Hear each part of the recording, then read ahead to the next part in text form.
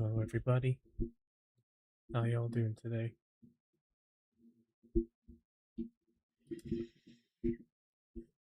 I thought we'd start off with some Granblue Fantasy, the new demo that popped up. I don't know. NANI?! Jesus Christ. What's up, Dan?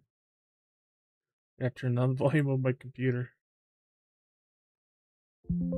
Gonna try out some Granblue Fantasy, the new demo that came out, and then I'll head back to Kingdom Hearts.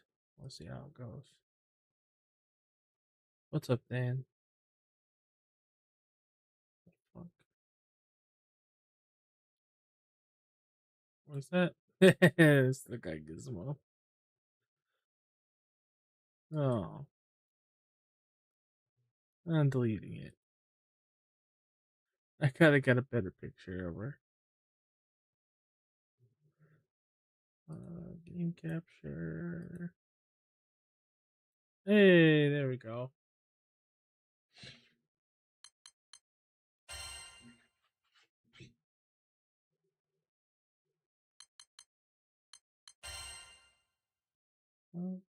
Sure.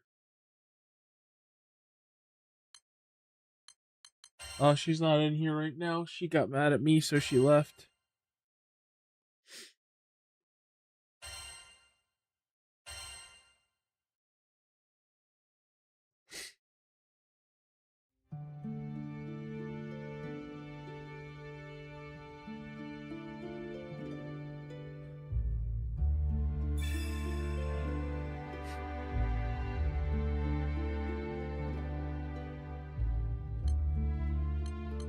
I've already agreed to this, so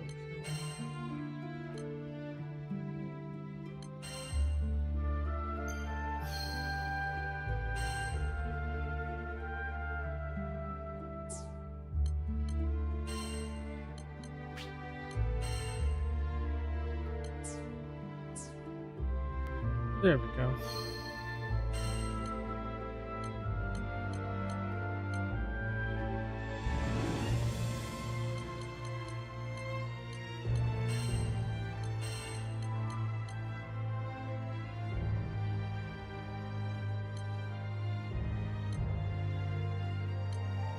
We talking One Piece here, dog?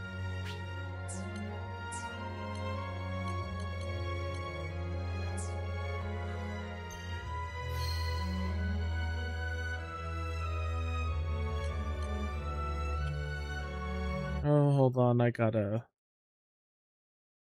Zoop.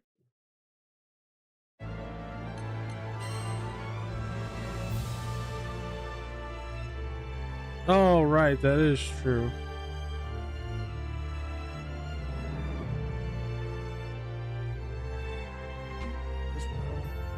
Forgot it was GT. Grand Tours, to the Grand Tours, Dragon GT.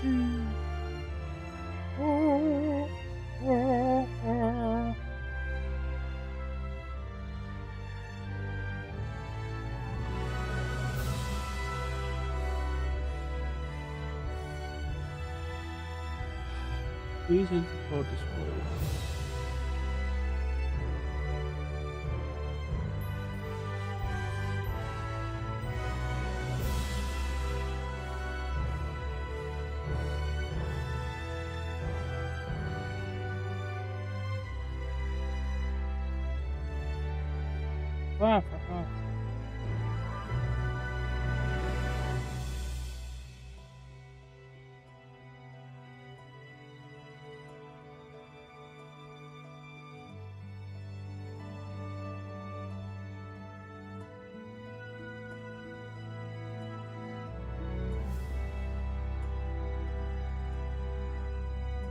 Oh man. Oh, hold on. I'm trying to link this. Hey, what's up, Chris? How you doing? So we're gonna try out the Granblue Fantasy demo and then get to Kingdom Hearts. I just gotta link my ID real quick. I don't know why it's being weird.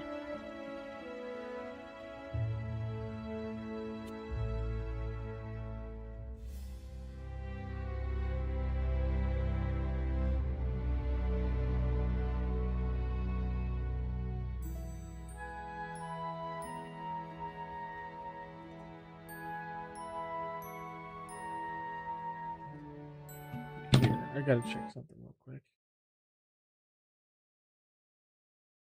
I might not remember my Steam password.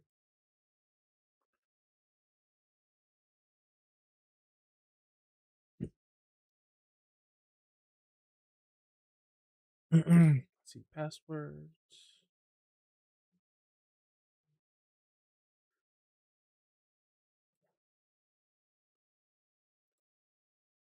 Let's try that. I doubt it's that, but we'll try it.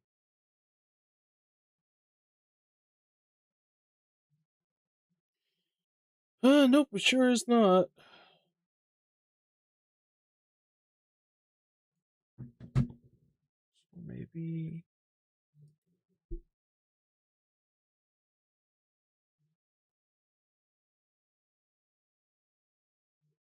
Uh, that's probably it.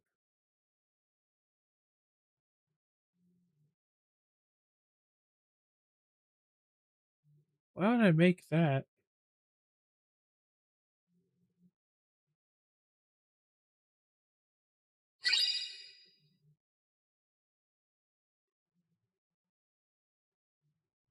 There's no way.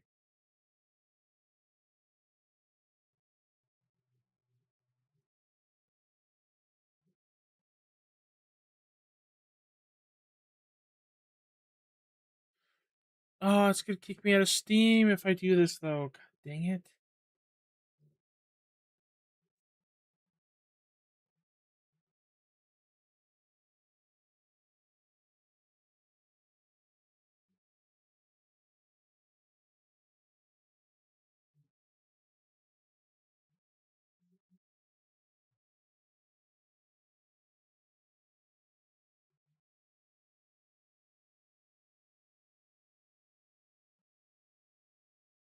Pretty sure I have that. Sorry, guys.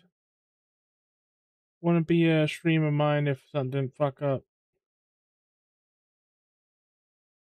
How you guys doing today?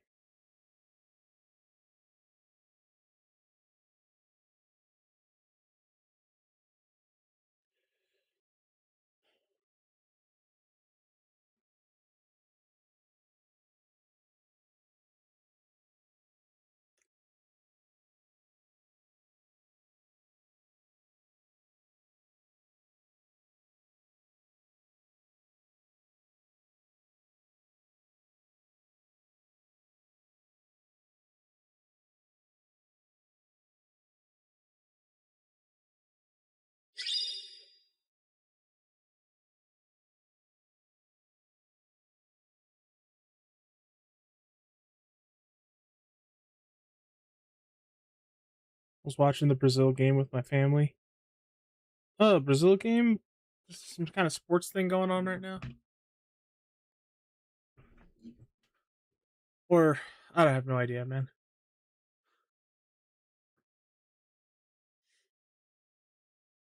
I don't really watch football, but oh, it's a football thing. Excuse me, hang out with cousins. Yeah, yeah, that's how it was for me for a long time too. Just a nice way to spend time with family because we were all well, they were all into football, most of them anyway. But oh, I don't know if football for you is football for us. Like I don't know if you're talking about soccer. I'm pretty sure you're talking about like soccer, which would be football. It's all confusing, but yeah, we did the American football. Okay, yeah, like I said, I'm not too familiar with Brazil. It's one of the places I haven't really looked into a whole lot. Um, that's cool. I know that it's pretty big down there. Then that's all I really know.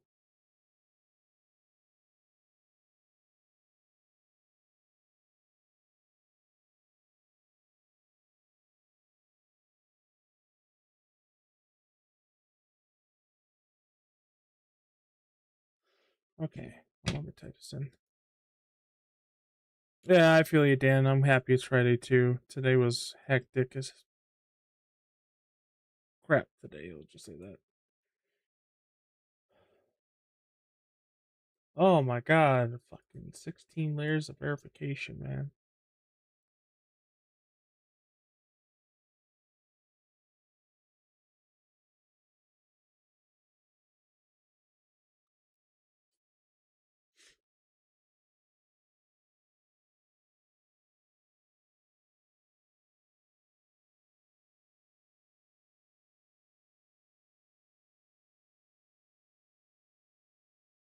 To be honest, I'm not a big sports guy at all. Like, even with American football and stuff, the big sport for us, I don't know, man.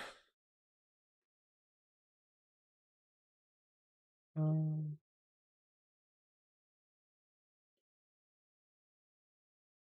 it's funny though, because Final Fantasy's combat system was inspired by football,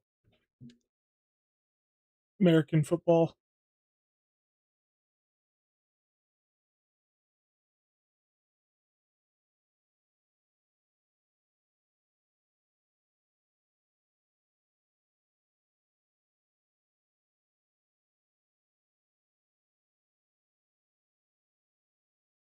What? Please have an email.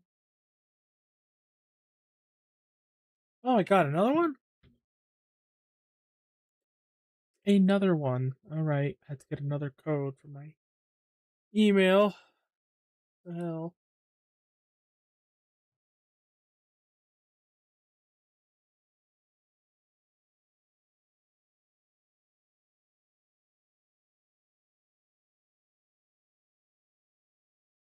Honestly, I think the most soccer thing that I know anything about it and enjoy is a movie called Shaolin Soccer.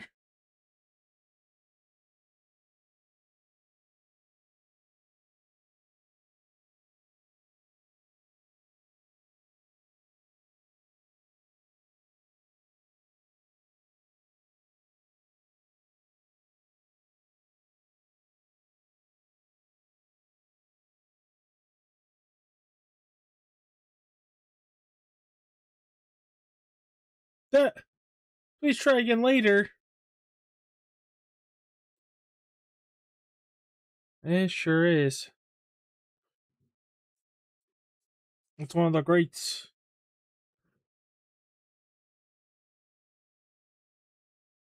I still wish that dude made a Dragon Ball movie.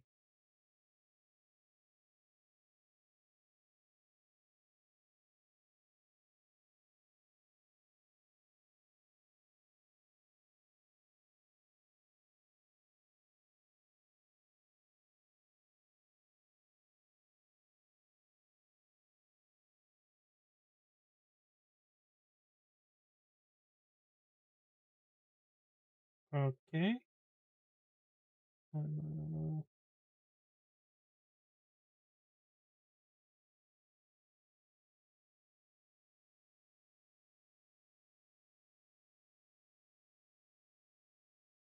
Interesting.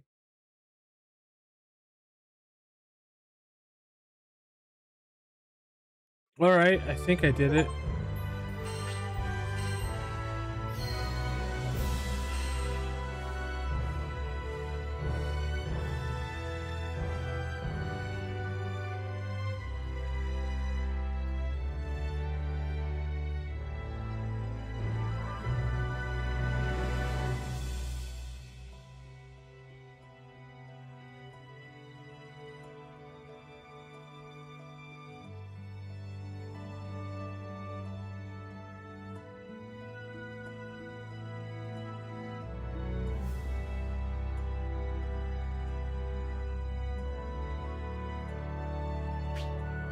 Okay, there we go.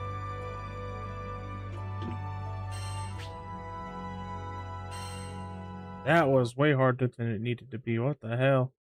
All right, guys. Here we go. Boop.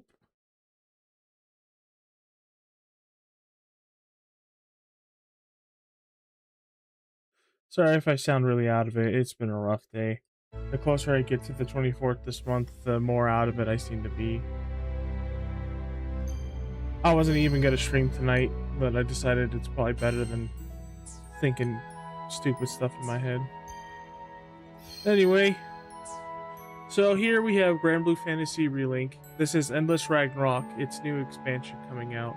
This is a game that came out 2 years ago, made by a bunch of ex-Final Fantasy developers. And the main artist that was the artist for games such as Final Fantasy Tactics, Final Fantasy XII, Vagrant Story, Nier Automata, Final Fantasy XIV, and he's still the lead character designer. He works on this game, and this game is very much Final Fantasy, but without the. I'm gonna be frank. The writing of this game is not good. The translation is very Zoomer heavy, modern lingo speak, while trying to be in a fantasy setting. The story itself isn't very well written. It's not very interesting. It's very derivative of early Final Fantasies, but without substance to back it up. Very bare bones. However, this game is an action combat game, much like Monster Hunter. It's a little faster paced, more anime, more craziness, but it has a lot of the same trappings, and it is quite enjoyable. I have played. Let's see. Let's look at the other Granblue, the regular version. I played 125 hours of this, and I wanted to play more, but I just never did. Now, this is the demo where you can unlock new items for the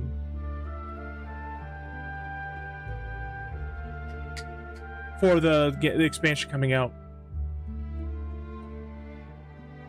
Now, apparently there isn't a lot of new stuff in this. They're adding 6 new characters. Because a little backstory on Granblue, it was a little gacha phone game, one of the first gacha phone games that came out a long time ago. It was a game of no substance like most phone gacha games. But eventually they were like, hey, we made a lot of money from this, let's branch out and make new games.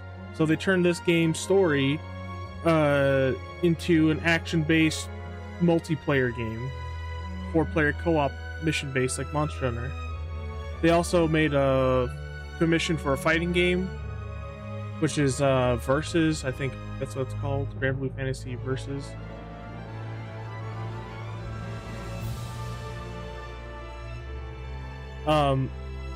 You have a bunch of characters from the mobile game as different playing styles.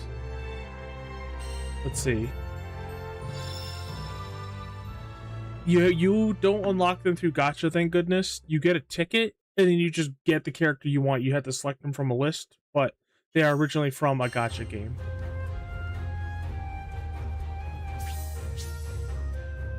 Careful!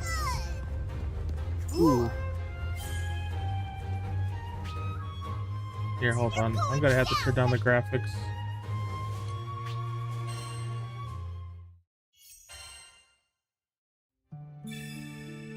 It runs just fine. It runs at 60 frames normally, but while streaming, I don't think it's going to be an option with this rig. So we're going to take the graphics quality and just make it standard.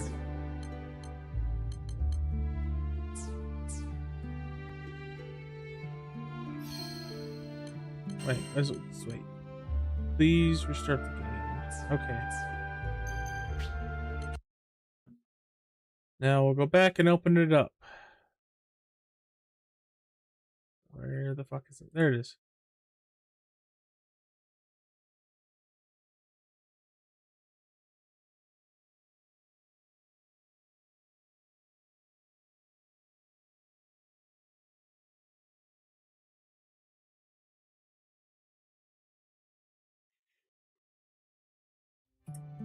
That's why I wanted to go into the tutorial.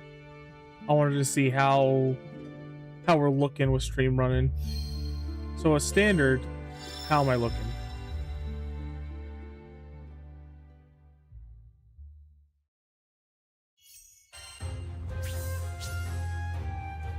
Careful! About 45 frames.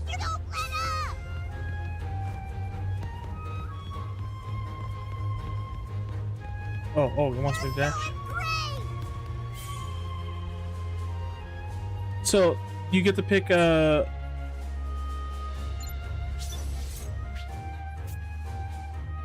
sorry. this. Okay, so you get to pick a different main hero in this game. It's just a boy or girl. They're a blank slate. I think that's how it was in the mobile title as well.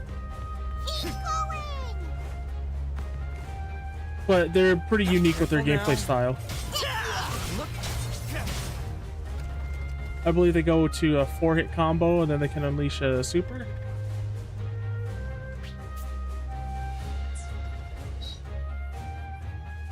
I knew you could do it. Just like that! This should do it! Yeah. Woohoo! I hardly ever dodge. I usually just, or sorry, block. I just dodge. Heck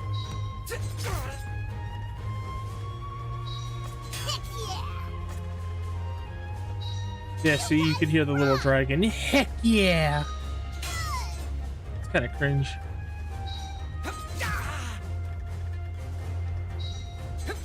Ooh. Woohoo!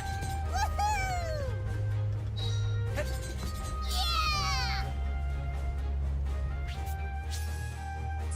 And as you level up, you get skills. Heck yeah!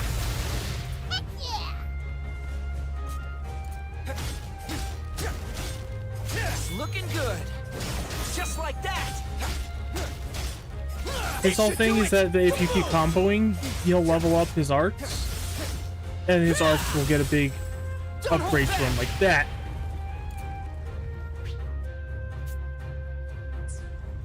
It's really cool. You can do a link attack. Oh, whoops.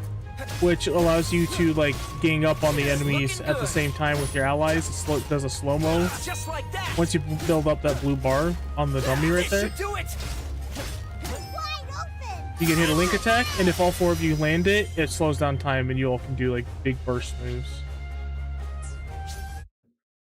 Oh, let me make sure. I think I could see chat. Okay. How's this? Fill your SBA gouge. Okay.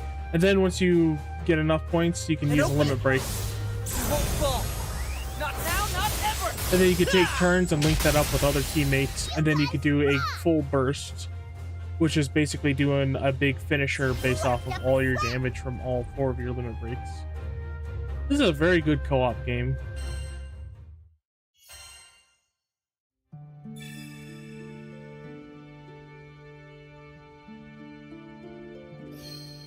Now, there is a story, but again, it's pretty bad.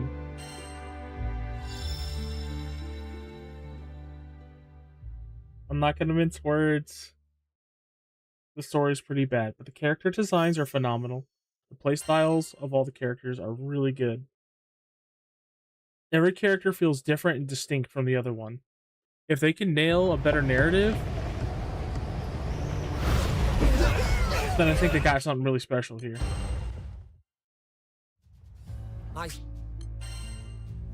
Follow that rope. Please help anyone. Oh my god, it is! I'm counting on you. Move it, people! Double time! It's just the same demo. Heh, that's kind of funny. We'll just rush through this real quick. This here's hallowed ground. I don't care, you got a silly mustache and hair. You look like a vanilla swirl. We're counting on you.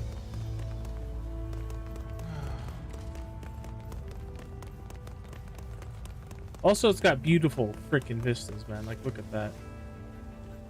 The art direction of this game is on point. It's too bad that these big open, well, it's not really open worlds, but they're big maps, and they're pretty empty. Dirty goblins! Step away from the islanders! You suck! Come in, this is rolling. Can anyone hear me? Hey, Jigsaw actually works! We reach loud and clear! It sounds a bit noisy on your end. Yeah, we're busy rescuing islanders from trash-happy goblins! I hate the dub. I'm sorry, I really don't like Taken a dubs like number of this. hostages, but it won't stay that way for long. Please, do everything you can to free them. Spirit, give 'em back.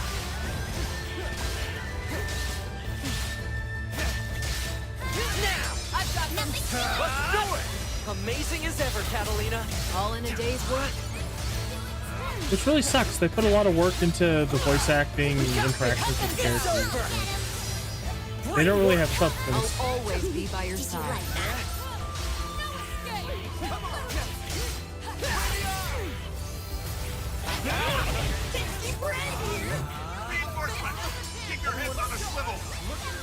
Now it's kind of weird. The captain, the character I'm playing as right now, he's actually more of a healer than anything. Healers are pretty rare in this game too. Looking good. You usually heal, or on average you heal, with the potions on the bottom left. There's a set amount, but you can get a skill to increase how much you have. One's a revive potion, one's a full heal, one's a team heal. Stay focused, Drew. No kid. Quite right. Let's move. Get him! Follow it. Let's go! Let's do it! Synergized and energized. Oh yeah, we got the I owe you much. Any less?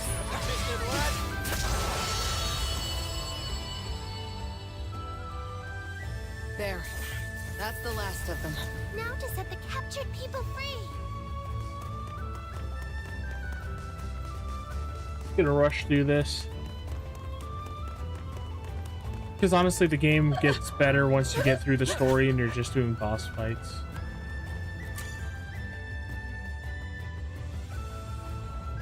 Everyone.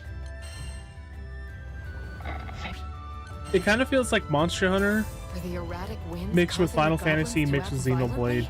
That's a big problem if true. Goblins don't usually go berserk like average monsters. You will find chests in the open world and like little puzzles to do. Maybe not puzzles. They're platforming puzzles where you just have to like grab the Pick up the pace, set everyone. number of crystals before they disappear or something.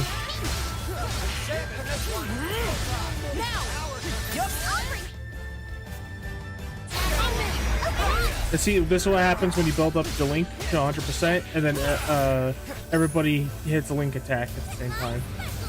Time slows down, and enemies take extra damage.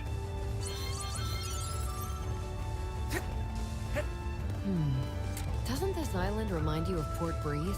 Back when we met Rackham? Oh yeah, that's when he convinced us to be an official crew. I bet he was dying to join you guys. Here goes. Where else would he find closer mates? How would you know? You joined after me. Right! Come on! The time is right. Follow through! We're after you! Just like You that! soar high, Captain. There's more where that came from. I'll finish this.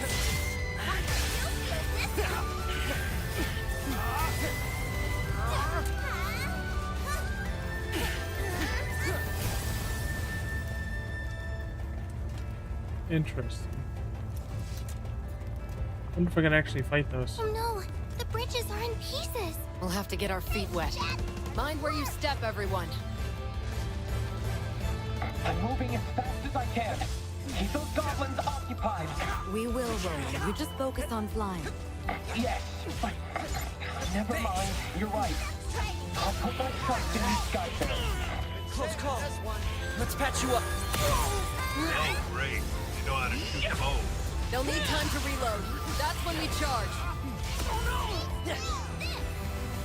Since this is like a default character, this is gonna take fucking forever. I literally take no damage. What the hell?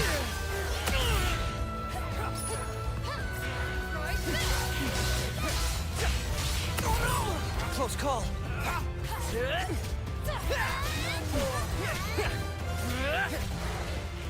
We've made a decent dent in their numbers.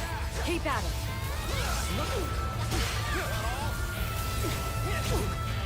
After the stream, I might show.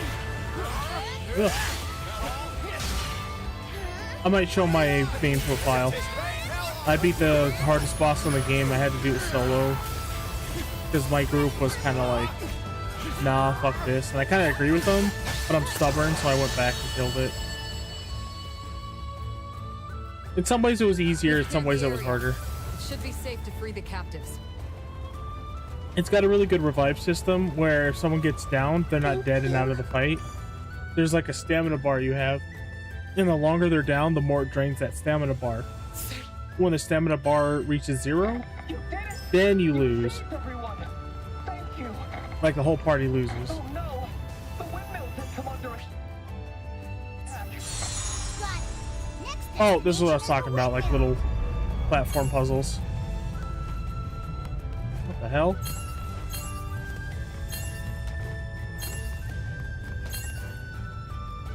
Ah, fudge.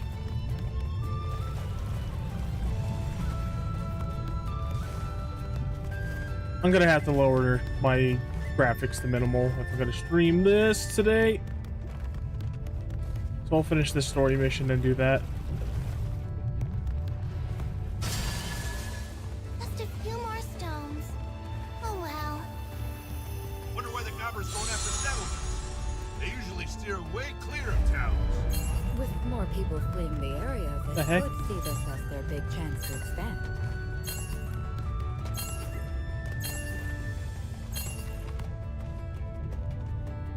Really?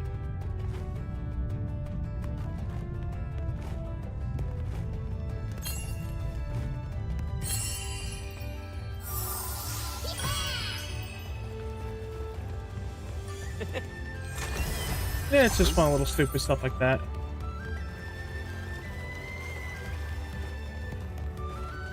If I look at the ground, I don't. I'm not just choppy. Let's see. Nice find. You also get the rupees. You get the rupees like you do in Legend of Zelda. Something tells me these aren't normal goblins. Maybe that's how they are in Zelda. Or it's the wind's fault. Either way, watch out. Ever tasted lead? You like that for you? Whoa, nice one. Keep them coming. One more. The heck? Weird.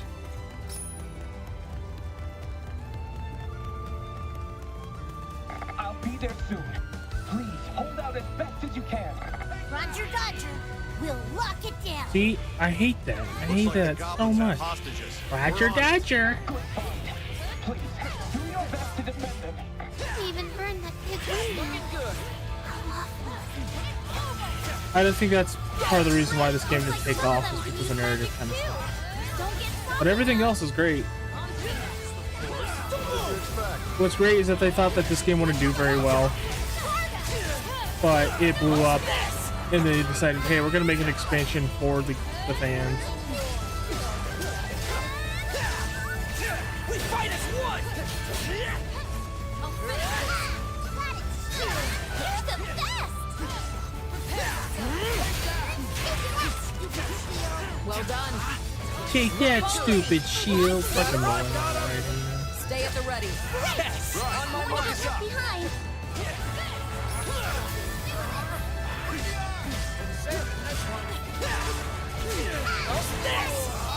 You do us proud.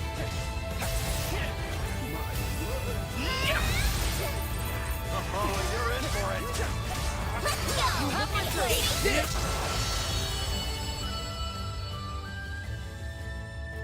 Whatever you're trying to pull, bud, Islanders come first. Go get him. Get him. This goblin looks tough. Please, be careful. Goblin. Up, huh? Goblin these nuts. Oh man, I'm funny. Them or you? On my mark. Check this out. I mean, it's me, right? On me. Tempest flame. Watch out.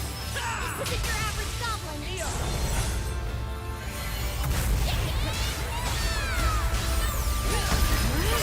Leave it to me.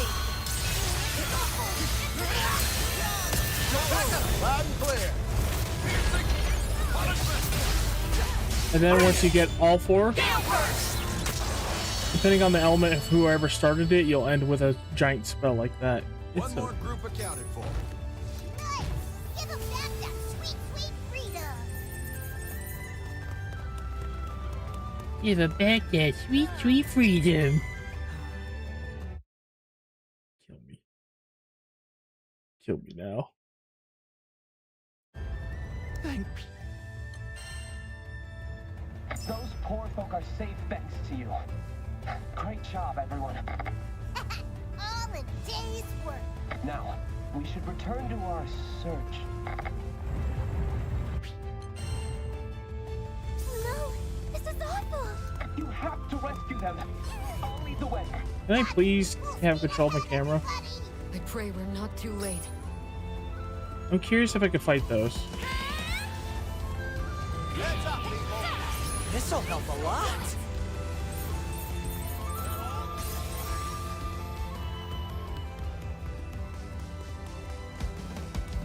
Timberwolves! They've even learned how to tame wolves. Ow!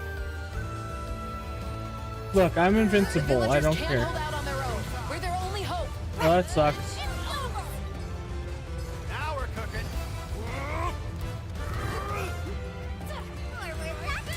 Oh, we can, I think. Oh, we sure Go can. on, say more.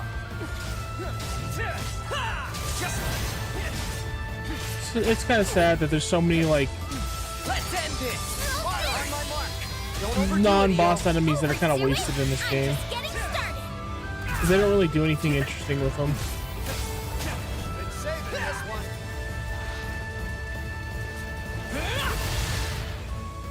Take that. That all? Heal. Will the islanders be okay? It'll be better than okay once we bust in like heroes. Hey, that works still.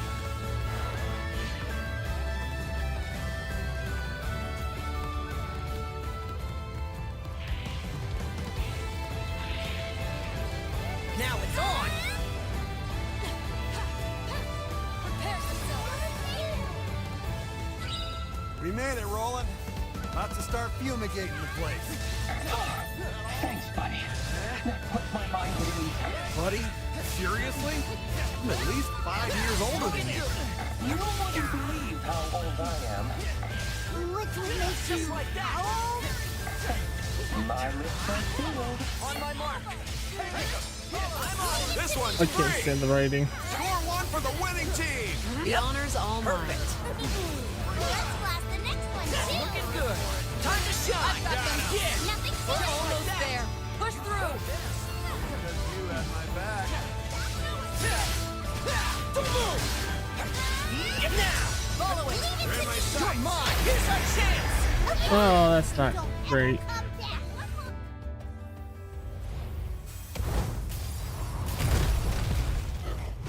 Another heavyweight. Trace heavyweight. Chucklehead Brothers or something? They should have sent more than a trio. Looking good. Yeah. Take that. Time to shine. I've got them. Let's do it. Just like that. Good hustle. Lots more where that came from. Right. Let's move on. Looking good. Just like that. Oh, I took a little bit of damage. Oh, jeez. On my mark. Now's our chance. Let's go. You're done. Stay alert, folks. Yes. But of course. Okay,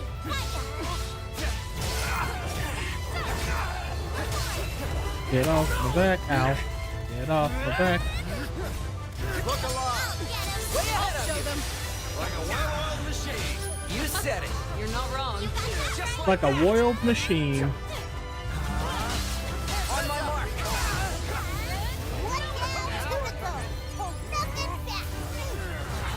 Oh shit, I got stunned.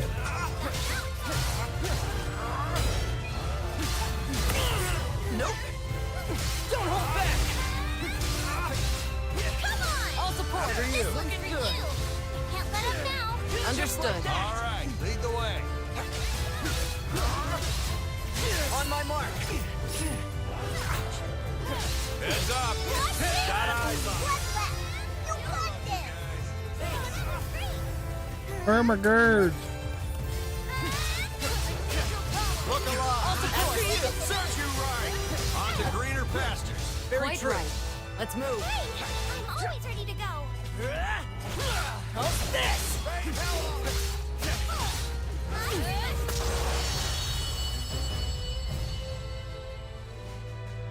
Ugh. Really? Oh yeah, this is What? Kingdom Hearts Granblue I just Fantasy hope the Edition. Islanders are safe and sound.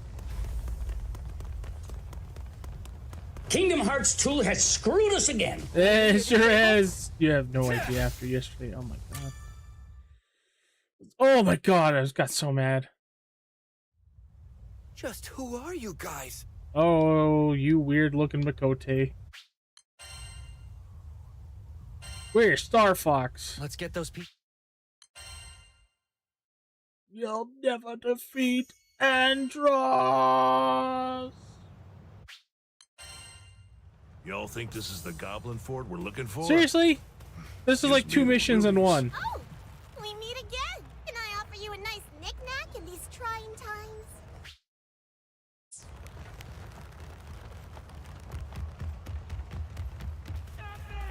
That sounded like a kid. Hurry. It's because we got the same like brain, bro. That's why we thought the same thing. Is this like a coliseum?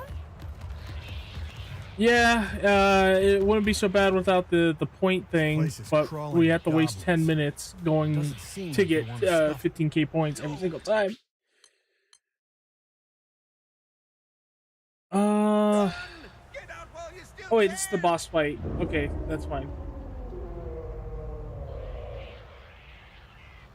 That doesn't sound good. Then I get back out and lower my graphics so I'm not running at like fucking 25 for... Alright, this is what this game excels at, is the boss fights. I won't be able to show it to you very well because of Business with that shield. That Goblin charges like my computer's garbage. Get out and maneuver it.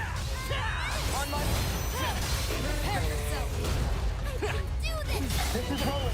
What's your status? Get his ass. Roger that. I'm on my way. Hold out. Alright, lock on again. That's how. You're getting better. You think so? Everyone okay? Sorry to burden you. Armor break! Oh god, yeah, that's right, he goes with the shield.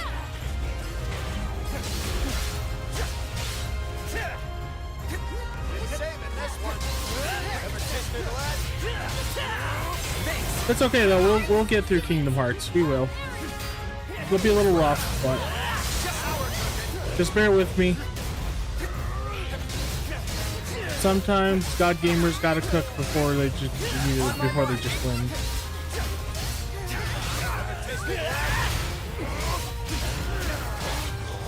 Looking good. Just like that. And not that I call myself God gamer, that's what everybody else calls me. Blast them. Roger. There's still more to come. No kid. Well said. I'm right behind you. You missed. Don't hold back. Looking good.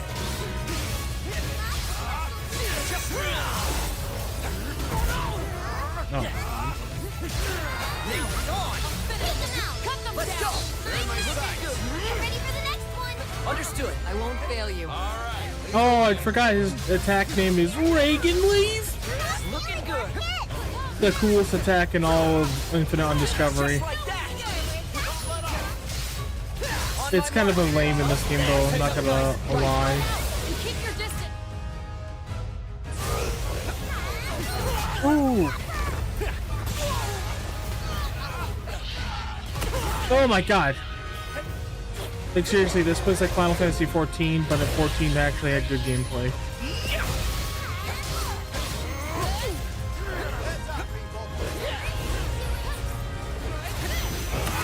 Nope.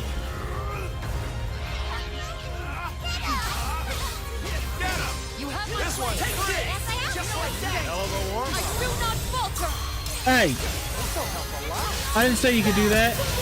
Captain. My turn now. Tempest flame. Oh, by the way, every time someone uses a special, it raises everybody's special by 10%. So it can help you get these big burst attacks. It's pretty nice.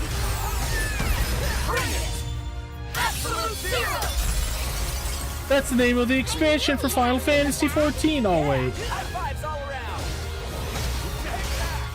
Looks like it's leaving soon. We should strike now. Oh, break is when they got like a gauge that determines basically when they have some downtime. They take a lot more damage during that. Oh, fuck.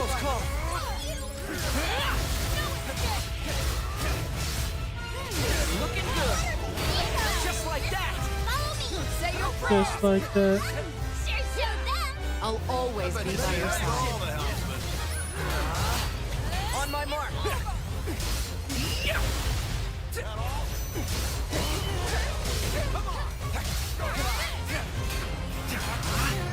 Looking good. Just like that. Bigger they are, On my mark. harder they fall. You're in for it. How's this? Come on, you son of a bitch. Here goes. After you. There we go. Big damage time. Take him out. You're in for it. Looking good. This'll help a lot. Here they come again. Watch your back.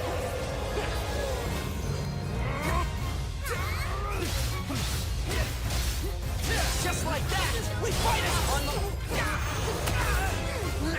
Don't hold back. Yeesh. I can barely see what the fuck's going on.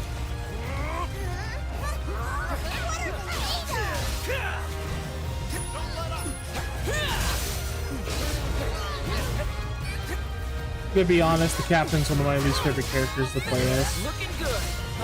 Just like that. I wish you could play as a custom On character my mark. Get him. and just like have one of the other characters' play styles. Cool spell. Oh, that'll fix. You now it's on. Looking left. Run out and keep your distance. Oh no! You missed.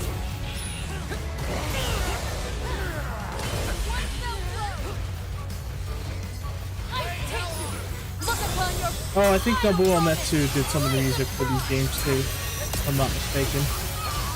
Captain, My turn now. Tempest Flame. Look at me, I am the Capitan. Rackham. I hear ya. Piercing punishment! I know. Bring it. Absolute zero. Just like that. That's how it's done. On my, you led the way, Rackham. Don't hold back.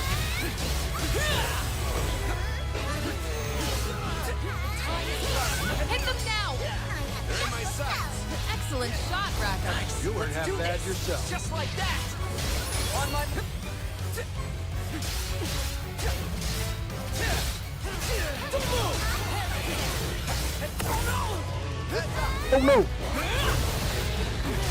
Oh no! Hey, the kids learned a few tricks. Yep. Shut it, Rackham.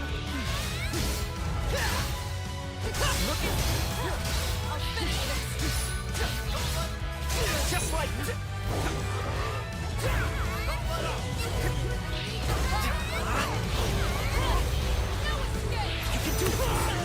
Oh right, I can charge up the thing. Give it your all. On my mark. Heads up! I'll get him. Lucked out on that one. Keep your cool, will ya? Take him! Cut them down. Eat his ass! Leaving soon. We should strike now. Just like that. On my mark.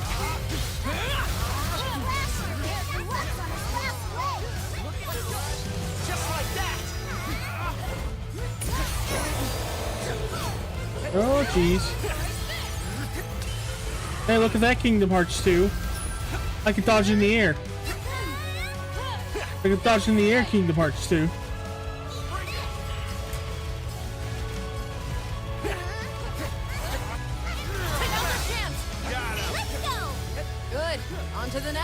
Just lead the way. Looking good. Just like that. On my Blast them full of holes. Big punishment.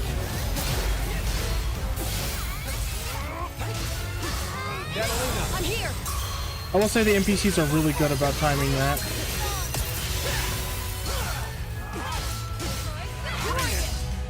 Red detonation. Oh, hey, we won.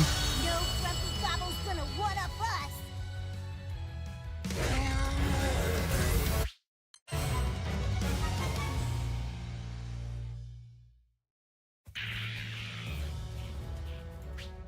Oh no, the wild Dan's running away. You've earned the following rewards.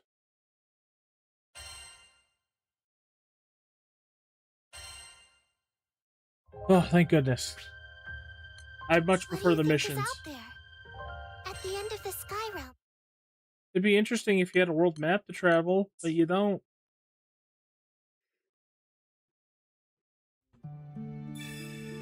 You've got little hallways. Okay, we'll lower the graphics so it's like tenable. Well, what the heck's going on? Your guys' messages are popping up and disappearing. Oh, that's why. Oh, yay! And thank you, Uvo, for the suggestion with that one bot, the Survey bot. Wait, was that 2 people who came in here and spammed? Hold on. Yeah, what the fuck? 2 people just popped in here at the same time and tried to advertise. What the fuck? Thank you, Survey bot. You survey me well. Okay.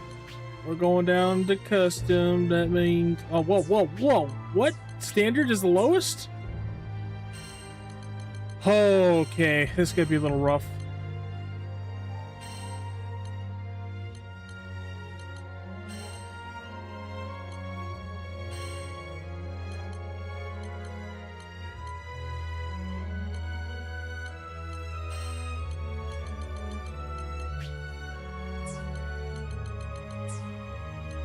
That sucks. Well, hey, we'll get these quests out of the way.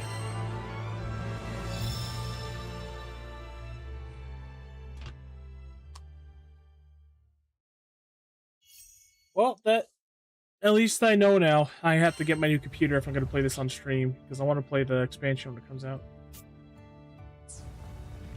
So, throughout this game, you get to go through, like, 3 towns that are hub worlds. Kind of like Monster Hunters, like, taverns and stuff, if any of you have ever played Monster Hunter. I know you have, Uvo, but... Can't use in a demo version. There's a blacksmith to upgrade and forge new weapons. You get them very rarely. Really story progression that unlocks the ability to look at a weapon, but you have to fight monsters to get the parts for them.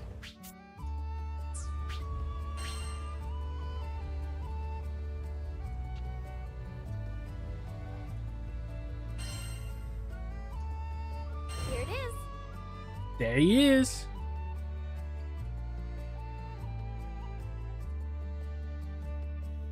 Let's see. Defeat all foes, defeat Gerstein, defeat the Blizzardile. Oh yeah, the quesadilla. What do you think? I can make the arrangements at once. Have a nice day. Can I switch characters? Please tell me I can. Oh, the menu's different. I actually like that a lot. I will never understand that lady's armor though. It's like skin... like skin tight armor.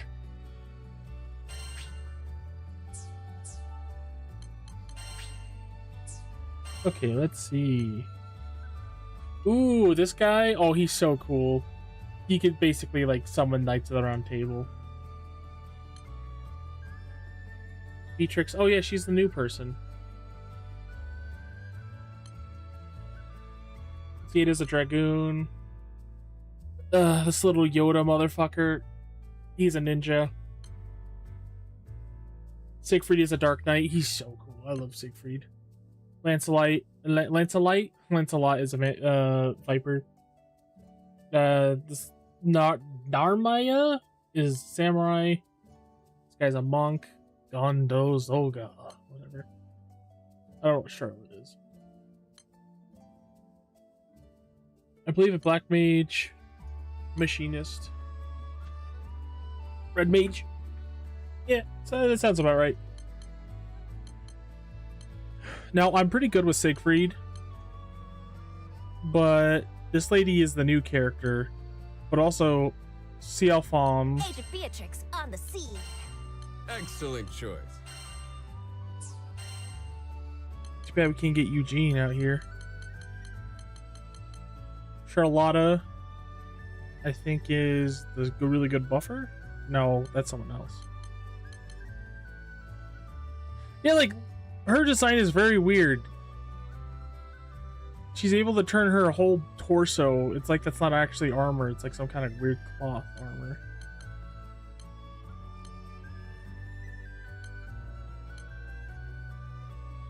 In need of a guardian?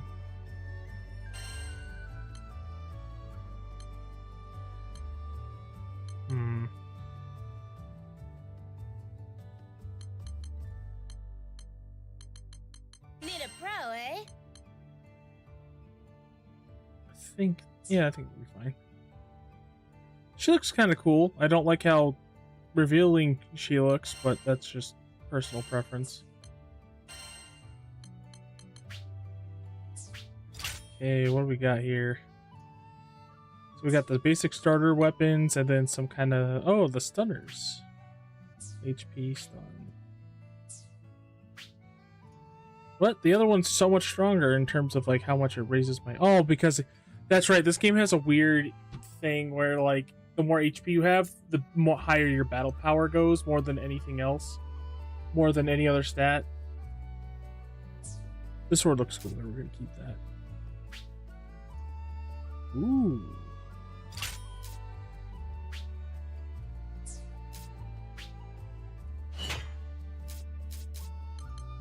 And these are like materia slots in Final Fantasy, but they actually do cool shit. Actually, wow. Shut the fuck up. So strongest primal beast hunters, Beatrix's seal weapon. Ambrusque swords contractor, boasting 3. I don't know what the fuck that means.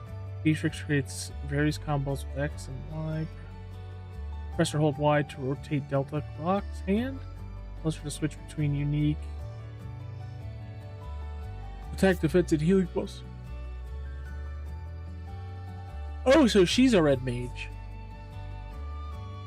Mixed with a time mage.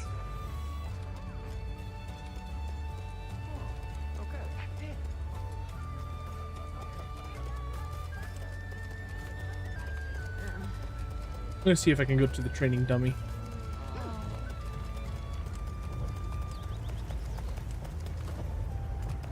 Can I not?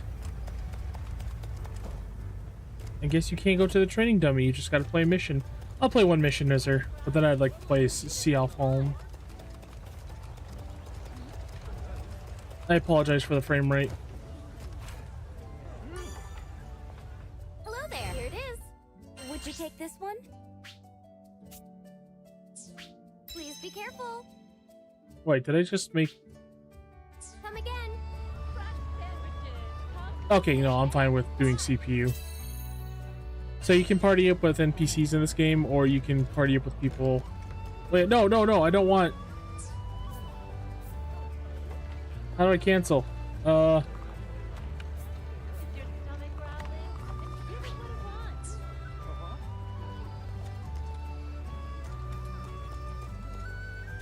can't cancel?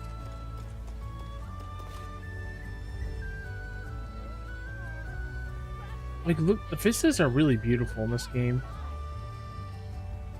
I really like that big church building there.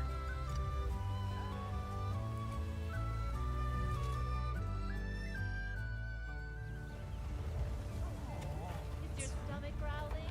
Then give it what it wants.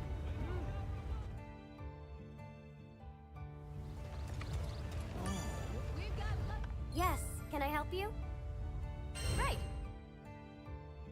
one, yes? I can make the arrangements at once. Please be careful. There we go. That was my fault.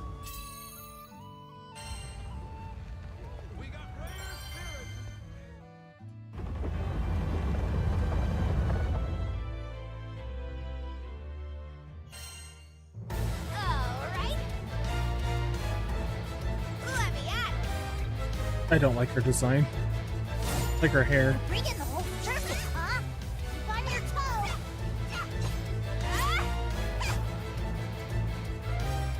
Here goes. We're unstoppable. Break through. Watch out, bad guys. Come get some. Need no. Go time. Hey, Nelly. Ready or not, break through. Can't keep up. Ooh. Done. Blade beam? Now eat it! Coming in hot! Wait, where are you going? Not thinking of running, are ya?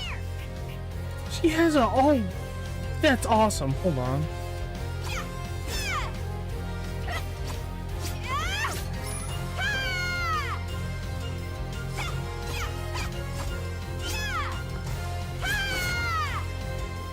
Okay. Yikes! It's a lie! Time, Empress! Little Nice one, Zeta!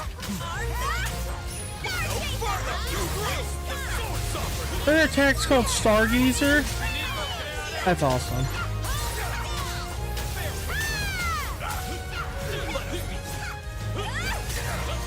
That should take care of this area. The next zone awaits.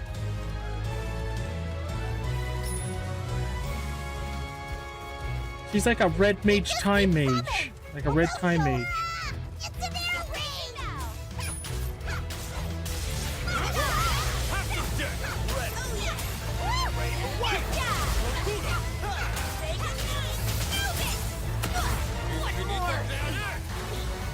Go time!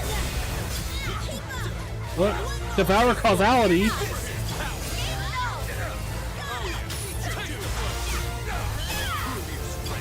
we're cooking. Hey, pizza! Bring the pace. Now we're good. Finish this! I think we're good here. Let's move to the next spot. Game no! I have no idea what's going on. We're unstoppable! Hey, Nelly! Break through! They just keep coming! But we'll show them, boss! That is just so fucking cool. I'm a sucker for blade sword beams.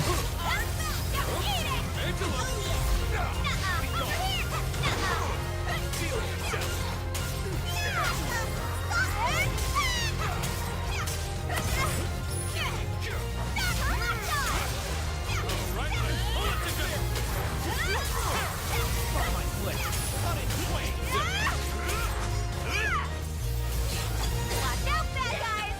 Here goes! Nate Nelly! Bring the pace! Very interesting. More monsters! You ready?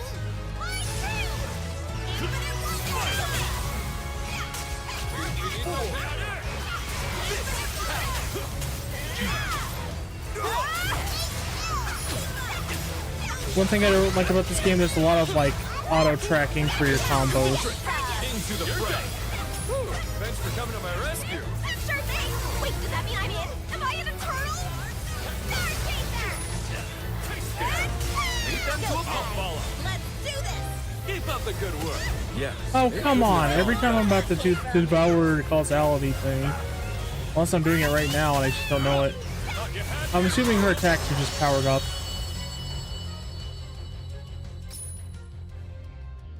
And I think that's everything.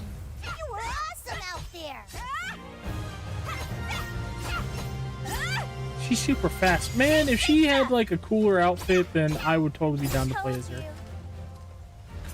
Empress and I can't be... And her hair wasn't so stupid.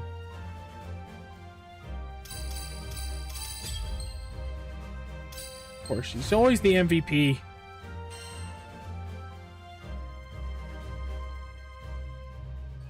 Every mission you get graded on specific tasks, and you want to try to get S rank as much as you can on as many missions as you can. But it's totally optional if you want. For starters. I'm your girl. Pretty cool. Pretty cool.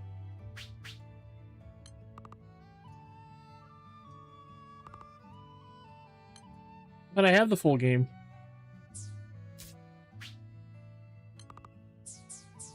Yeah, I wish they did actually like have alternate outfits.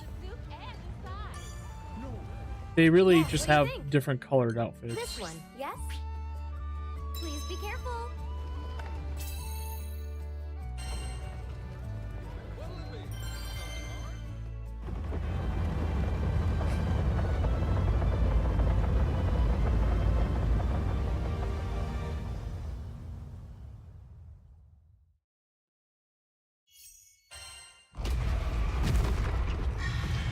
Oh, this motherfucker.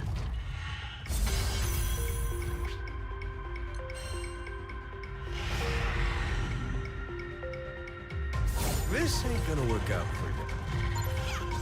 Don't mistake me. Overhead. Step up. After me. Here goes. Don't sweat. Right. Focus up. Spineless.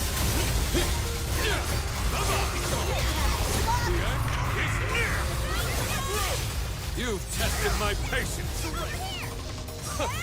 Box you in.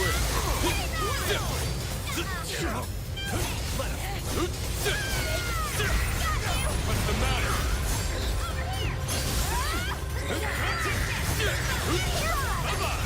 Let's play. Beat them to a pulp. You're done. This one's mine. Wow, I love you guys. Now, Right? Yeah. It's That over. wasn't bad. That's not good. We need to gain distance. and quick. Tear them apart. Angela. I'll go. Over here. Now it's time to party.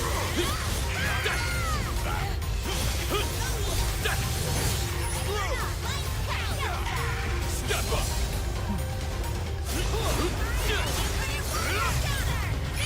Let's finish this. Let's beat it!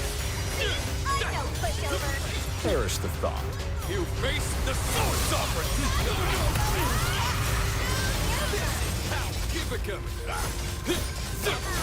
I can barely tell what's going on. I just want to get these missions out of the way so we can play a game that's above 20 frames. Now this is my favorite part. Over here. Let's go. On my mark. How's it? You're finished! The way you took the words right out of my mouth. Make them suffer. As the sword sovereign rises.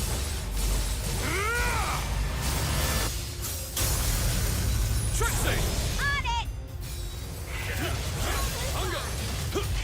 Oh yeah. Take the blow. See this through! Oh look! It's raining a sword! Shine as one! Prominence flare! Let's raise the stakes! It's really cool. He summons like an avatar to fight with him, and it looks like one of the knights that are on cable from 7. The wolf fights harder when his back's against the wall.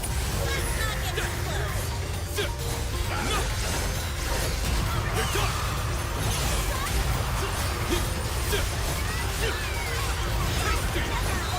Watch my back.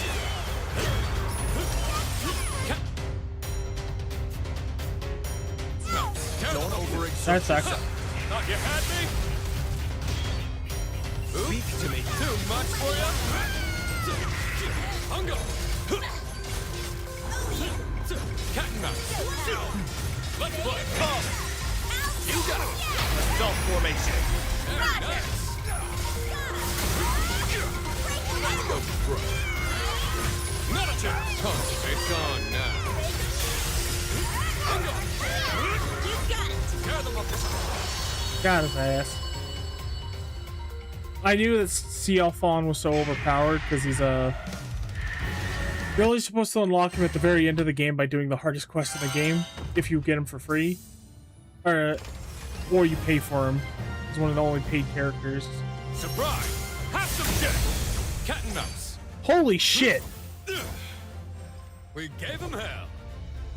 I did not expect to see that fucking sword explosion. That was cool as hell. I was the MVP? I'm so good at this game, guys. I think the ranks go from B to A to S to S+. Reward number 2. Fresh sandwiches, yeah. This one? Please be careful. Well, let's see what kind of gear he got.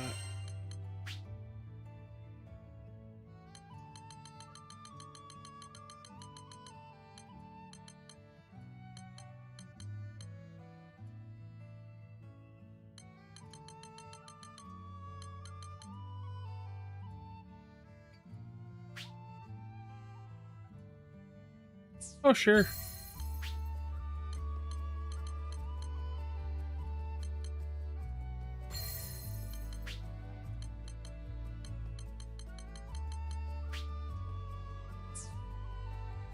Oh, sure.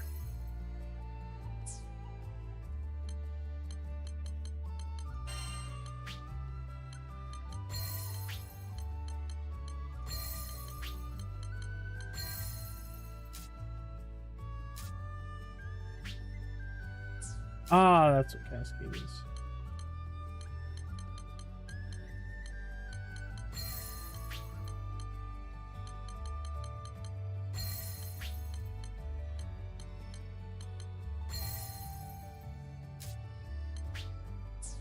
Hmm.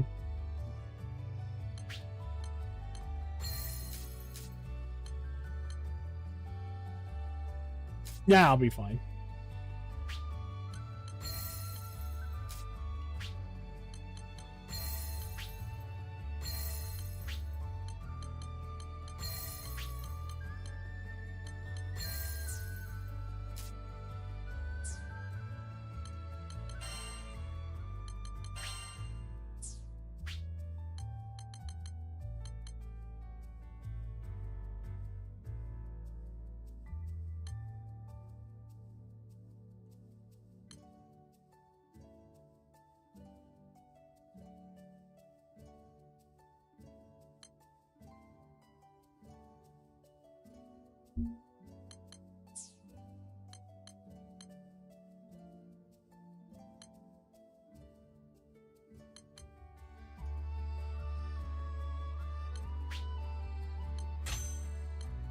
Burrito. That's what this was. That looks so cool.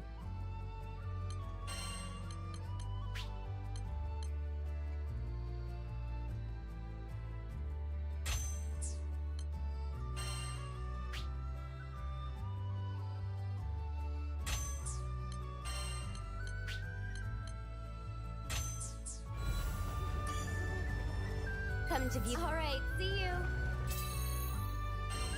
Alright, I can't dodge anymore, but I got way more power. But hopefully I won't need it. I barely used my potion, so I think I'll just potion through everything and just try to melt this guy. Because he's made of ice.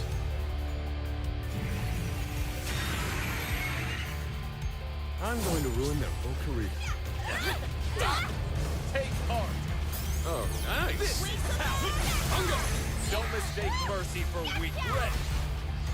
No further. Cat and mouse. All right, pull it together. I'm up. Keep them clean. Let's not singe our armor in the process next time.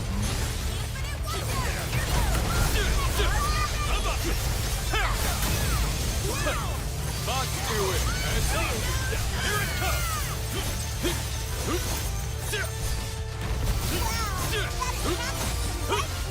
Let's play. Oh, I was frozen today. Cat and mouse. On it. Right. apart. Thanks a bunch. What's the matter? Oh no, this is power.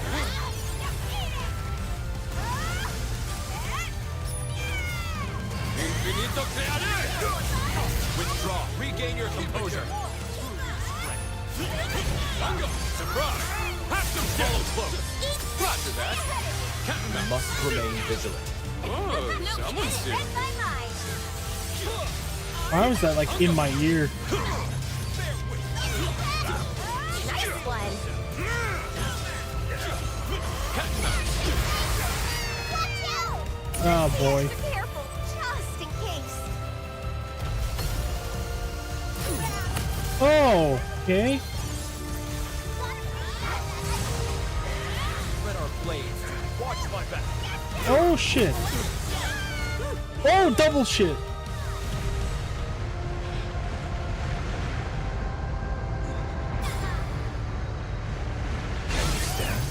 Guess I can't sit around that thing. No further! This is power! Uh-oh. That was close. Tango! Let's play! Oh, it's on now. Yeah. Attack the play! Let's see what you got! I'm feeling extra spicy Too today. much for you? Oh, I need to leave it to me. I've seen enough. Oh, blade which sunders evil. Oh, blade which sunders evil. Soba, right behind you. And here I was hoping to save my truck car. Cien mil espadas! Trixie! On it! Heart destroyed! Not half bad. Let's get to work! Shine as black! Deastrophism! Ooh. Nowhere to hide. Well, don't keep me waiting. Tear them apart. There it is. Cat and mouse. That's gonna sting. Don't mistake mercy for weakness. Let's play. Cat and mouse. You got it. Very nice. Cat and mouse. Oh look, it's raining swords. Hungo. I think the power trade-off was worth it. Tear them apart. Cat and mouse. Over here. Step up.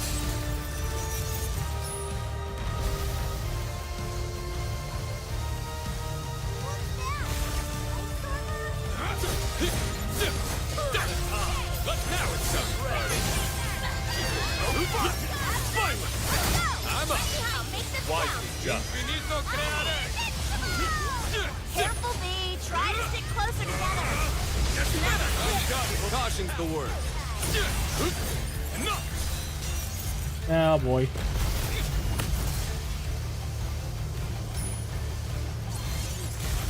Let our blades. No!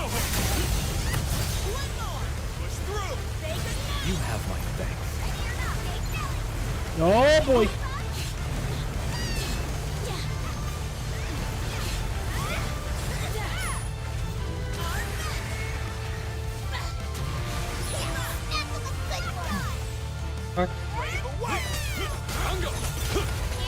Oh shit, that's right.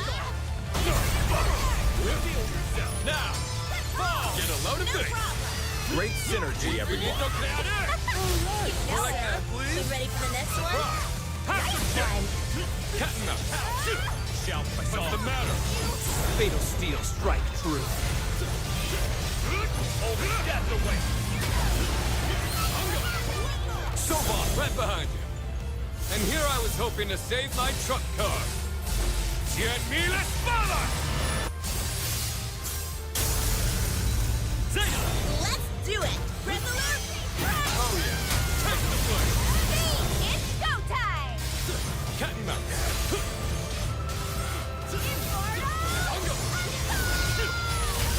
Oh look! It's Shine as black! Deastrophism! Cat and mouse! Over here! Let's raise the stakes! What kind of stakes are we talking? See how I'm getting up? Oh no.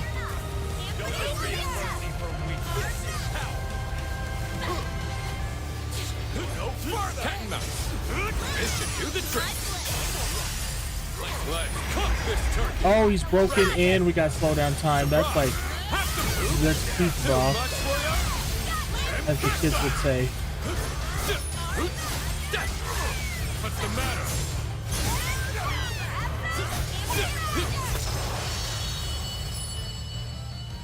Yeah, I had to use all my potions, but the power upgrade is nice.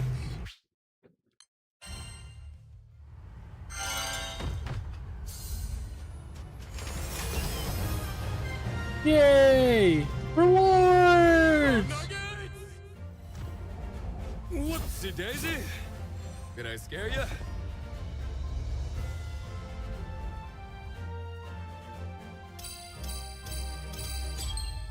Envy.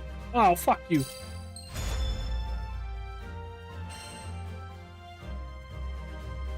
Alright, so there's another box, another little reward box, so there must be one secret mission left.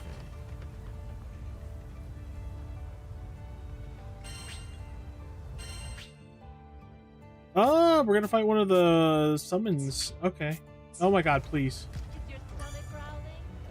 Yes. Can I help? Right.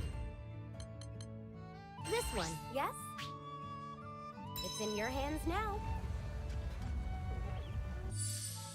Okay, I do not think this was worth it. Hold on.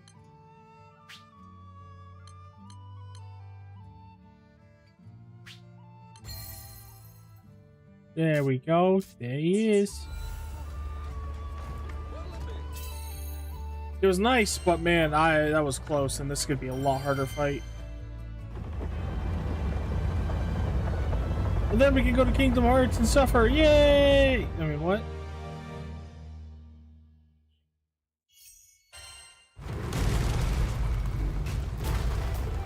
Oh, what? This is new guy. Aquila Ruby Golem. This ain't gonna work out for You really want to go, huh? you. Well, we can forget Oh, at least I have a good fucking frame right here. This is awesome. Leave it to me. Oh yeah. Do I need to go all out? Heal yourself. Bye-bye. Over here.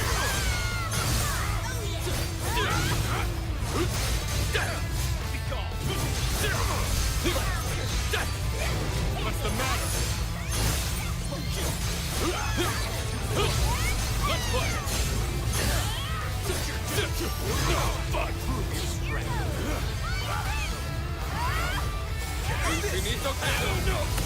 Oh, really?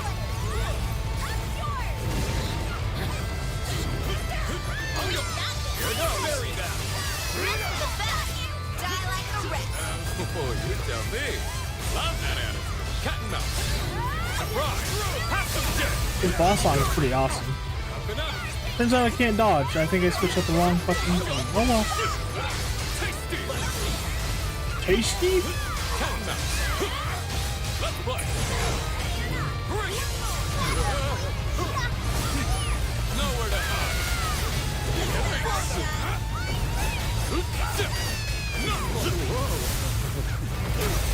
Watch my back.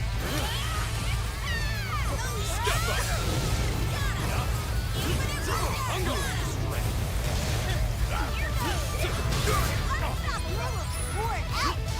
Cat and mouse. Oh my goodness. Tear them apart. Got one and start. If I lose, it's only because I, Oh, fuck! Oh, rock up the ass. I'm not able to dodge or block. Cat and mouse. All right, let's pull it together.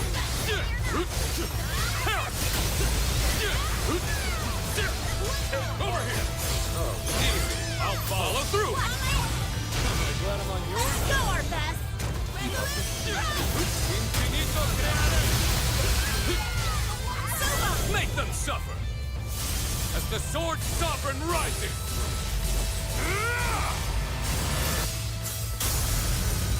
Trixie!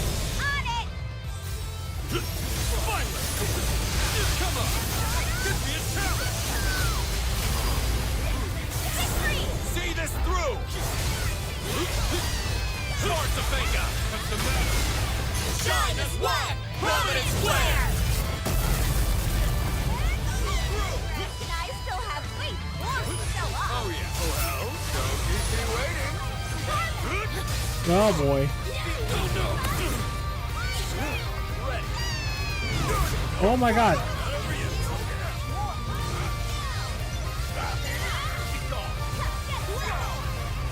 Here goes. Oh, what the hell? That is pretty cool, I'm not gonna lie.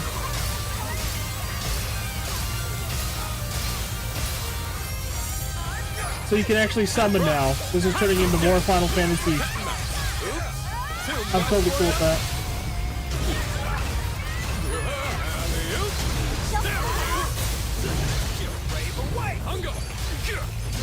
Into the fray. Very nice. Oh yeah. Taste the flame.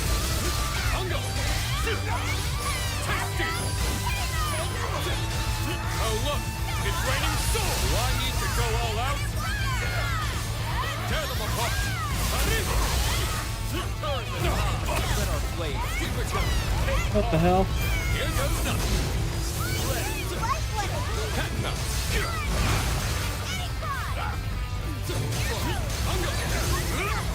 What's the matter? Let's go!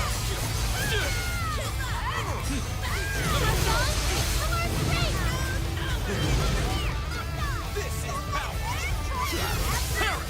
I don't know what Primal Burst Ready means. They're not so friendly, huh?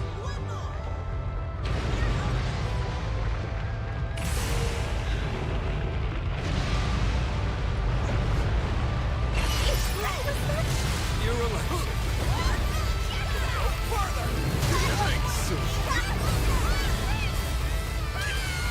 Okay, how do I link first?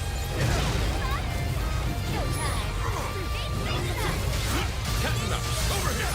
Oh yeah! Taste the flame! Hungo down!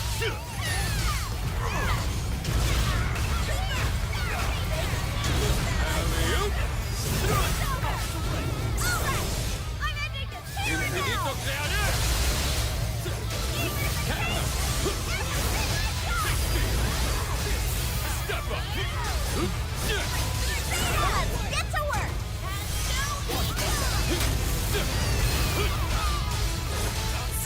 Make them suffer! The sword sovereign reveals his strength! 100,000 espadas! Siegfried, duty calls! Sparta Venga! No! Shine as one! Absolute Oh, that's zero! it. Holy shit. What? Huh? Bobbit! Hi, Bobbit! What the fuck? I don't think you're applying yourself to the fullest Sure, so long. I can do this. Alright then. Alright. I've been trying. I'm up. Infinito creador! Well said. You got it. Now move out. Here it comes.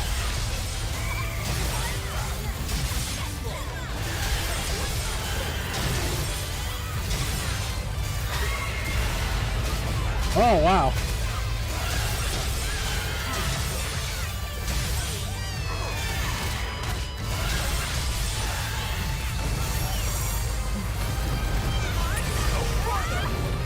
Where's my email?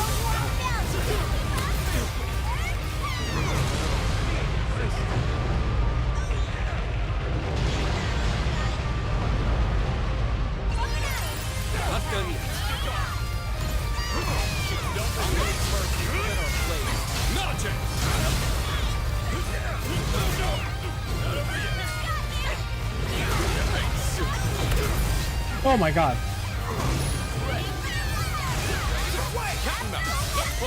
Time to get serious. Attack! No! On it! Assault formation! What's the matter? No! Tasty!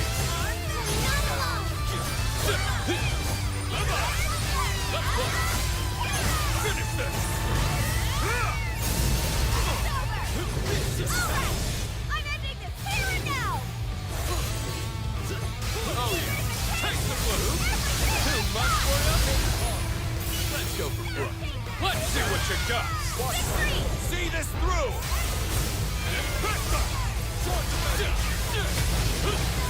What's the matter? Zeta. Got it. Over here. Make them suffer. And here I was hoping to save my truck car. Cien mil espadas! Shine as one. Absolute zero! I call Muhammad. That's just so fucking cool that you could just summon Bahamut now, and he does the Terror Flare thing. Get fucked.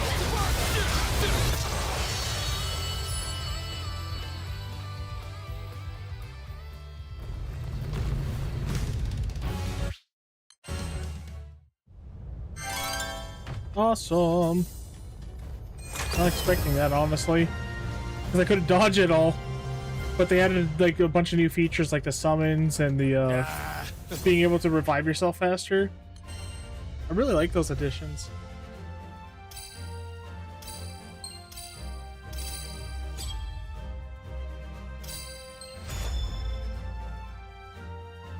Oh, I see. It goes to S++. That's right.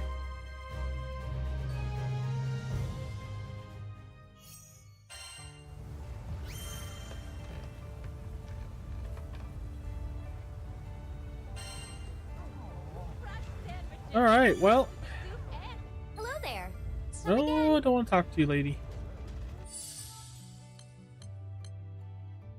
That was fun. As much as the frame rate was killing me. There we go. Oh, I forgot to switch this to being Granblue Fantasy. Oh well. We're gonna go to Kingdom Hearts here in a second.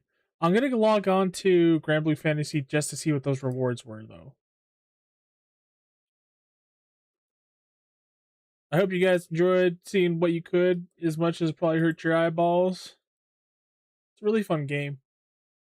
I wish there was a little bit more to it. Like you could customize your character's looks with armor like Monster Hunter, or have more weapons or something. But for what it is, it's really fun. They do have like 20 different characters in the game.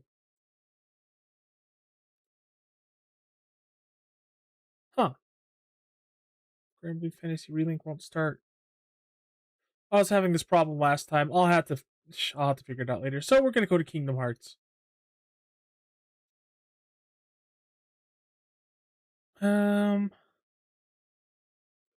That's interesting. I wonder why I can't open it. Oh, hi, princess. What are you doing? Jeez, won't let me pet you?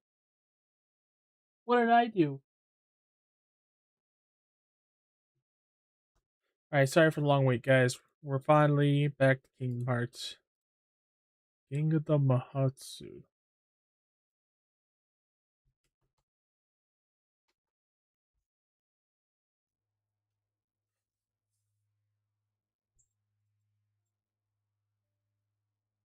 Oh, I gotta re-download, or not re-download, but refine Growth by Sleep, because that has a lot of issues with it. No. No. I don't want to start from this file. We're going to the Hades Cup? No. No, you're not.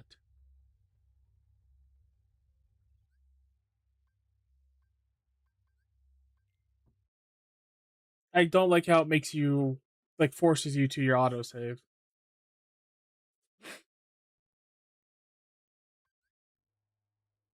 But the fact that it has autosave is pretty neat.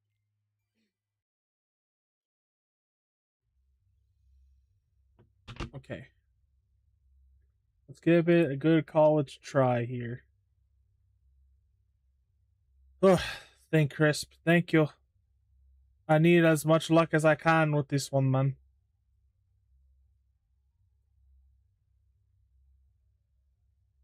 Gotta get through as Peter Pan and then just not be stupid when it comes to the sorcerers and all the other stuff.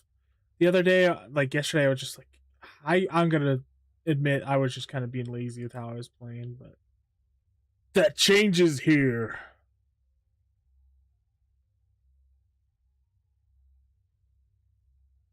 We're gonna get some music going.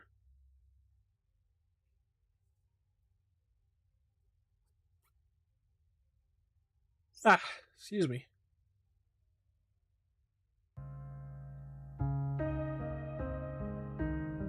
All right. I was digging the soundtrack a lot when you linked it last time, so we'll finish it. Hopefully, we won't have to listen to the next 2 hours. Oh, wait, really, we probably will. Oh man, look at that, guys! 60 frames. Oh, who would have thought?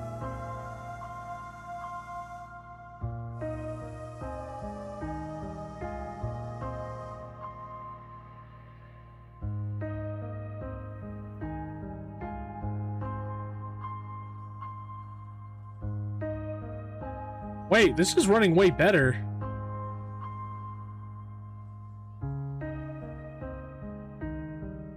Huh. So I did a driver update yesterday when I was playing God Eater with my friends. It switched my option over to default, which made it go off of like the emulated graphics card instead of my actual graphics card. And now this game runs buttery smooth when it was kind of like a little iffy for me last time I played it. Or, I mean, it has been for a long time. I can't believe it has that option to change it to default. I was checking it like a dunce.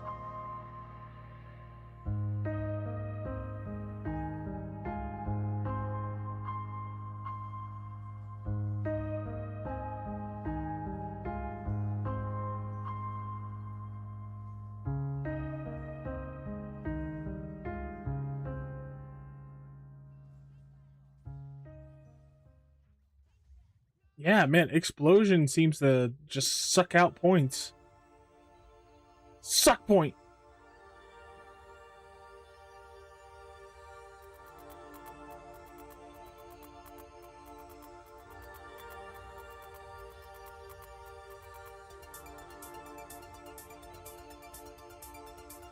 Uh-oh.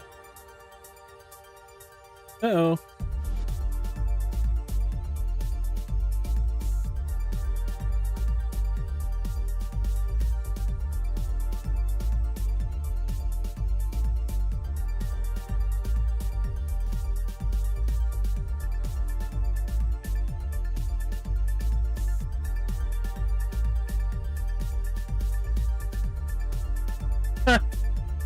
I did not know those balls would keep coming at me like that, so that's my fault. Good warm-up, though. I'm so mad now. This game runs so well.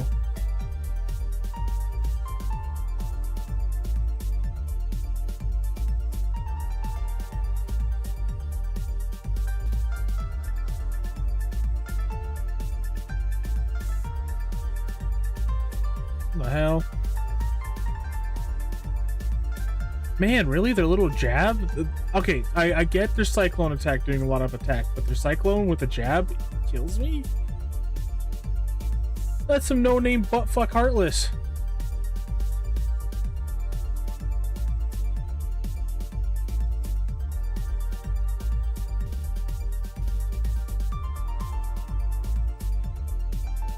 Oh my god. Okay, see, that's when I need to stop being stupid. I'm like, I want to get as many points as fast as possible, so I'm going to use basic melee attacks. Yeah, look good that's doing me, huh?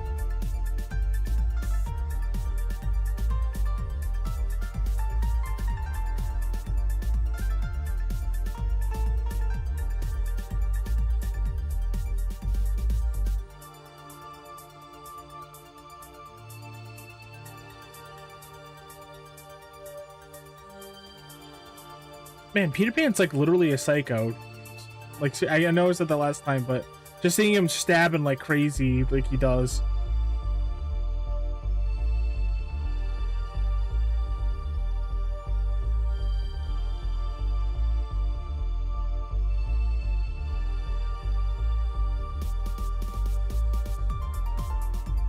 You know, fuck the point score. We're just gonna go for it, man.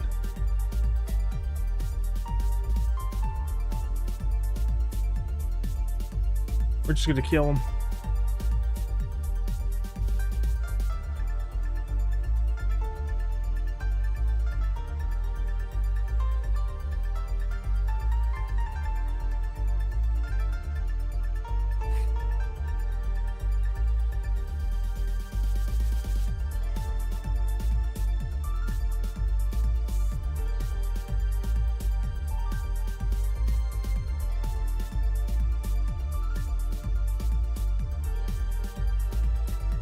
Okay, I was just worrying about the Knight Heartless.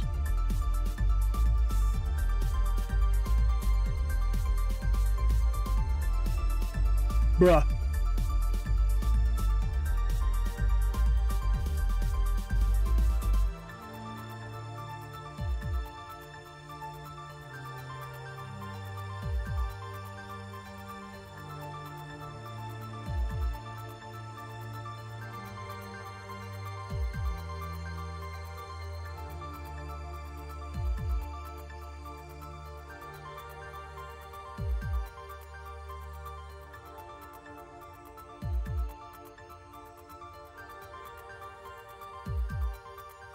Oh boy.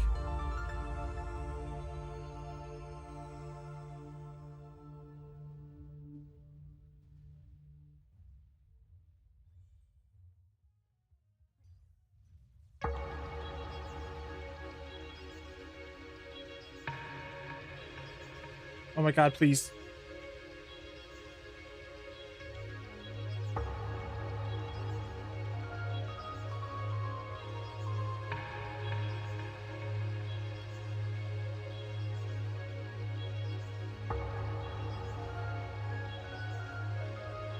See, easy peasy. Guys, I'm really good at this game.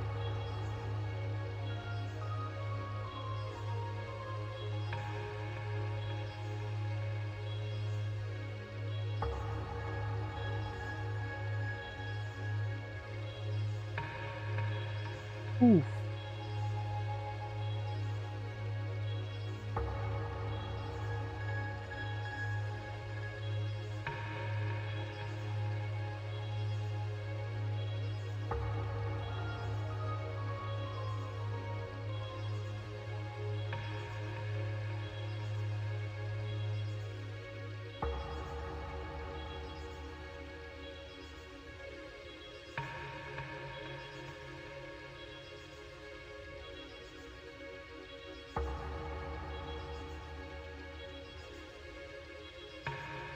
Okay, we're still 700 behind, but it's better than last time, right?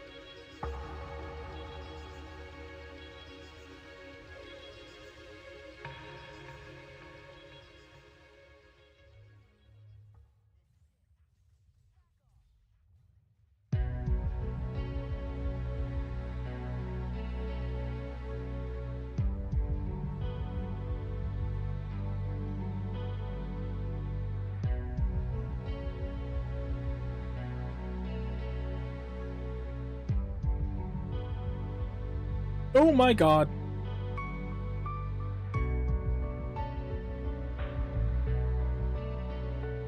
Thanks, Tink.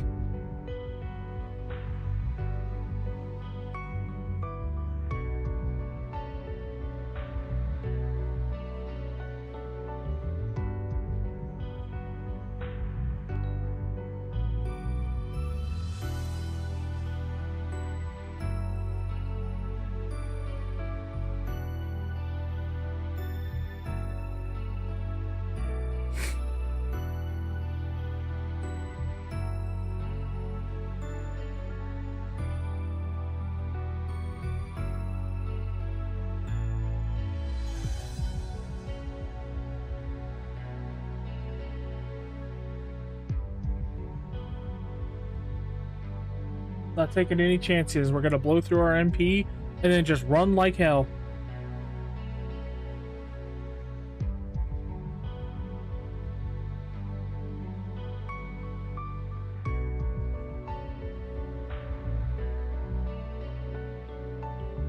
Peter Pan, you remember the time that we set Captain Hook's ass on fire? Oh, run away!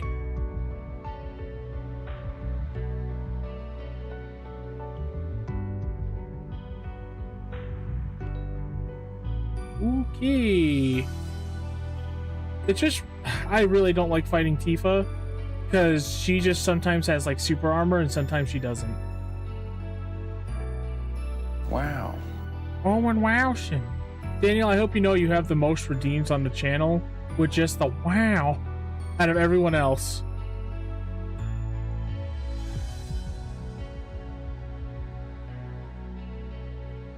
Huh? See, I just don't get it, man. She just has random super armor, and then her attacks that do like little chip damage to me will all of a sudden do half my fucking health. I just don't get it.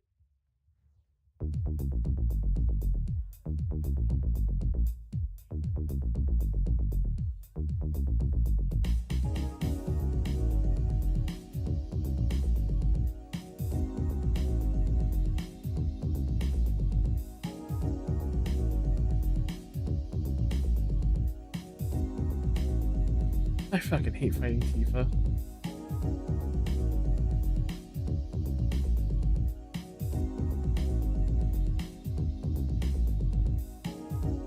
Like she's so fast, I can't tell what she's gonna do. And some of like her low kick is seems like that's the attack that insta kills me.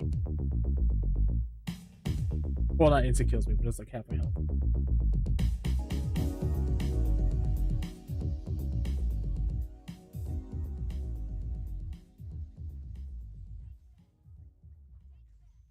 How about new?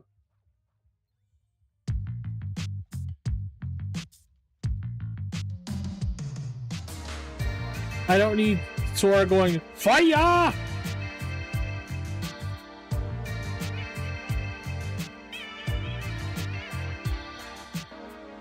You're becoming more like your father. I guess you're not a screw up after all.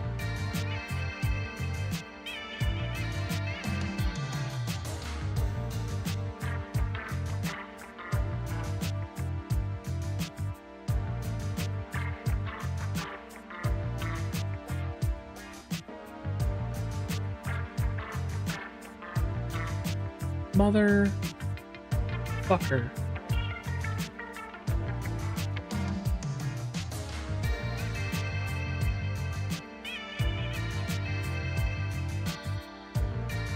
How did that hit me, man?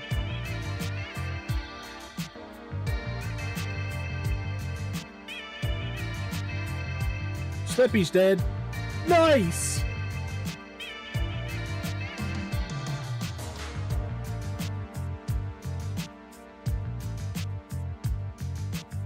Whatever.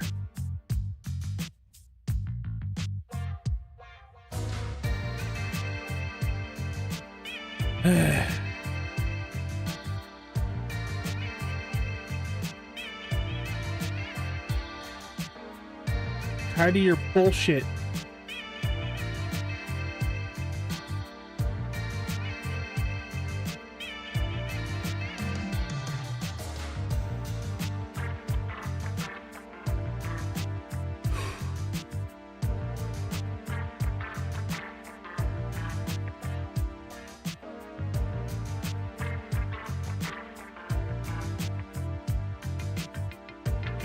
What?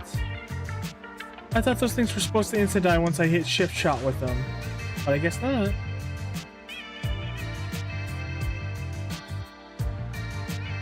really like this tune.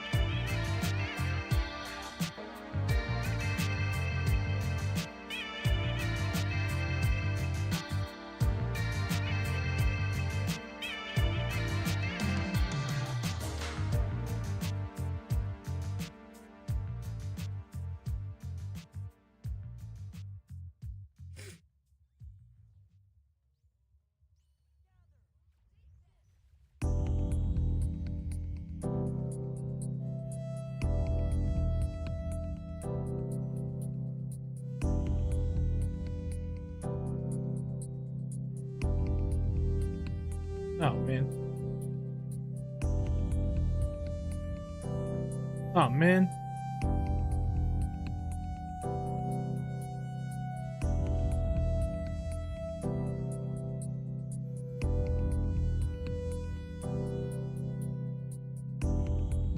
That's my favorite finisher. The simple just downswing.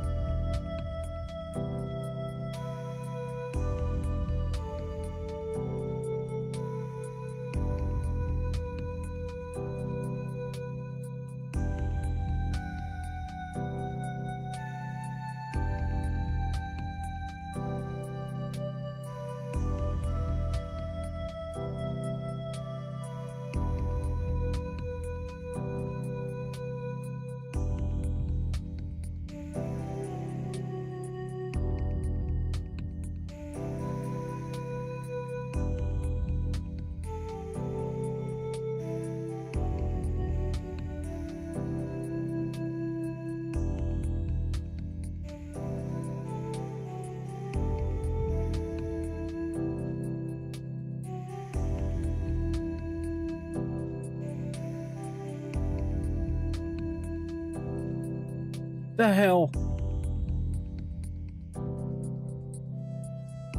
Then Yuffie keeps fucking teleporting all over the goddamn place. What the hell?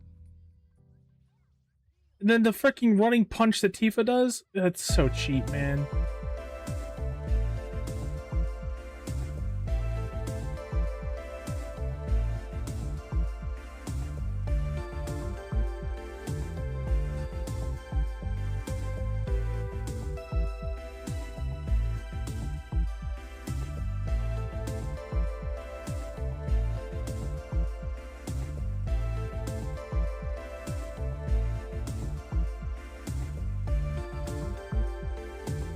There we go. I just gotta pelt her. I just gotta pelt her and run.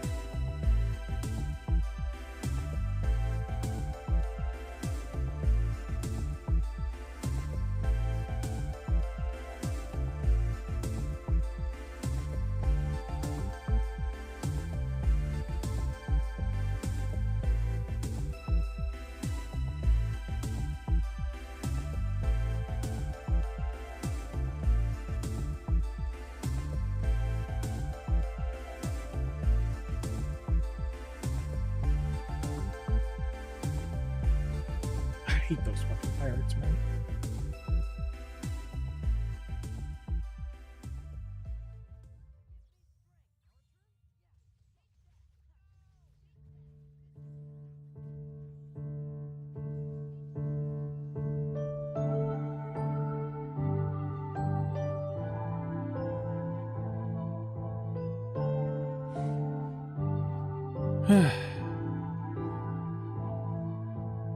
What the hell? What the hell?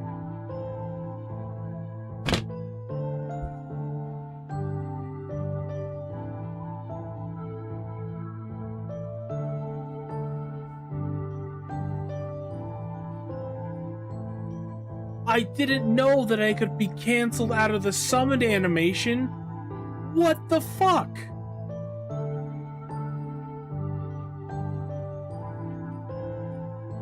I magnet, got canceled. Like, fine, I'll summon. I summon, I'm in the animation, I get hit again. I never knew you could be hit out of the summon animation. What the actual fuck? Now we just got done getting this point. I hate this challenge.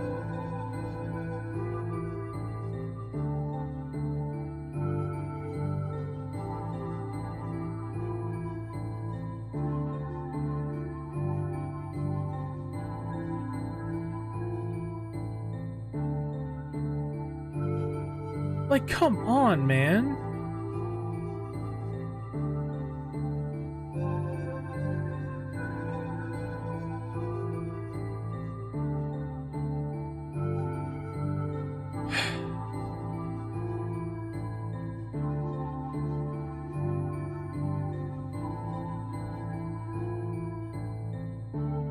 I forgot to take off Armor Piercer. I just realized that.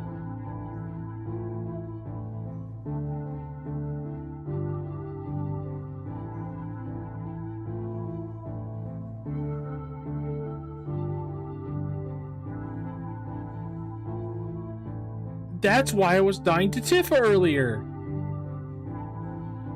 Because Armor Piercer's back on, so I wasn't using Explosion to knock them away. And to get some iframes. That's fucking why.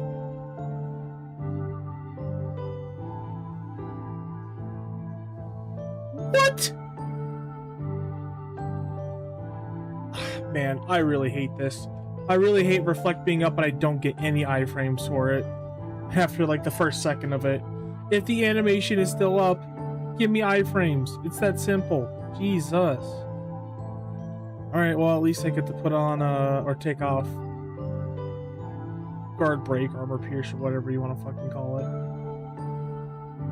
What a little shit, man.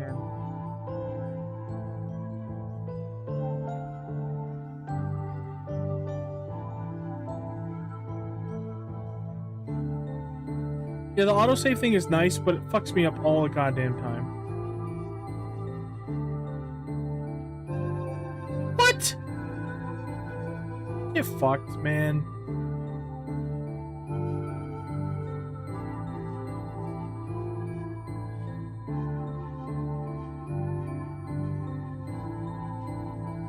Yeah, because that should be happening every time instead of doing a random guard break.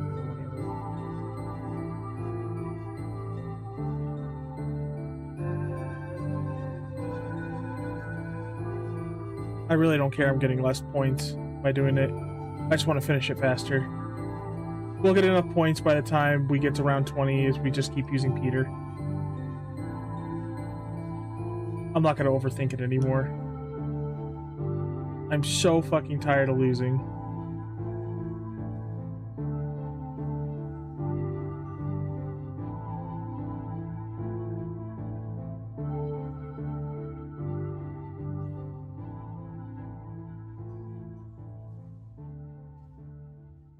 Oh shit. Ran an MP. Was not expecting that.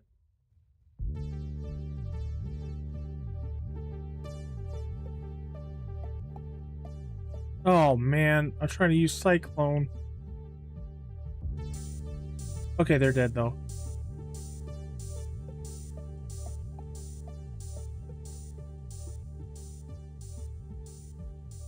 Oh, fuck you.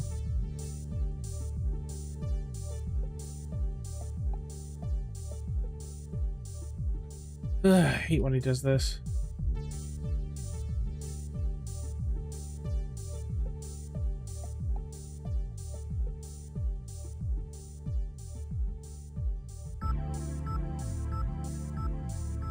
Oh my god, I've never seen him do this before. Now he does it all the fucking time.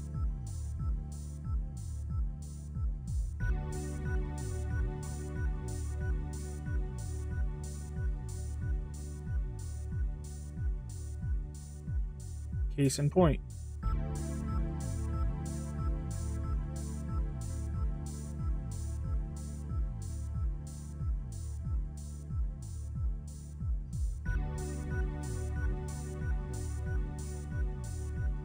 I had iframes there.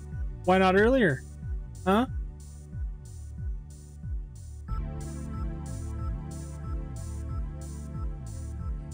Like, it's so finicky when it actually gives me iframes. Really annoying.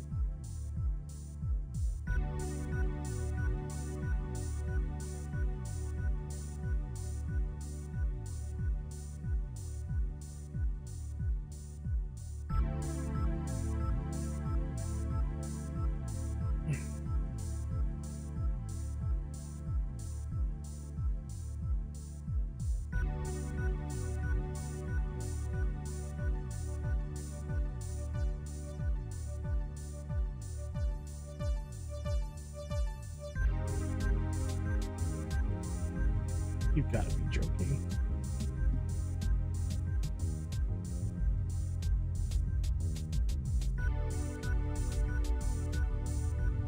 Well, thanks to the double point score. Basically where we were.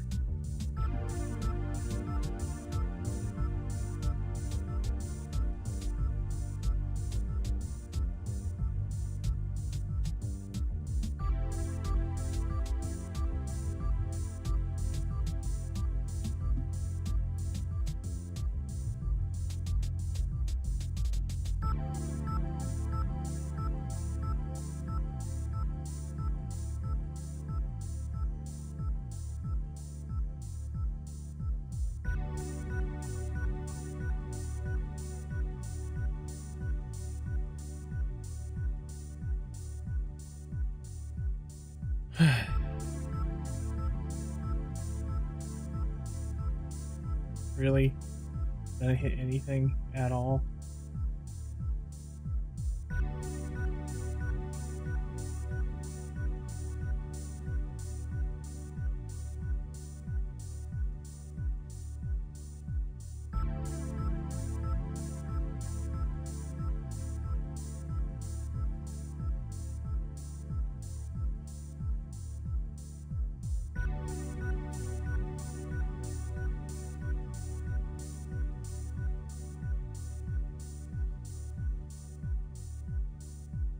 I was mashing square, you stupid bitch. And I don't mean Tifa. I mean my controller.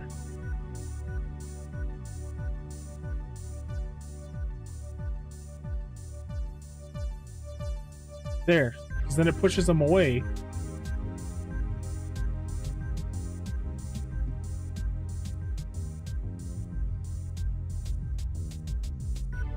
It is so bogus that they're invincible during their ultimates. That is so bogus.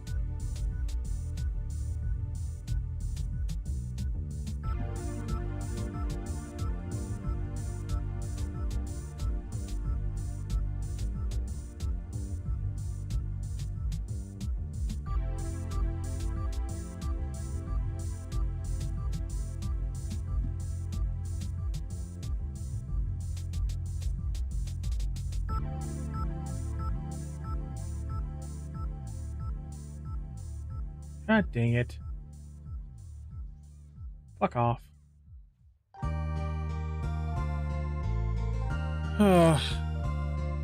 Stressful ass game.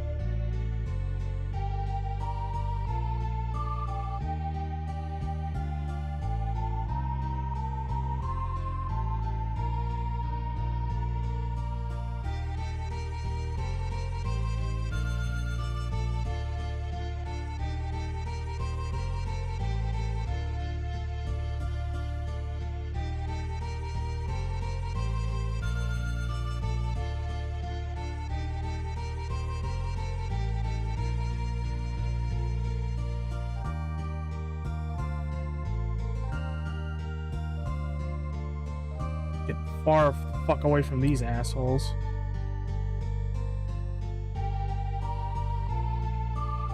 Why?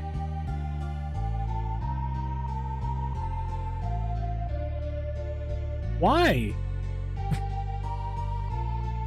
Before it would pull them towards me, but I guess not anymore, huh? Alright.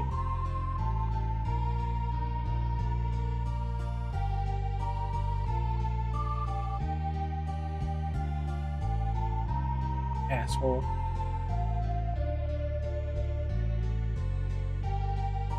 Ah.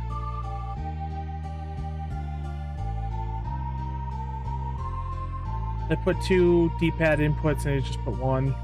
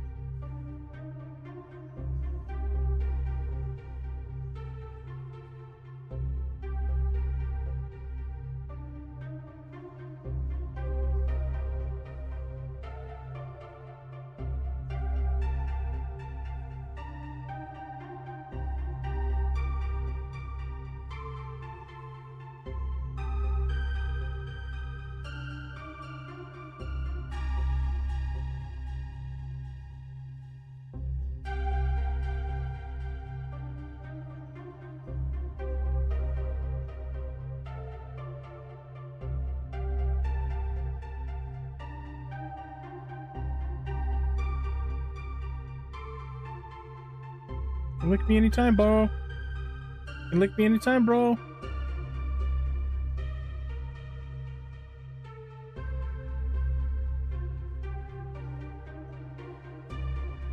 I know.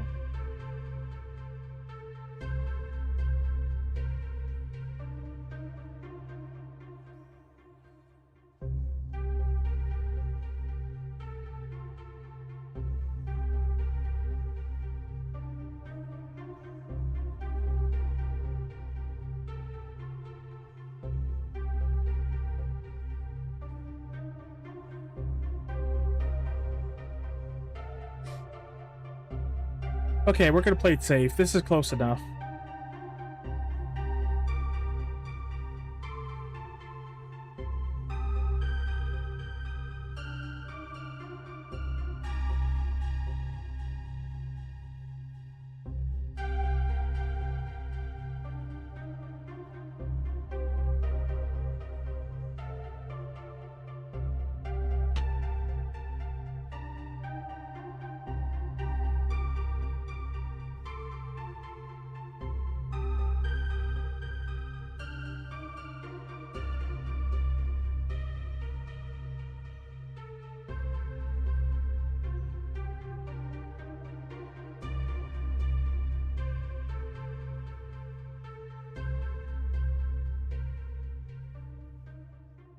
I'm so glad they'll stay in place.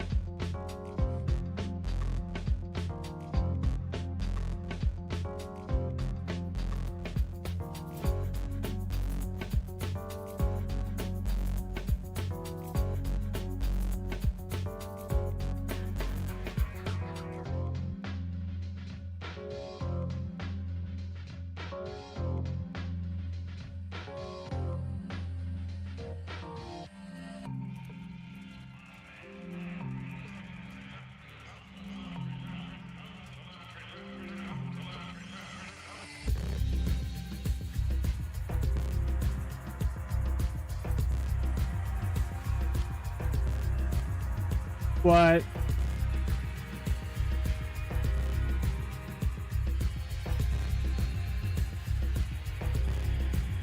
We're gonna be careful.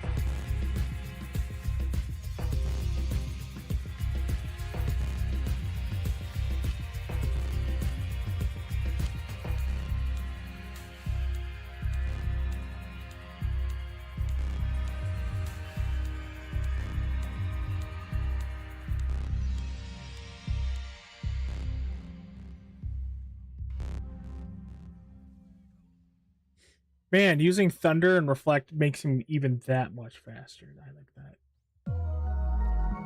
We're just gonna play the safe. We're gonna spam the rockets even though they're fucking longer. I don't care.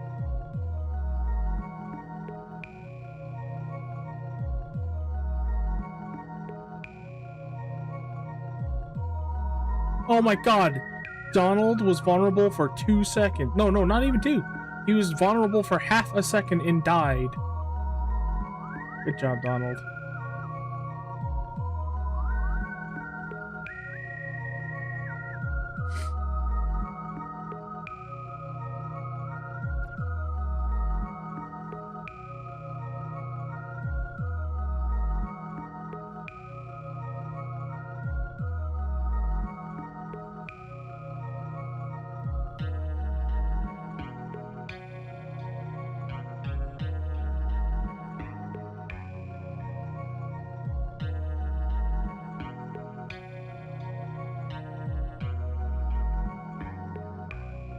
Get fucked.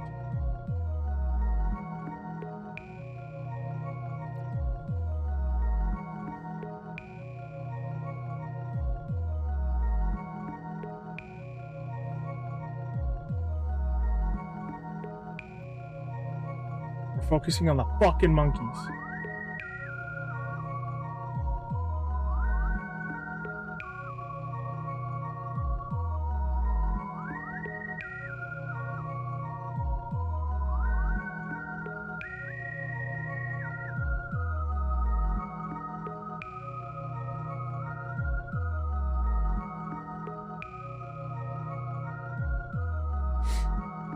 So far, so good.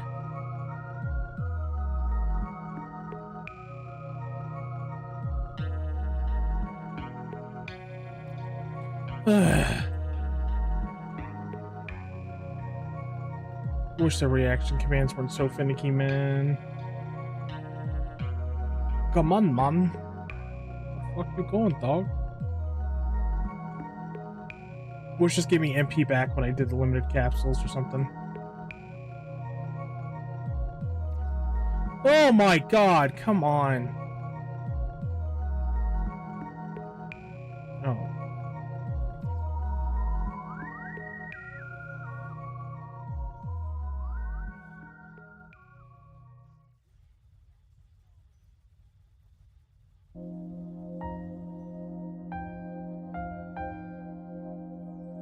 Donald. You useless piece of shit.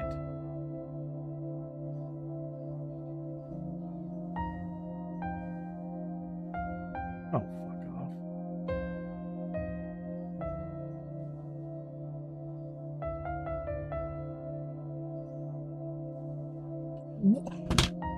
What?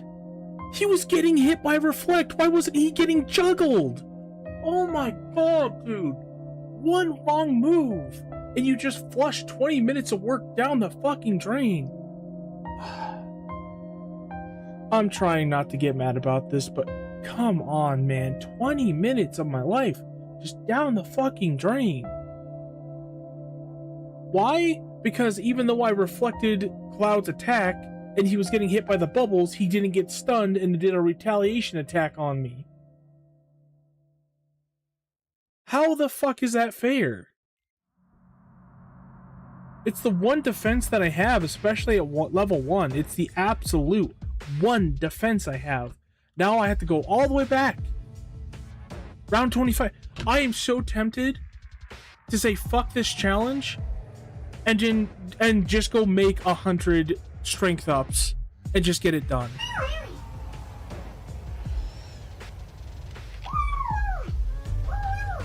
It's like, what am I trying to prove at this point? I beat the tournament. All that's left is this point challenge.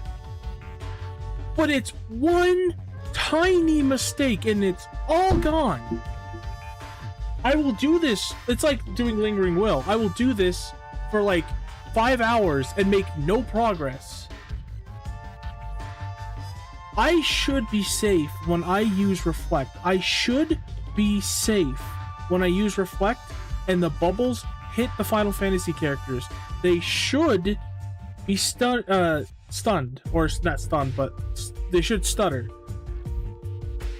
But Tifa sometimes just doesn't, and Cloud sometimes just fucking doesn't. And then there's the whole issue with my limit commands.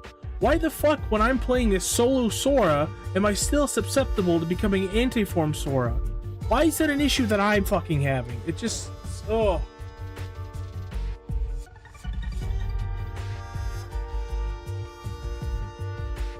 Alright, just take a breather. Because this just gets really boring. This was fun at first because I'm like, wow, how much points I can make with Peter Pan. This is nuts. I like this. But now it's just...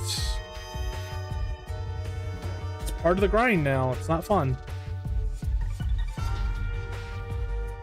Especially because I can't make these fights any faster and they're all fucking dangerous.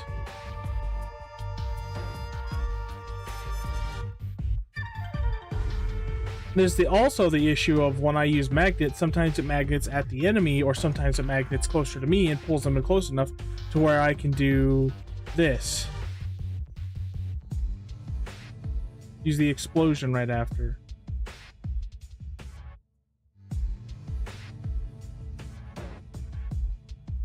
What the hell? I don't believe in Neo. Fuck that guy. fucking blind.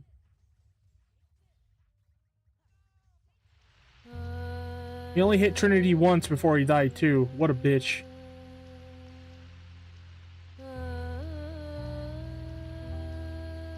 Peter Pan, stay away from my crotch, please.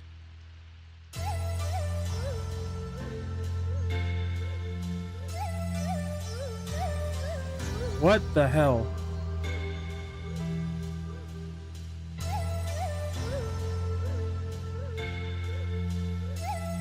Oh my god.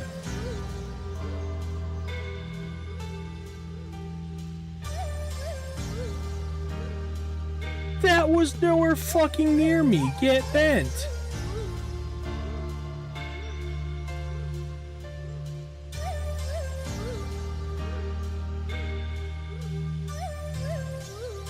You gotta be kidding me. No, we're not gonna play around. It's not that scary running at an MP. I need to get that out of my fucking thick skull. It's scarier losing 20 minutes of progress because I decided I didn't want to heal.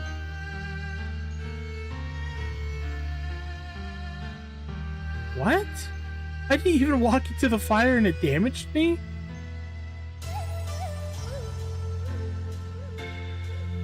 This is so annoying.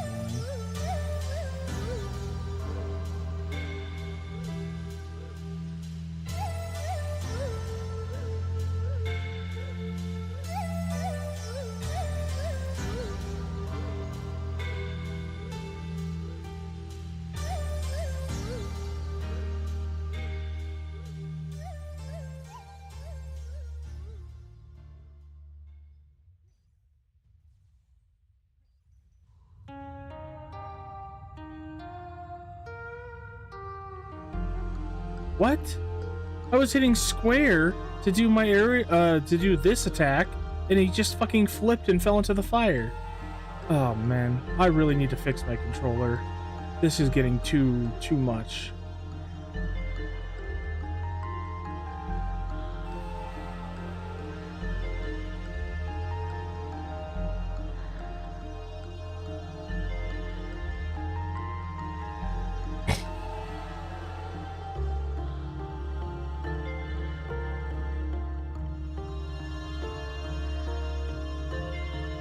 The hell hit me?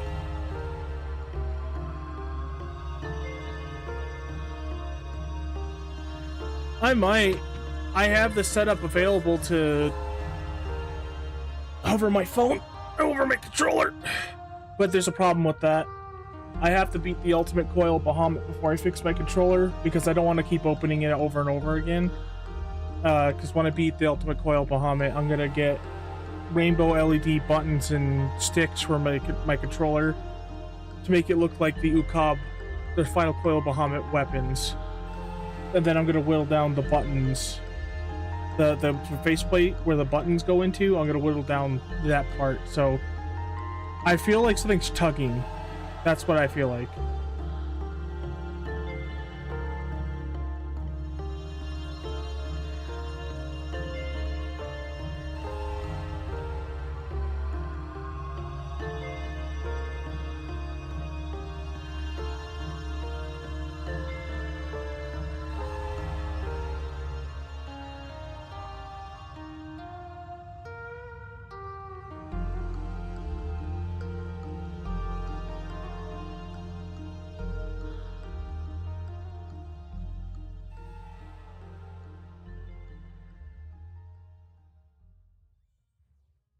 Peter Pan, get the fuck out of the way. I'm pissed off as all goddamn.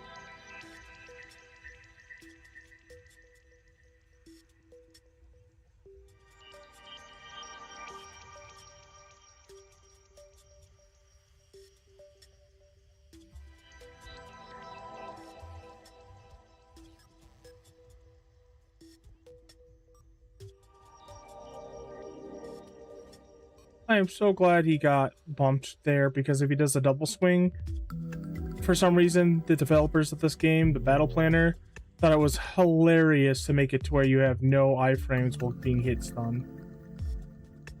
At least in the air.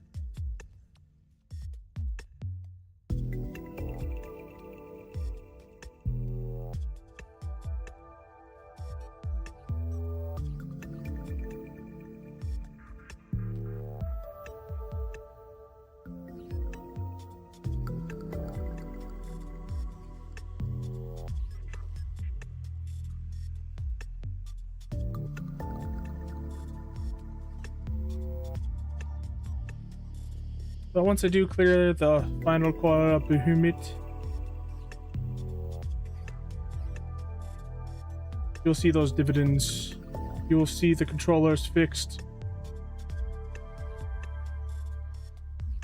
The hell?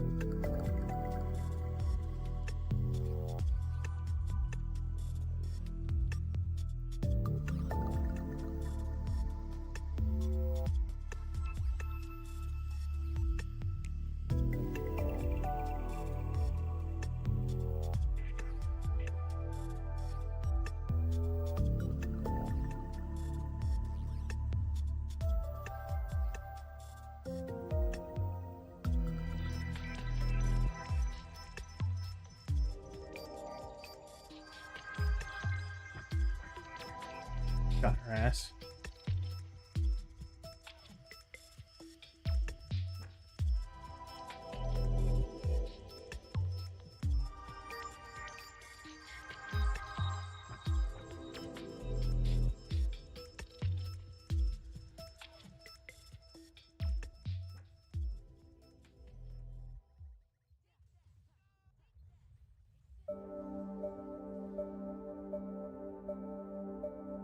Had to do that without Magnet. It wasn't too bad, but it was Scoopy. It was Scooby Doo Doo.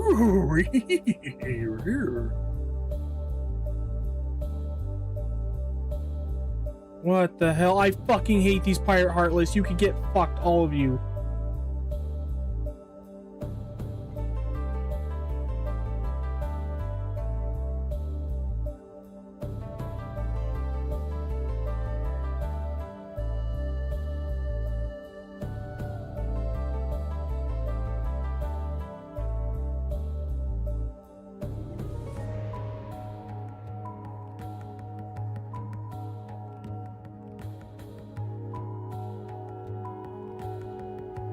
That worked really well. A little too well. I'm running the fuck away.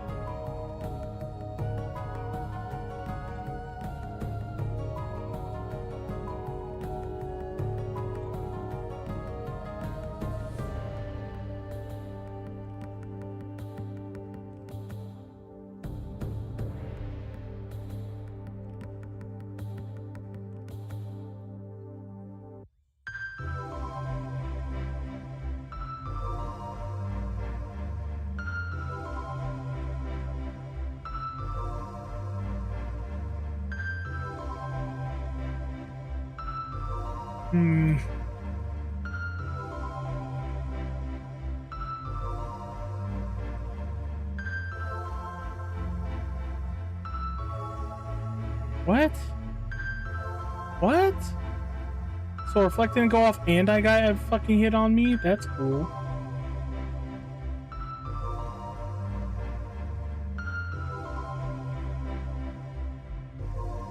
Oh my god.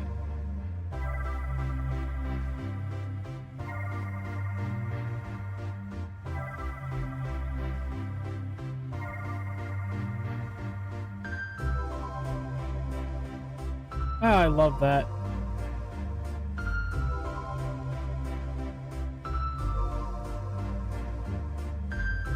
Oh, that's great.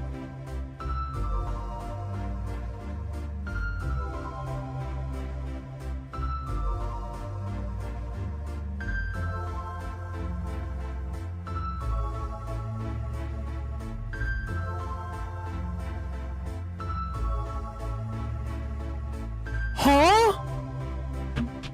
What the fuck? I was mashing the fucking square button the entire time. I just started a brand new Reflect combo. What the fuck happened?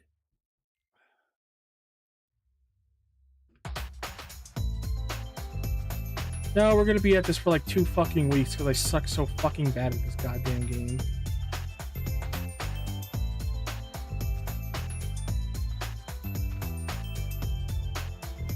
I swear I was pressing square. I fucking swear I was pressing square. Why did my Reflect not fucking go off?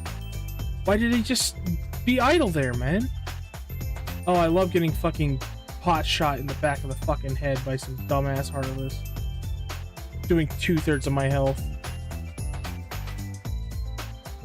I can't believe it though, that the 1000 Heartless battle, they programmed it to where Heartless can't attack you from behind, yet every other Heartless battle they can, just cause fuck you.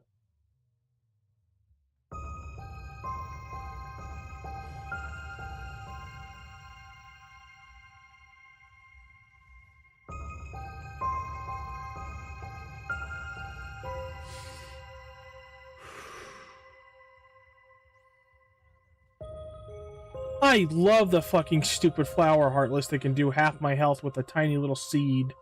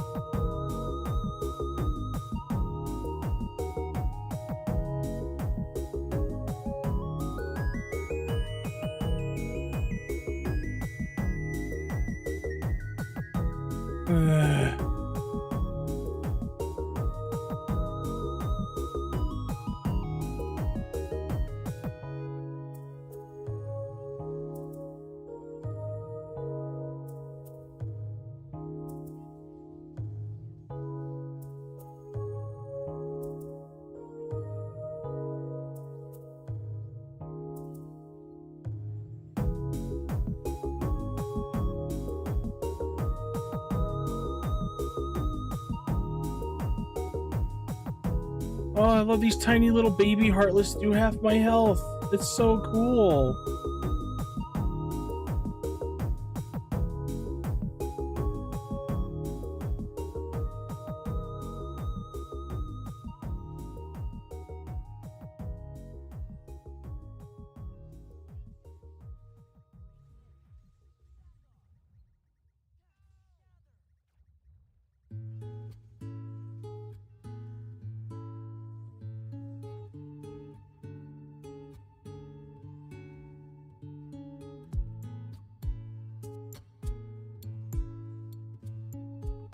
Hey, I'm at least ahead in points right now. That's a nice change.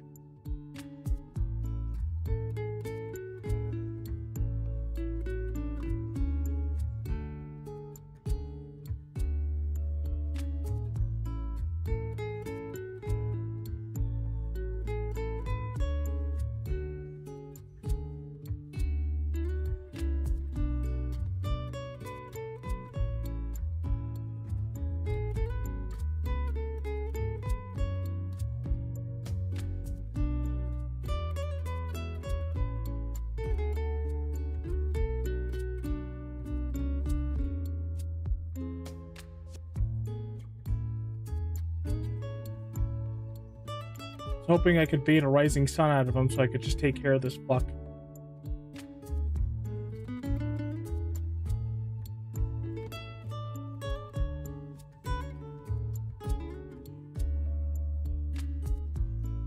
Oh my god.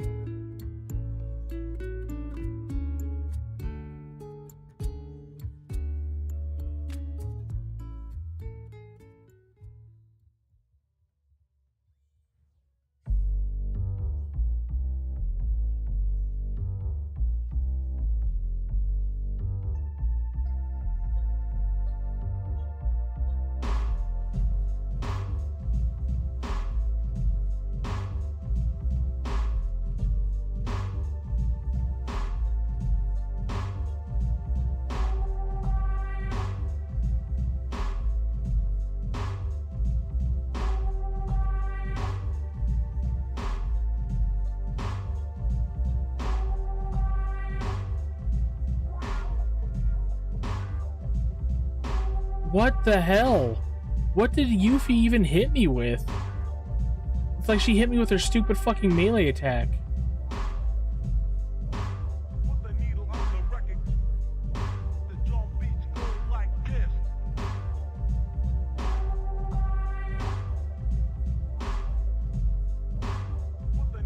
Oh, this is my favorite kind of Atlas music. I'm gonna be honest with you. I like when they fuck with hip hop.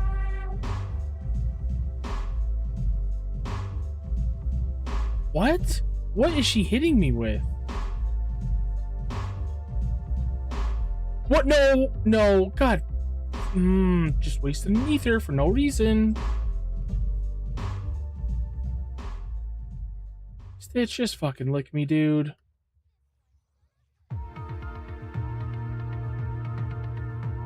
Do you fuck with the war?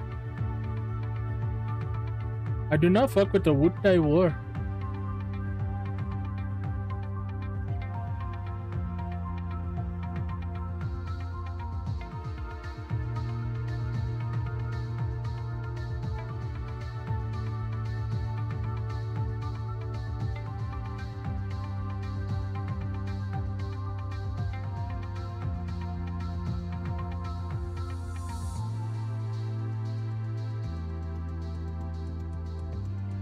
I don't know why, but I sound like that one meme.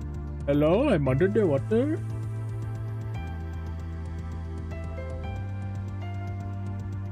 I fucking hate these Pirate Heartless with a fucking passion. Holy shit.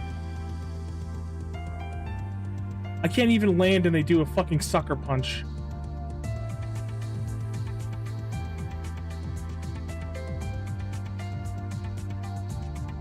Get fucked. Helicopter, helicopter.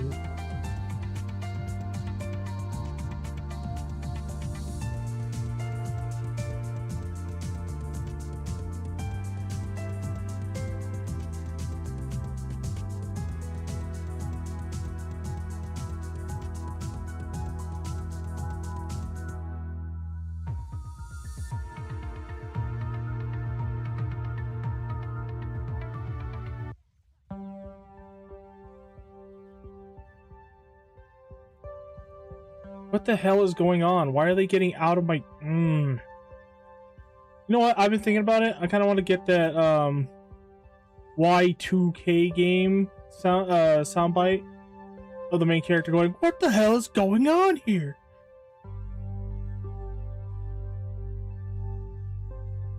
Because I feel like I am that character when I get pissed off at video games.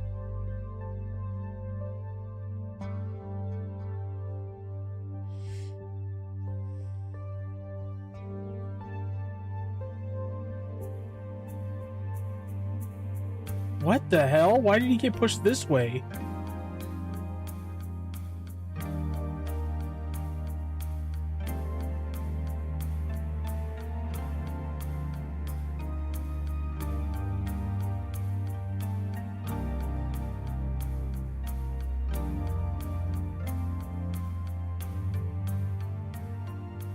Are you fucking kidding me? I almost lost because it did the same fucking thing as last time. What is going on? That was a fresh reflect. I did 2 reflects of normal reflects. There wasn't the finisher reflect with the delay between them. Why the fuck am I getting hurt by that?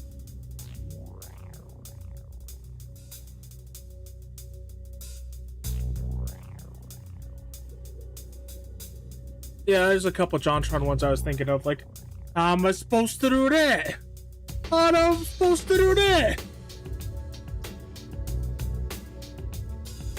No, seriously, this is really aggravating because I'm not getting killed because of me at this point.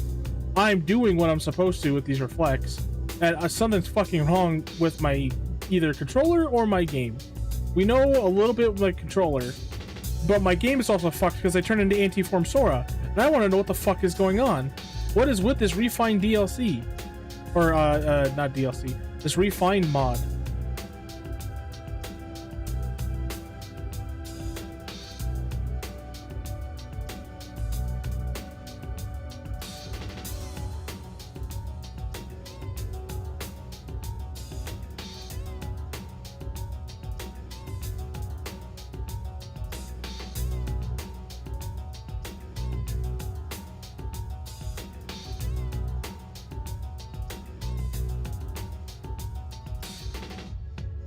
Oh my god. Victory bitch slap.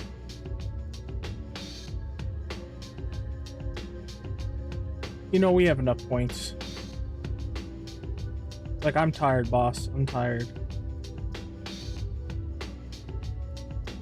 Oh, good. Really low HP. No MP.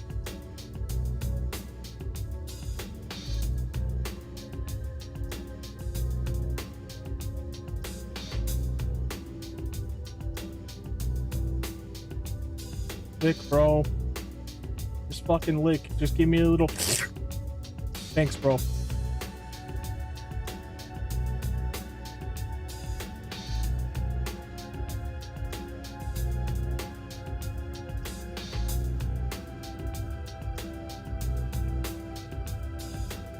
Are you serious?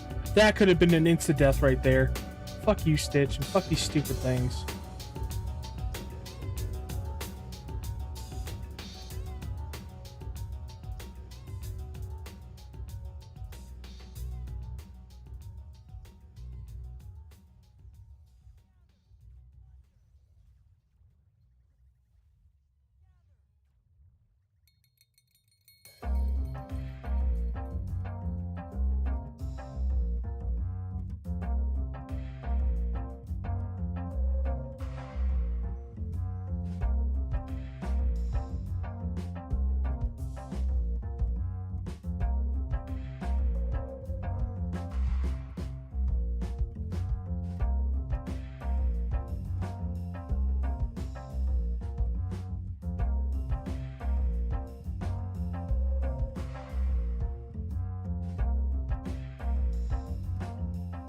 I think no matter what we do after the Ice Heartless, we are just going to summon Stitch. We'll get enough points. We're gonna get like 3,000 just from getting to rank 50 or round 50.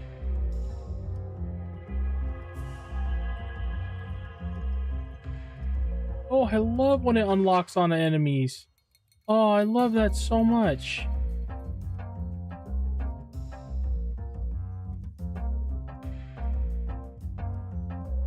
Oh, I love when they become invincible because there's a fucking glitch which I read about with Stitch blasting those fuckers.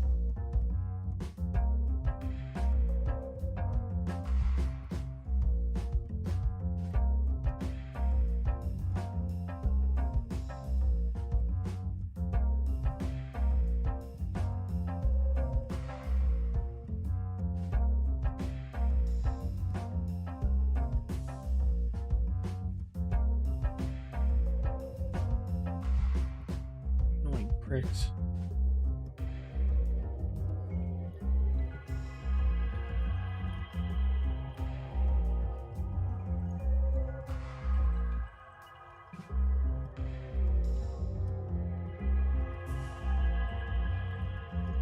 I did the I don't know if you saw that, Chris, but I got the special run again. Oh, it happened again. I'm just a special boy. Oh my god. He knows how much I can fucking destroy him now, so he's gonna spam this shit. Oh my god, fuck off.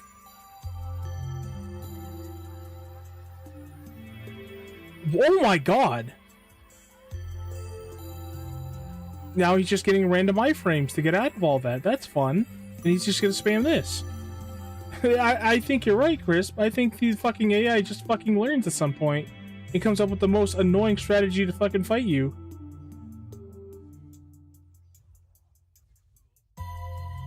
Oh my god.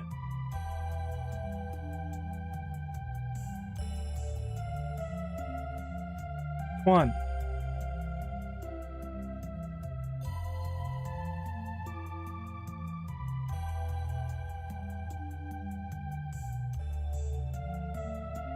What?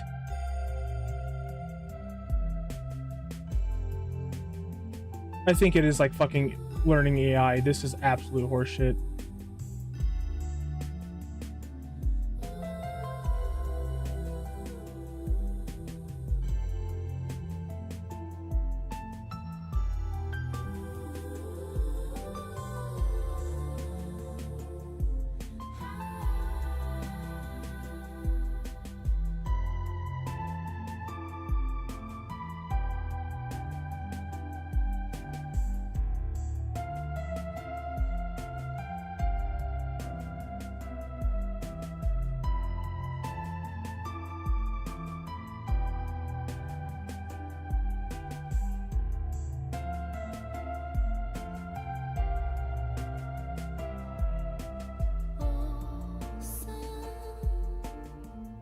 I fucking hate this motherfucker.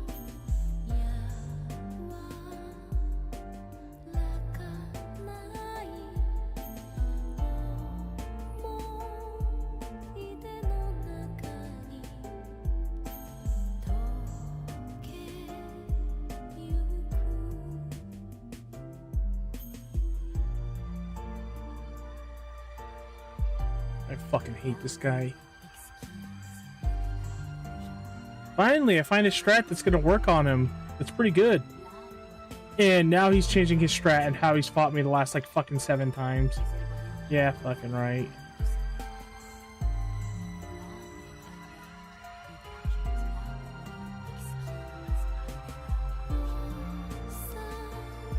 Oh my god, Donald, you useless piece of shit. I'm so done with this motherfucker. Come on, dude.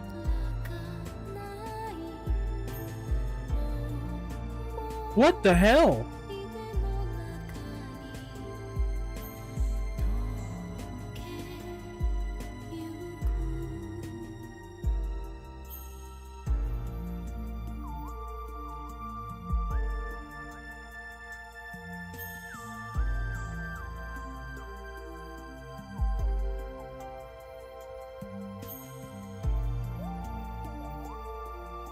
Sorry, I'm really trying not to get so mad. Oh my god! And then that shit happens.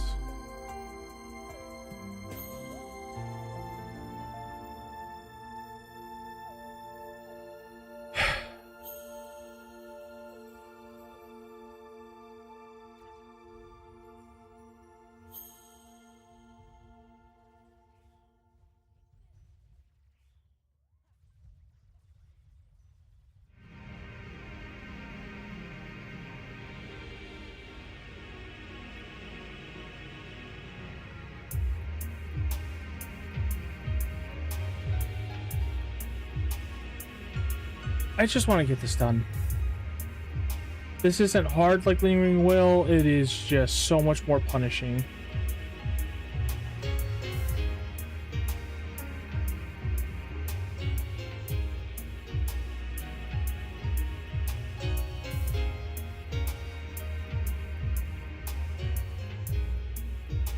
Because of the time commitment.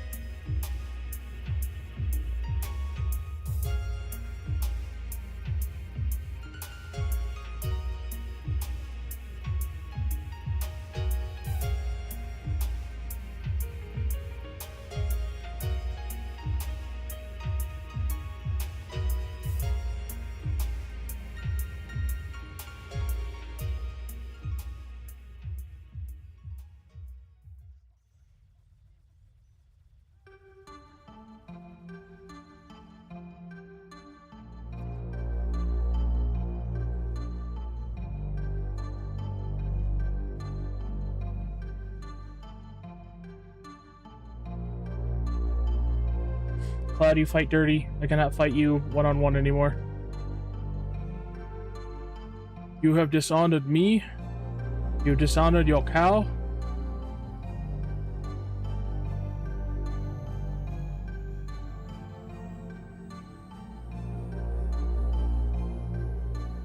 Donald, you useless piece of shit.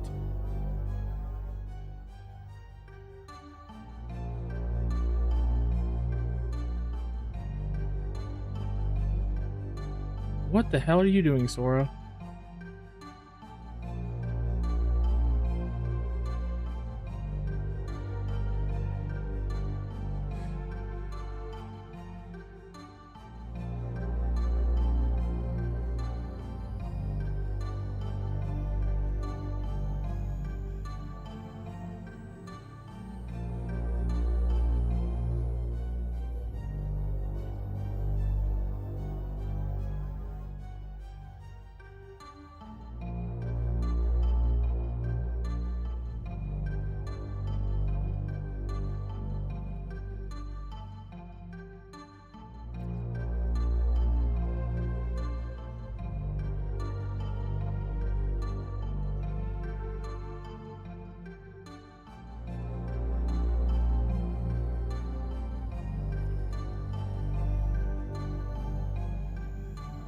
Where's the fun in this?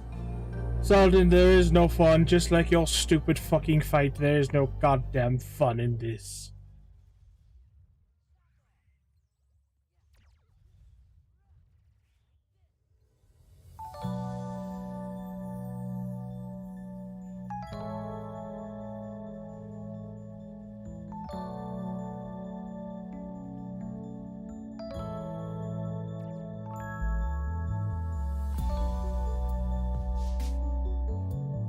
Where's the fun in this? Nothing, Salden. Get off my back. I already beat your ass. You're in the ground. Until the more brings you back.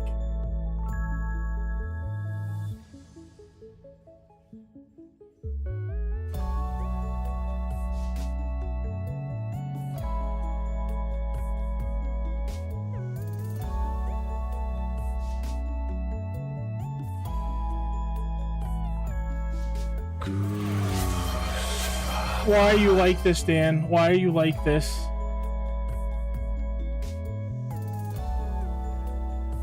Why? I didn't even hit the button. That's not what I wanted to do. I hate this game.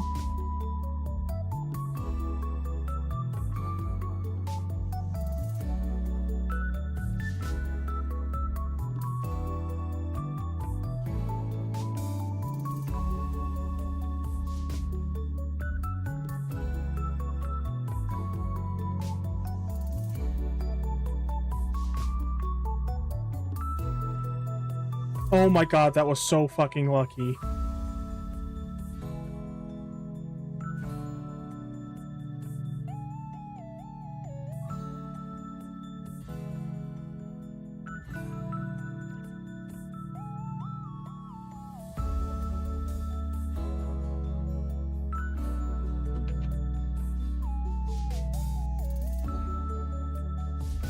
Hades, prepare to get fucked by the long dick of the duck. Nah, that's a little insider joke with me, my favorite YouTuber, that you guys wouldn't get because you're not smart enough. But the giant steel dong wins all.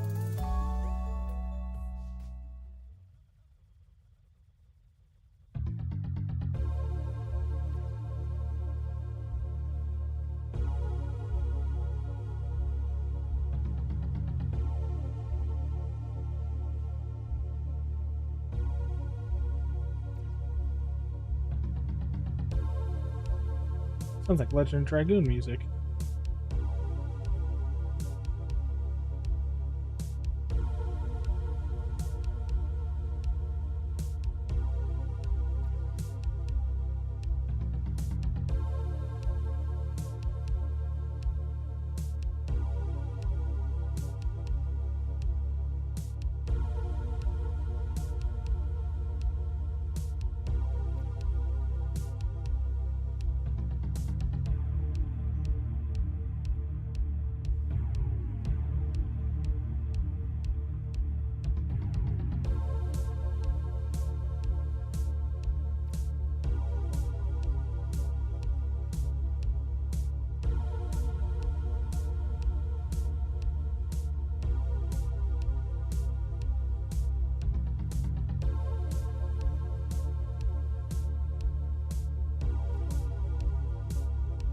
I really like this song too.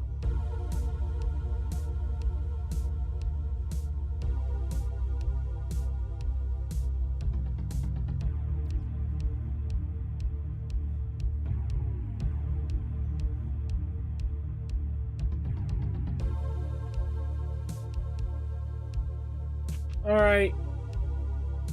Here's where the real challenge starts. We finally got through the easy rounds, quote unquote easy rounds. Got through the last 30 rounds. We had limit spam for invincibility. We had Stitch in Peter Pan for point gain and magic spam. Now it's going to be a bunch of nobodies versus only Sora. And I may be able to go to any drive form, but that's not going to make it easy. I gotta really plan and think ahead. I gotta Here, hold on a second.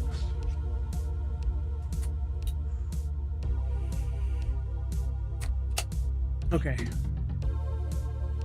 I really got to think ahead, and when I get to round 32, I got to make sure that by the end of it, after fighting the samurai, that I'm in final form, because it's too risky not to be, or at least I have MP.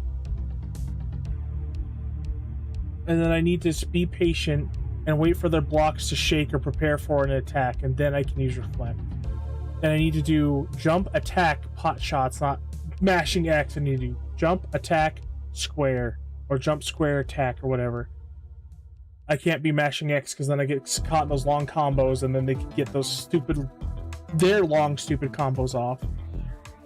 The rest of the rounds are pretty easy. The Berserker one's a little dicey, like it's a little scary, but it's not bad. Sorry, I'm not laying this all out for you guys. I'm making a game plan in my head, the best that I can.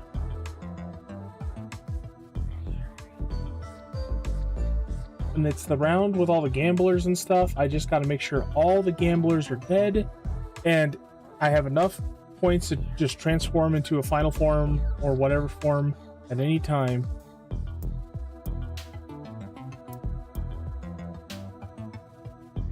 And if I can make it through that round, the Dragoon round right after is nothing. It's just a freebie. And then I just got to be really careful going through the Squall and Leon fight. And if I get through that, it's the last 10%. The last 20%. The last 20% of this entire tournament, and we're done. But it's also the most dangerous. No limits. No summons. I already used an E3 earlier like a dumbass, so one less of those. Okay.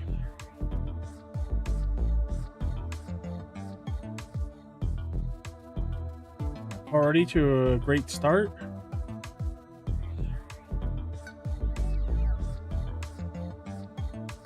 What are you targeting?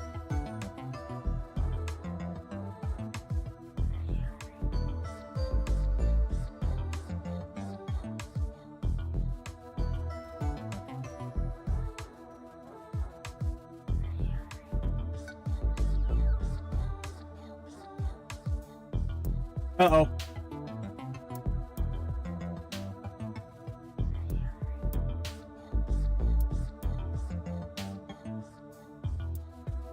I fucking hate these motherfuckers.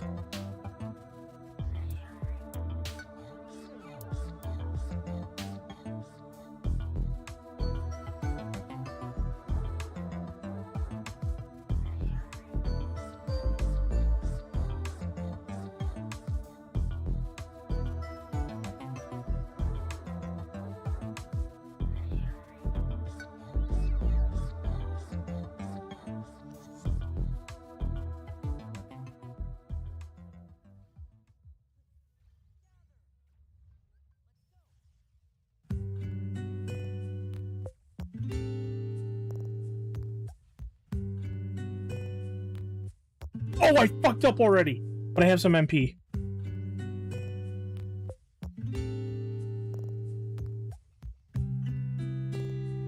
I'm hitting square, motherfucker.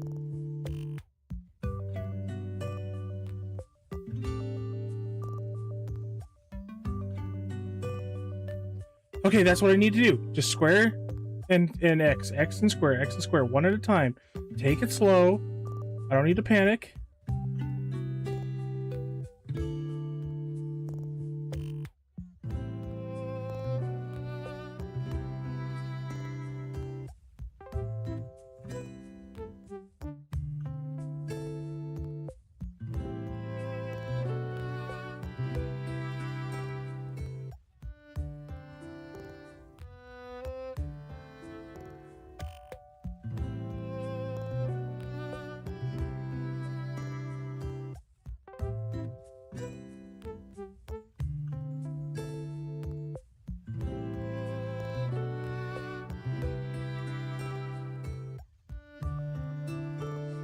I'm surprised that got me from 5 to 9 bars from killing that enemy.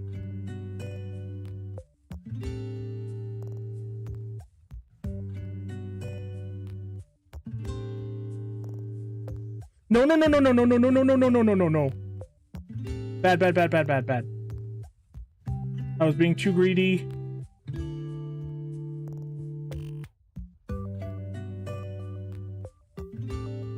No way.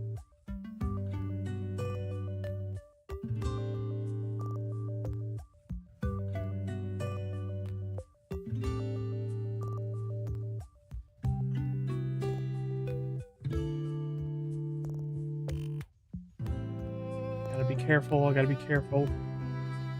I can't be rash. This is fine. He's gonna come at me, and then I'm gonna get MP back, and I'll thunder him. He's got a lot of health. What the hell?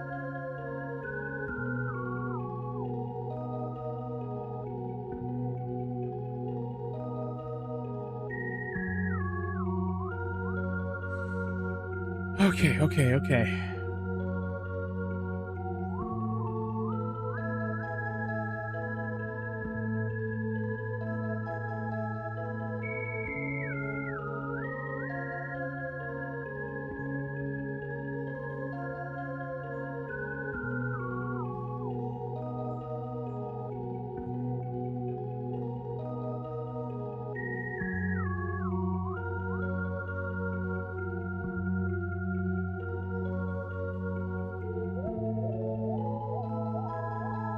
What the hell's going on?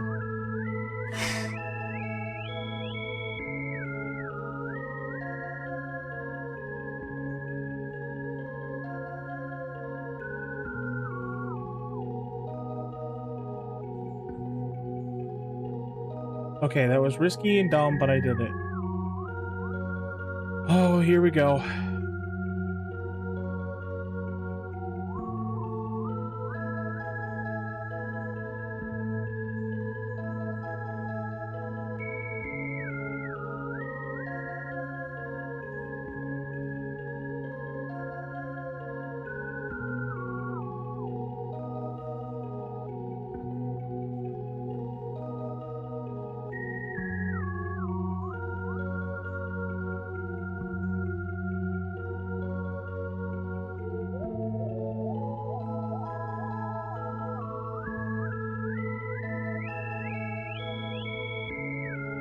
Oh shit.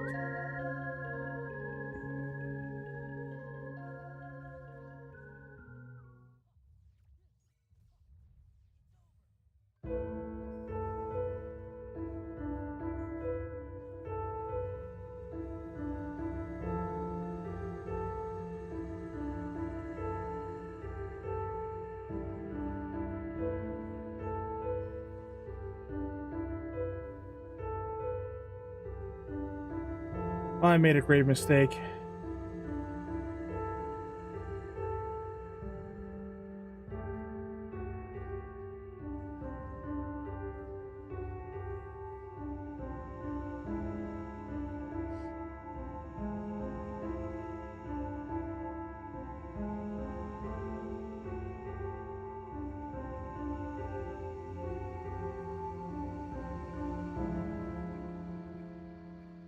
Shit.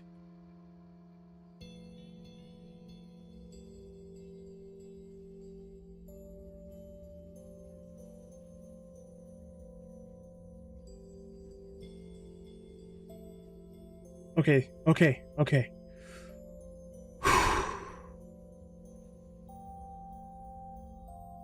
Alright, that was the hardest part.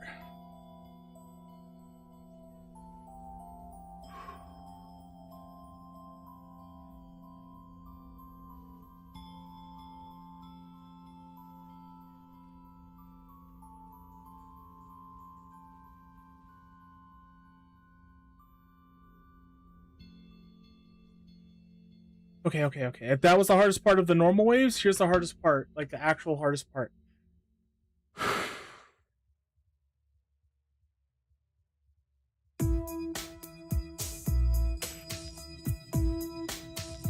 Alright. I gotta be careful. I gotta keep them together.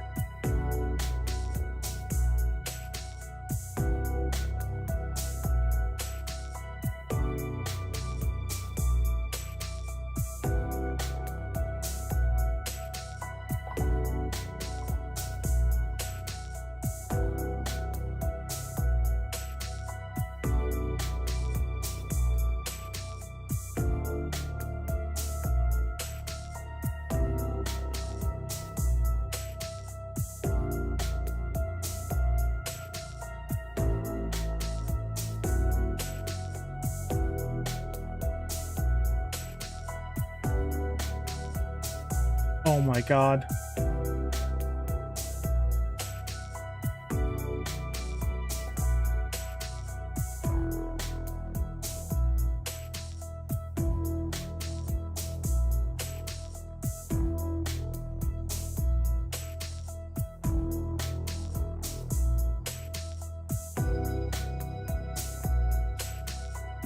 Oh my god!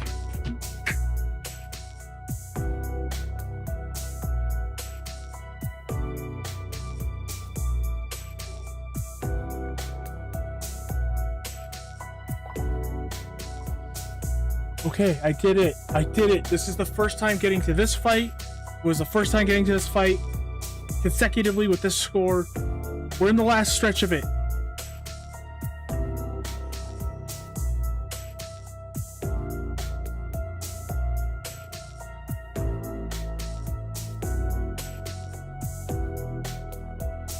Okay, okay, alright.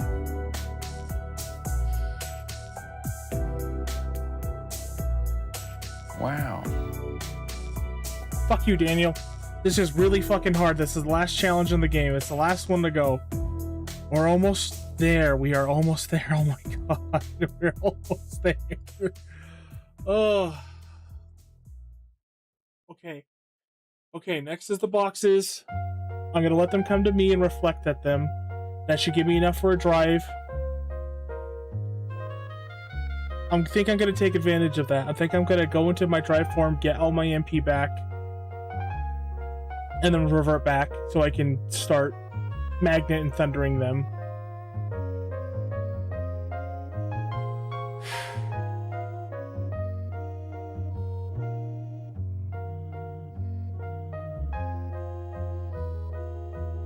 I can't get too close to the Christmas boxes because they will snipe me. I keep making that mistake in my normal playthroughs where I run up, jump, and then reflect, and then it hits the boxes, the nightmare boxes, but then the Christmas boxes shoot me.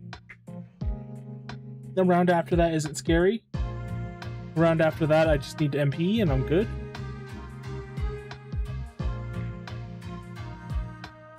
I need to conserve as much ether, though, as I possibly can. I already used an ether.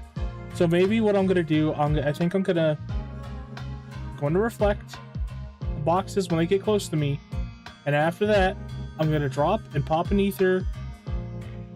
And then spam magnet thunders until boxes are dead or mostly dead.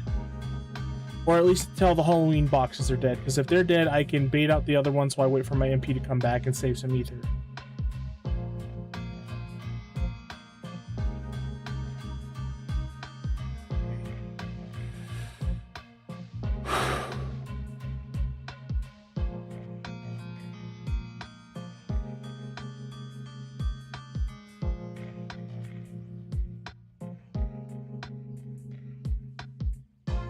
That's what I was afraid of.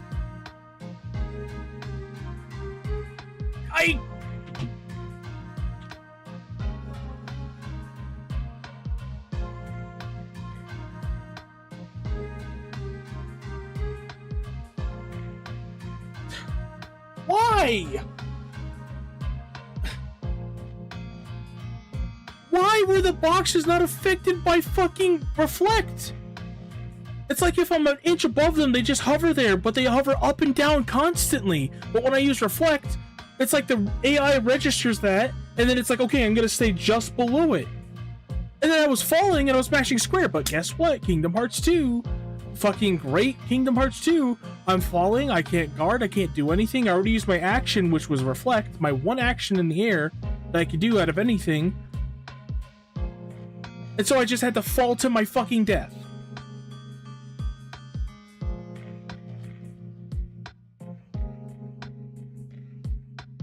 That was like 25 minutes.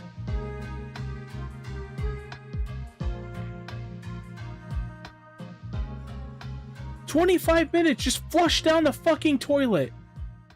Getting through all the Sorcerer Heartless, getting through Tweedledee and Tweedledum on the 40th round, and then getting to there. And of course, I knew it was going to be the boxes. I always have a feeling about this shit, and I'm usually right.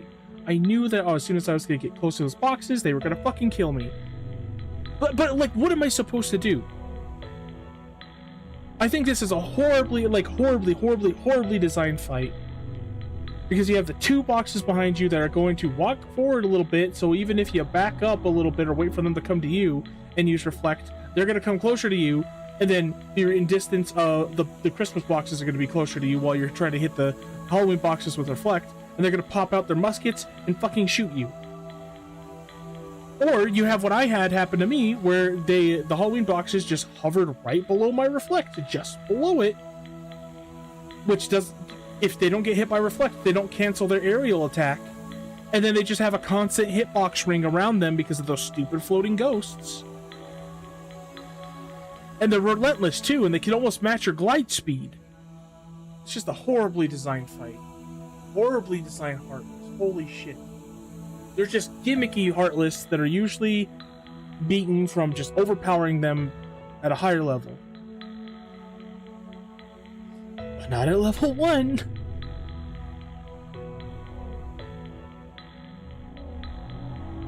"25 minutes. Just gone. Just evaporated.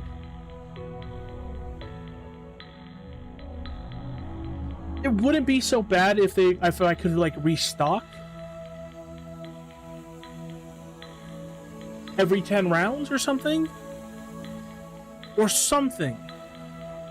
I mean, that's in the mindset of a level 1 playthrough. And level 99, you're not going to have trouble. In fact, people have videos where they go through the entirety of the Hades Cup just spamming Thunder with Shock Charm Pluses and Max Magic and the Photon Debugger.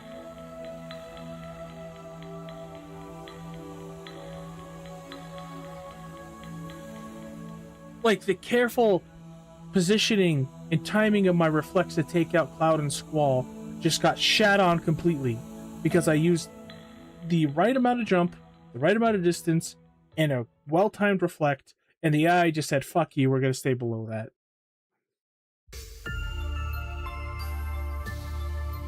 Like, come on, man!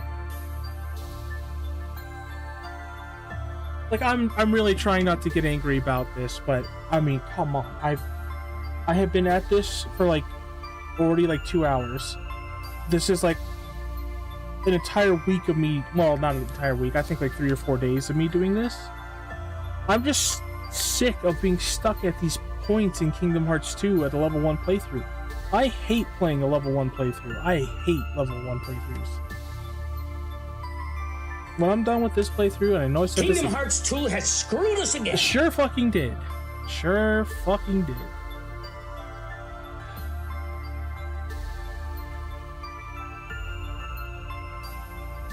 Sorry, I'm just venting. Just give me a second here.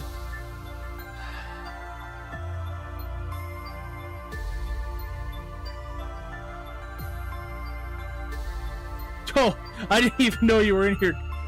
I didn't know you were in here, Ghost. Jesus. I thought that was my friend Dan who was using the Owen Wilson. Wow.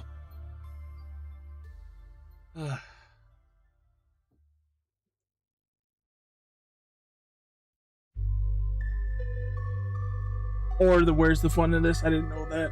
I need to set up my thing to where I can actually see the soundboard redeems and who redeems them. I don't, so I have to go to my thing. I mean, I'm so mad. I'm so mad. I did so well up to that point. I was doing really well. I made a few mistakes, but I was careful.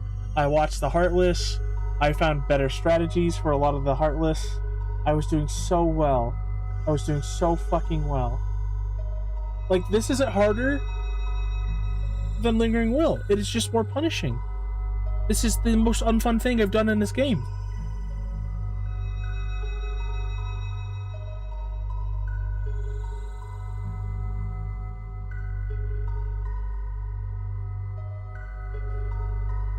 Honestly, if I didn't dedicate this to my little sister and say from the start we're gonna 100% this game at level 1, I wouldn't fucking bother.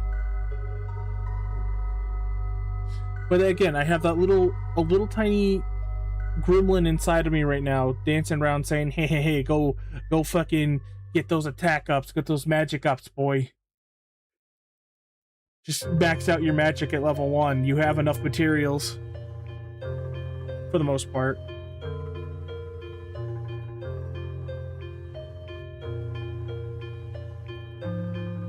I mean, like, those boxes do way too much damage when you're level 1 to justify how they move. Everything in this game is totally fine when you have Leaf Bracer, Second Chance, and Once More. Because you could just tank hits and heal. Tank hits, heal, tank hits, heal. Or tank hits, run away. You don't just like, flat out die like that.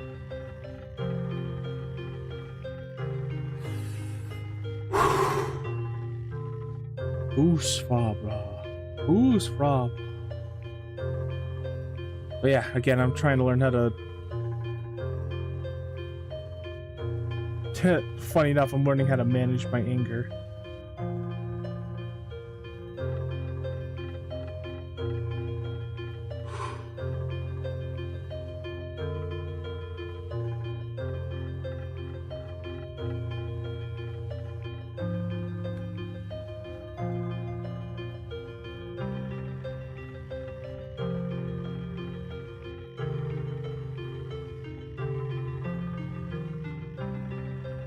Like, my heart was fucking racing getting into that round, and it was just so anticlimactic. It just ended right then and there. That's what I hate.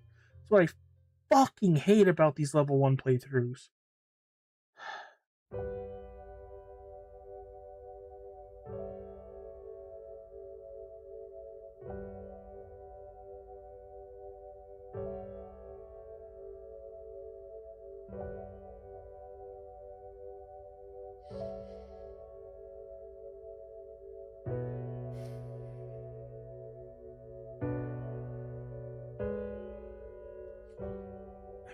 I feel like life has been sapped from me, man. I think I'll try it one more time, and that's gonna be it for tonight. Because I got to round 40 fucking 1 with the point gain that we needed.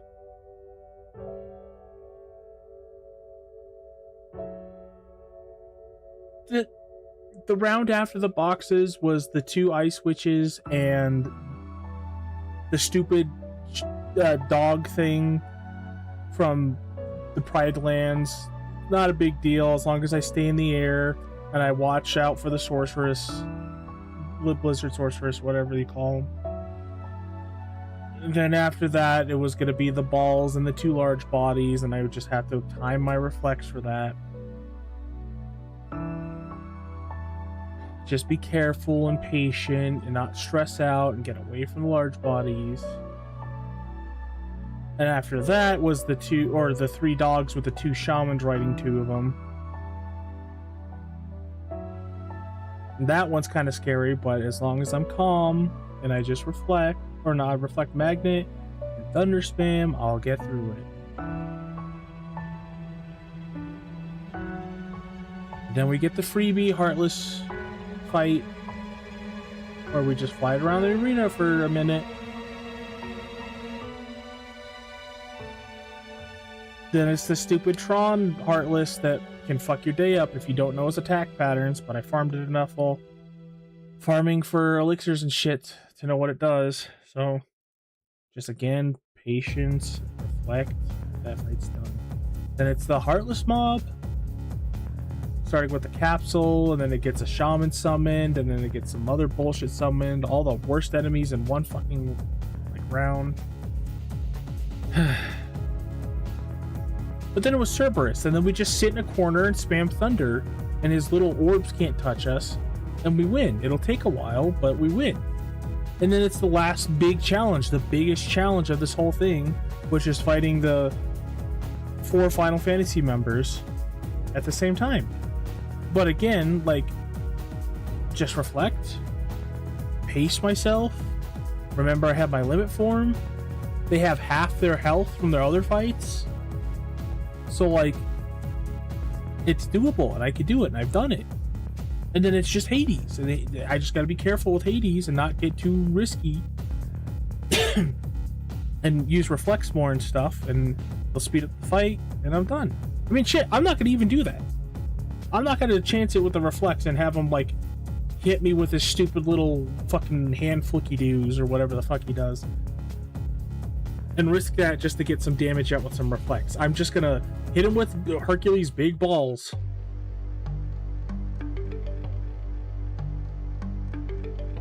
That's all we have left. That's it. That's it.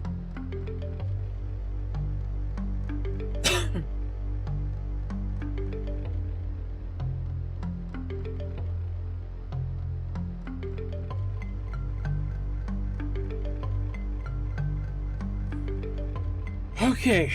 Sorry. All right.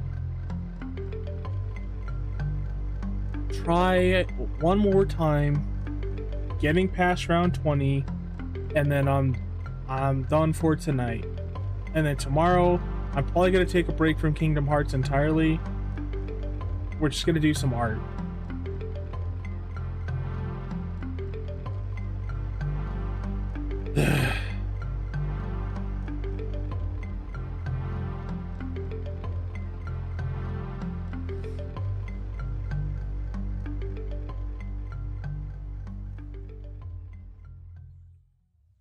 I don't know if you were here for it, Ghost, but I tried out the demo for Granblue. Yeah, I was just mostly the story demo, which was really boring, but the missions, they let you have that one mission where they let you try the new mechanics for that one fucking mission. They give you that, like, ruby golem after you complete all 3 missions. And they let you try out the new summon mechanic, which is kind of fun. You just kind of turn into a summon and get like 2 attacks, but you fuck shit up, so that's kind of fun.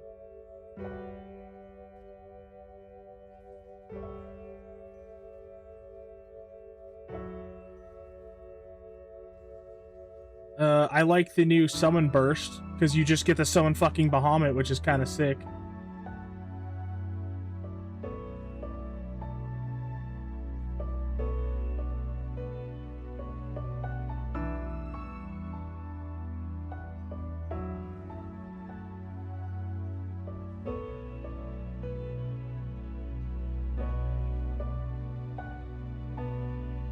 Oh, that's fair. Ran like shit on stream, though. I can't wait to get that new computer, man. I'm seriously gonna just game on the computer from now on. It's happened. I'm just a PC gamer.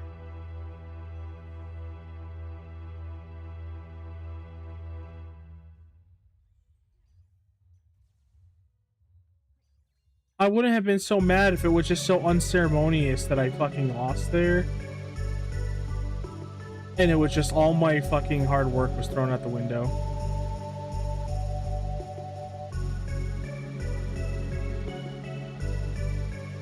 Like, if I had a chance to fight back, I wouldn't have been so mad.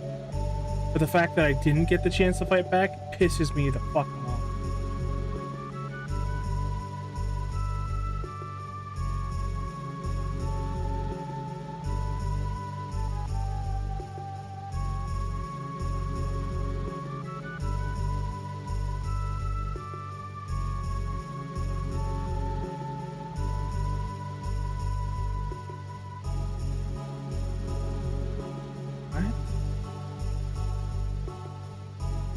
What? Of course.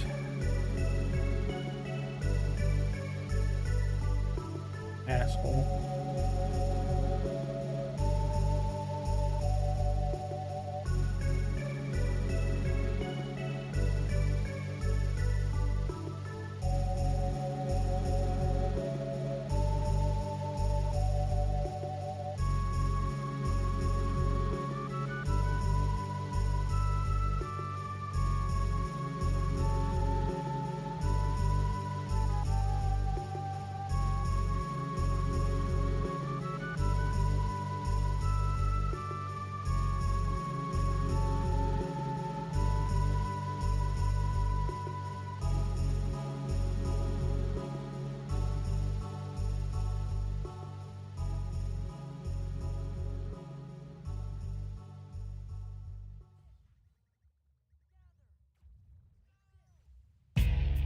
What?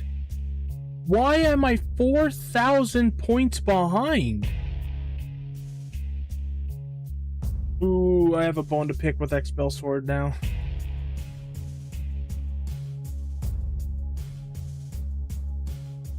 Because I'm like, oh, maybe I should be using the ground piercer attack. Maybe that's the best way to go. But I think that killed them all before I could get any real point gain. I know it was in the context, out of the context of point gain, but I'm just playing, if anything.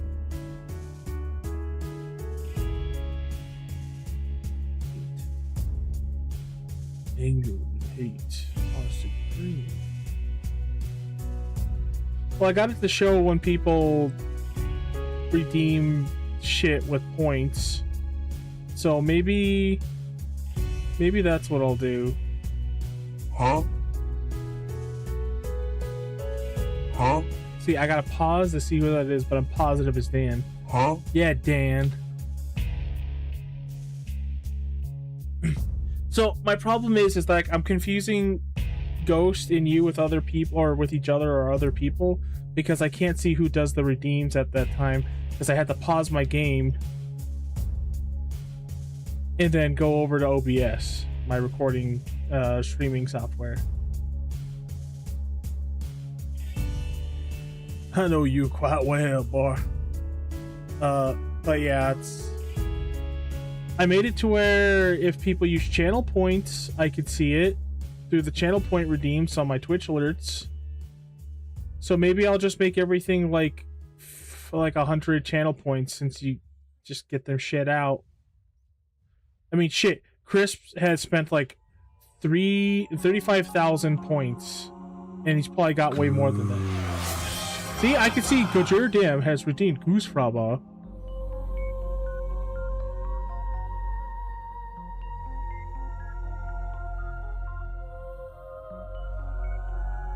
So yeah, I think I'm gonna convert all of our soundboard into channel point redeems, just so I could see you guys, who redeems what.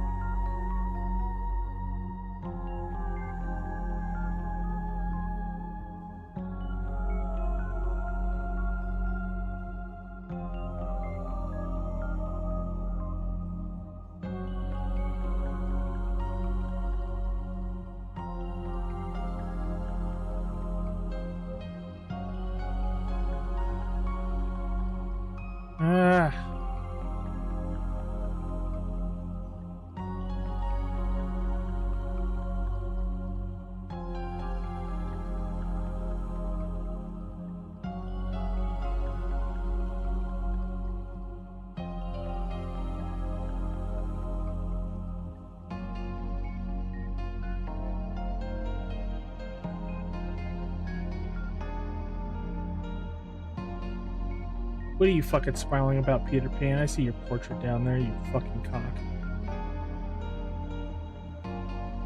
They say that because he's like a rooster, man. He cock-a-doodle-doos. What the hell? I love how tiny little insignificant Heartless I would never think twice about do half my health in a level 1 playthrough. Even with ribbons, which means they would insta-kill me if it wasn't for the ribbons. How fucked is that?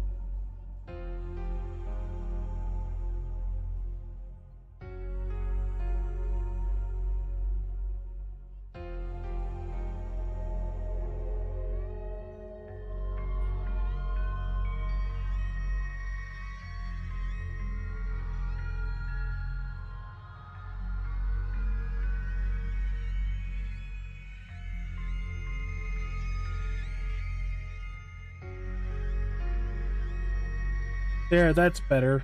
2,600 points further than what we were before.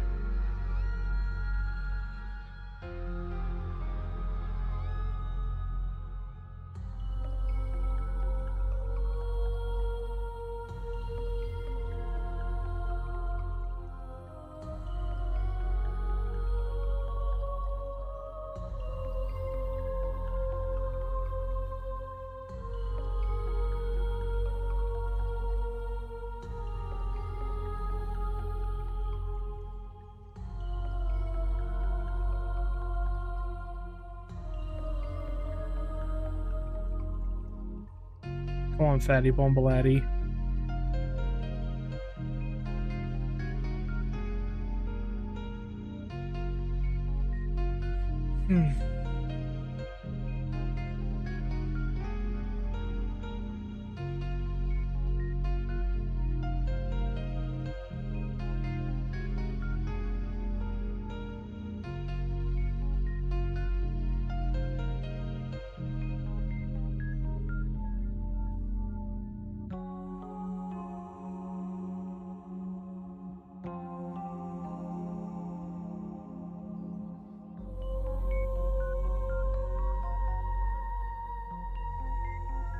No, why did you guys waste the ethers, you dumb fucks?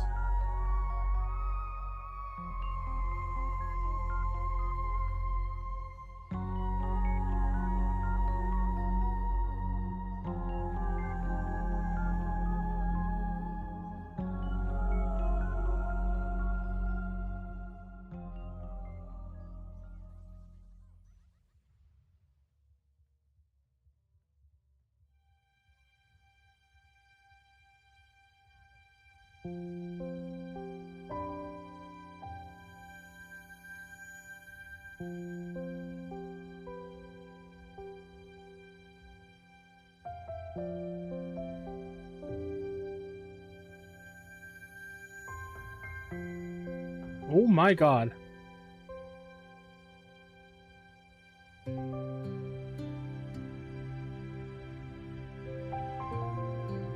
Yeah, cut Peter Pan in half.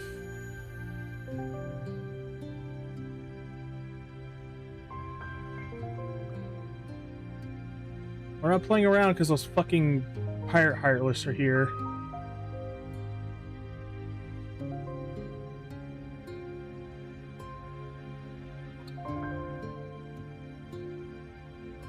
Honestly, I think we could just switch to Stitch here. And I switched to Genie over and out.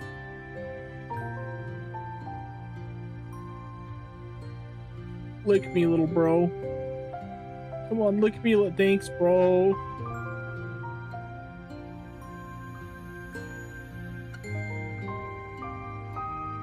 What's a guy gotta do to be licked by his little bro here?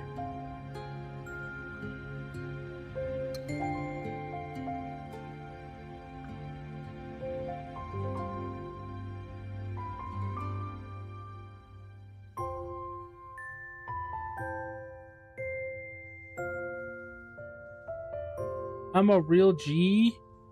No, you're a G because you're Gojira. You actually have a G in your name, dog.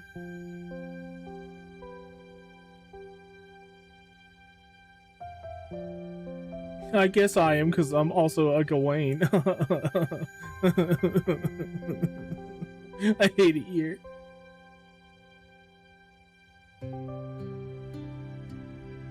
Here, I'm actually curious. Hold on. Wow, this 3-hour music track that our boy gave us, Crisps, it's almost over.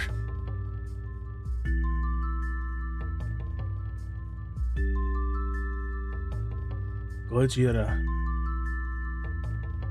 Goji.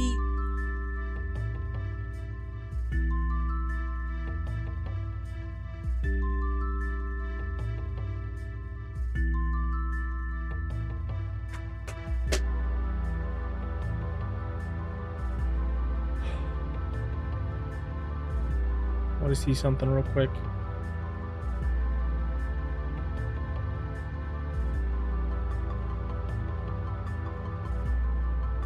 I hate it here. No, what the hell? That's not what I'm looking for. I hate it here. Hey, that's pretty good. I hate it here. I want to go home. It says that's 15 seconds though. I hate. Weird. Put your shit on mute. I don't need to hear his dick flapping around. What the hell? I hate it here, bro. That's a pretty good one.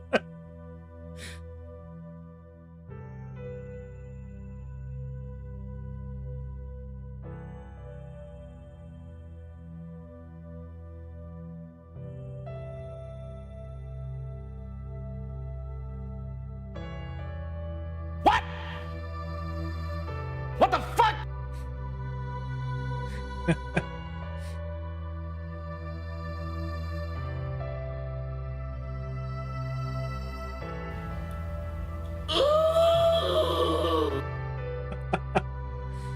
Oh no.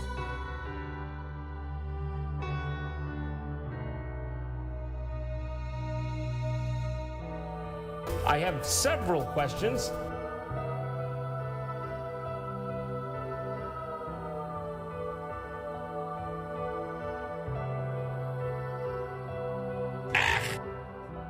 People, to this day, people don't know why I go, eh! I can't do it as well as JonTron. I sound a little wet doing it, but... Oh my god!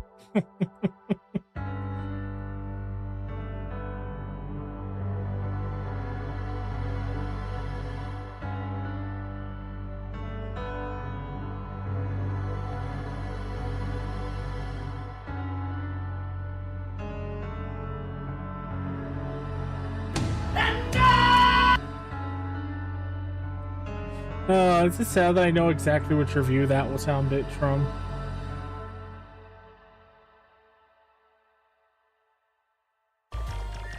I have fallen, and I choose not to get up.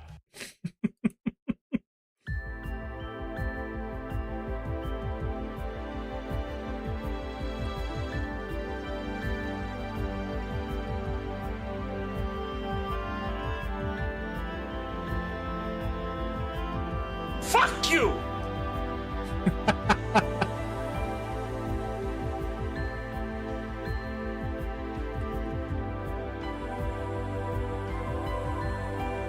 Oh yeah, look at that climb. It's sexy. Put it to music.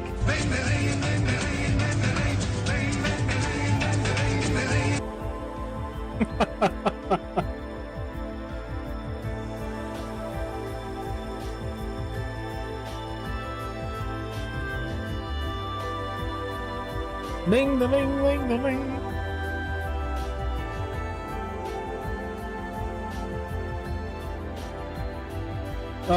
Problem, it says error has occurred every time I try to add that one.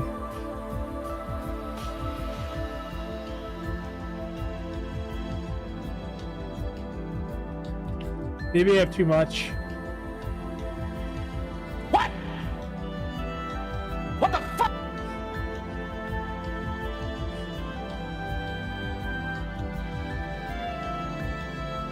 Yeah, I think I have too many.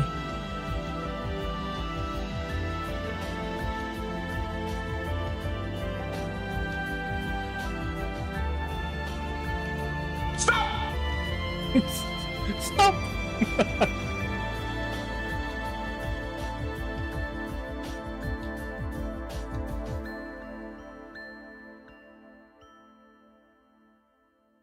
You can only have 10 channel point rewards?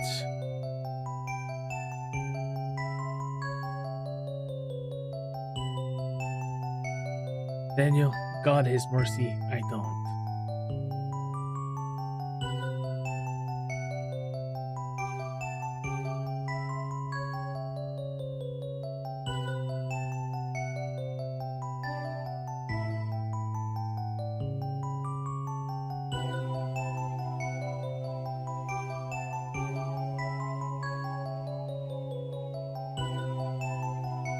Okay.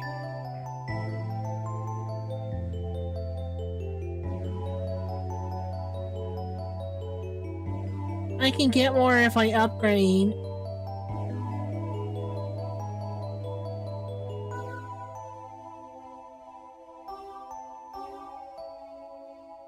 Get more slots.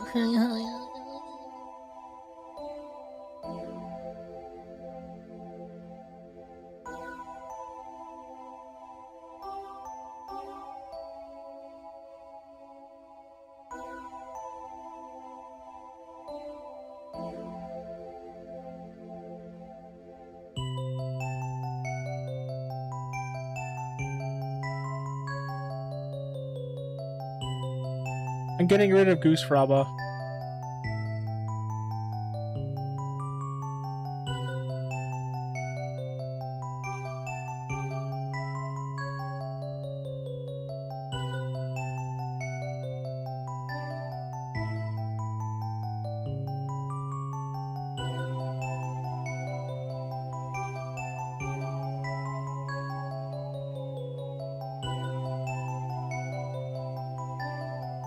No, I'm not getting rid of Goose Fraba. I thought it would make you sad though.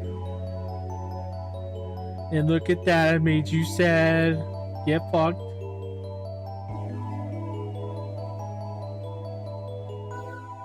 We're actually going to remove this.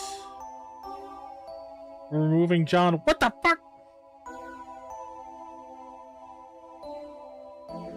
And instead,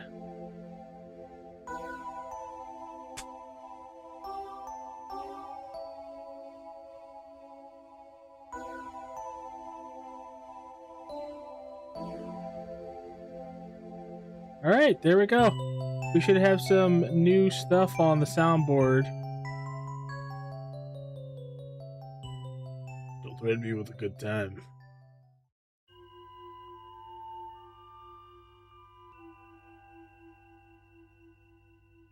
Oh, what's this? What the fuck? Don't put bananas in my butt.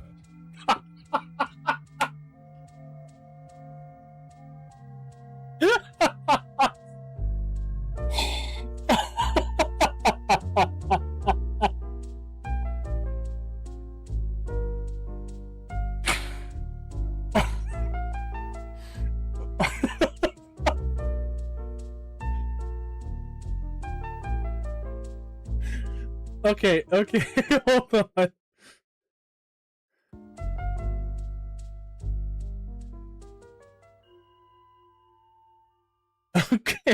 Okay. Some of the shit that is just on the homepage, I mean, it's like this.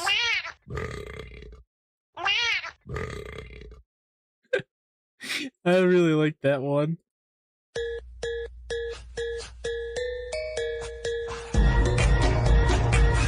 That could be a fun one.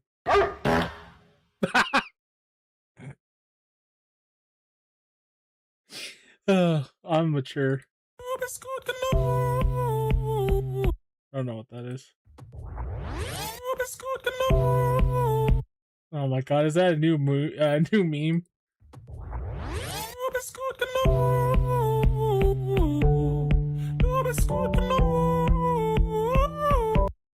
So dumb.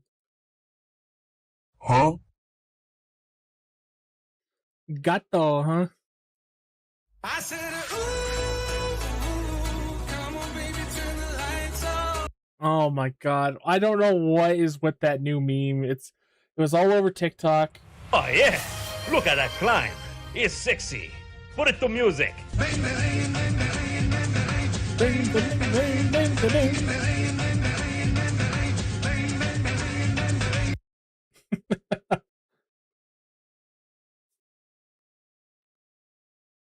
Yo, you a hoe, you know that? That's a good one. Yeah, I've seen this one all over social media. I said, ooh, come on, baby, turn the lights off. With the dude dancing in the blue background. I don't know what it's about. Looks like John Cena. Hey, listen. No, we're not getting that one. Robert. Daniel? Wish there was a fart at the end of that one. Like, meow. Yo, you a hoe, you know that? Okay, I'm gonna click on the super sus one. This isn't because of me, alright? It's a minute and 11 seconds. It's not because of me, okay? It's not because of me. I don't want it, but I'm gonna play it. Don't put bananas in my butt. No, don't put bananas in my butt. I've told you several times before, my butt is not a banana door. And I say, don't put bananas in my butt. Don't put bananas in my butt. I'm freaking telling you to stop putting bananas in my butt. I don't like it. I said, don't put bananas in my butt. No, don't put bananas in my butt anymore. Don't put bananas in my butt anymore. Don't put bananas in my butt. No. Banana. Don't put it in my butt. I don't want a banana in my butt. No. Banana. Don't put it in my butt. And I said, don't put bananas in my butt. No, no. Don't put bananas in my butt. Everybody. If you got a banana, just keep it away from my butt. Because I don't want bananas in my butt. No, I don't want bananas in my butt ever. I don't Want bananas in my butt. No, I don't like bananas in my butt. It hurts.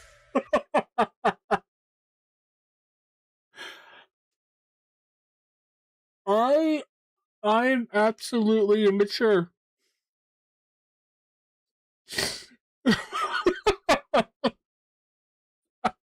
God, what the fuck was that? Okay.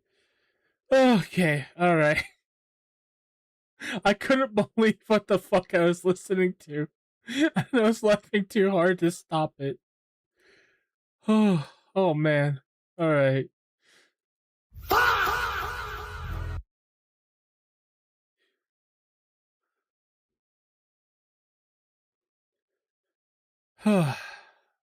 How was that, Dan? Is that one of your favorite songs?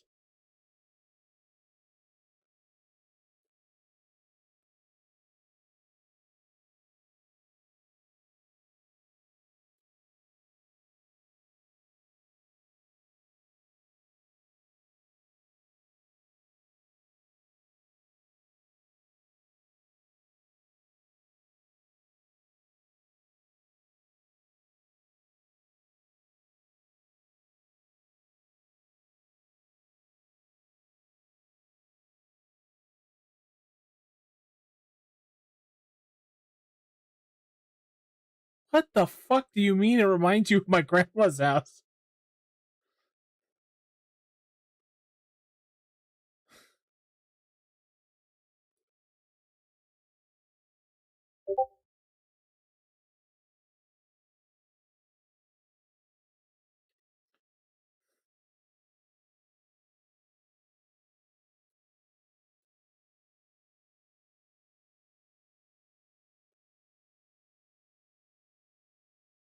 Alright, plenty of more time. Alerts to follow. Some begins raise. I guess we'll try. Oh, that's funny.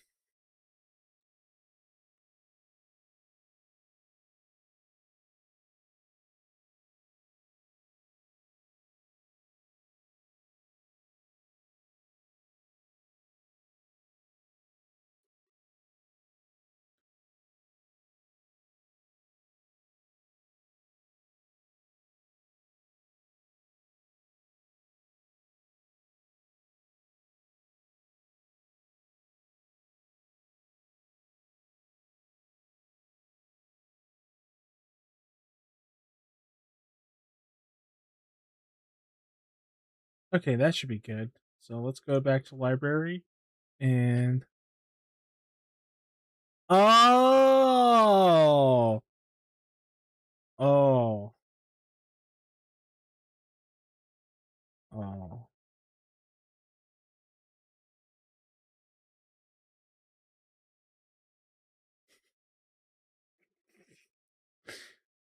I am so mature. Watch this.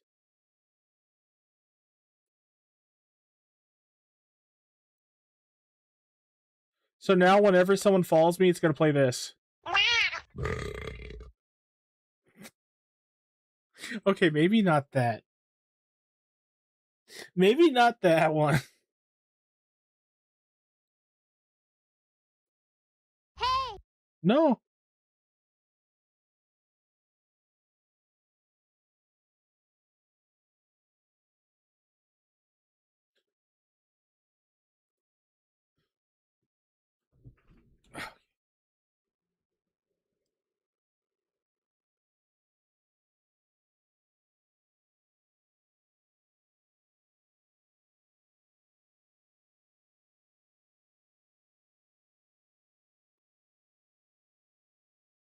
There we go. Okay, so now when I get raided by another channel, it'll go.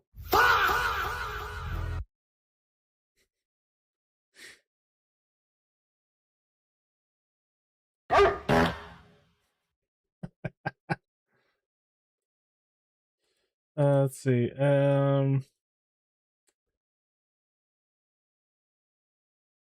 How about when I get a new subscription, it'll play this. I said, ooh, come on, baby, turn the lights off. I think that's pretty good.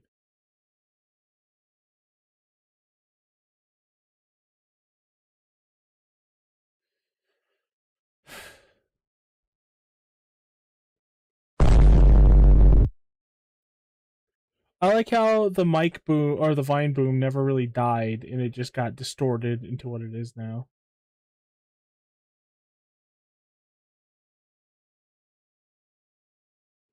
Saxophone of Death?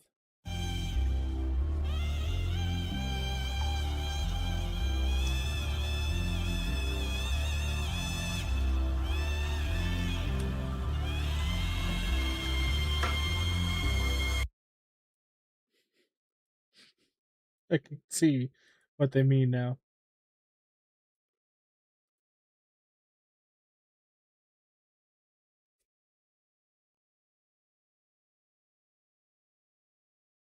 Oh, hey. Groovy.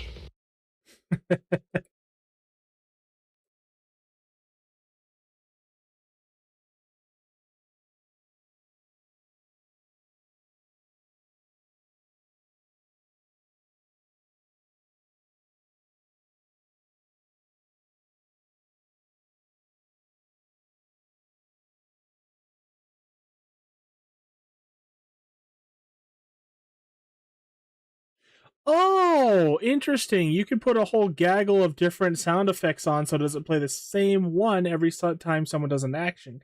So let's say I get like 3 followers in a row. They could each have a randomized sound that plays when they subscribe or follow or whatever. I think I'll leave it simple for now.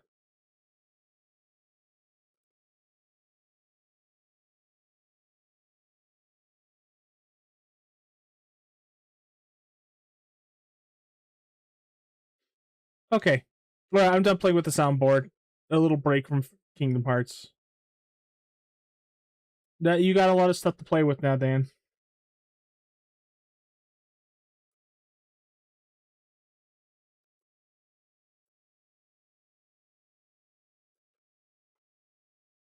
Okay.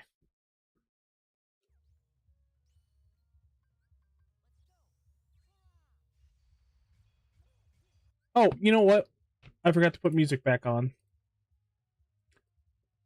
Oh, I would love to listen to Daft Punk on stream. I would fucking love it. We're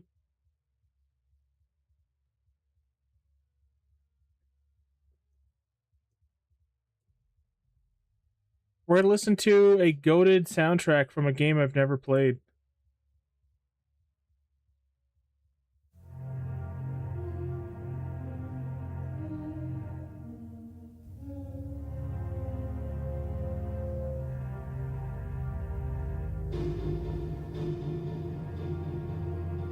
The cursed land lies deep in a dense forest.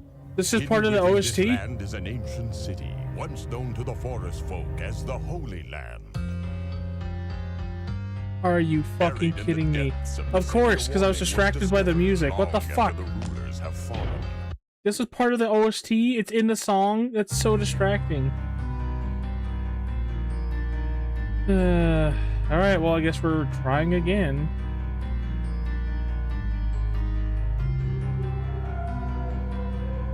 That was such horse shit. I fucking hate that move. It does way too much damage for how easy and fast it is for that boss to pull off. Then again, I could say that for anything for a level 1 playthrough. Like, holy shit. Kingdom Hearts 2 is a piece of shit game when it's level 1. Oh.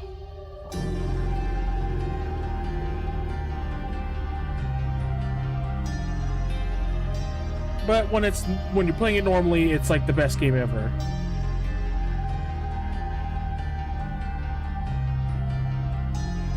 A little drill fucker did 3/4 of my health with one hit.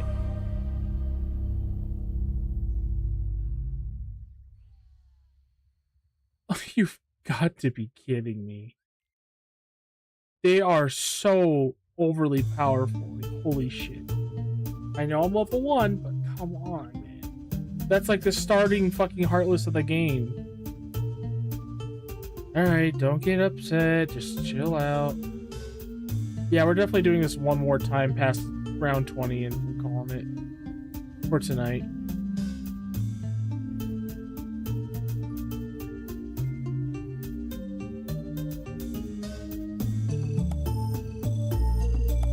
What? It's not happened to like... Nope, we're quitting. I'm not using an ether this early. He even hit X.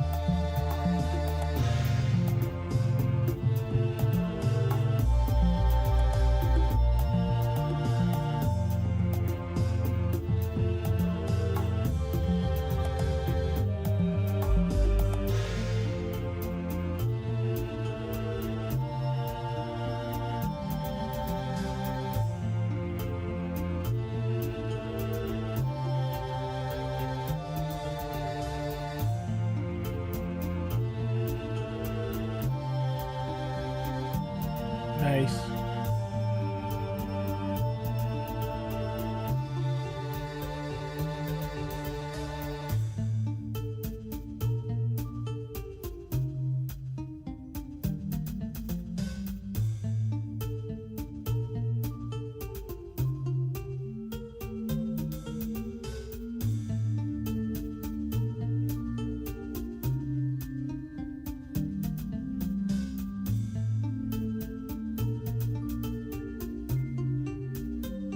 Why do you use the magnet attack when there's no enemies around?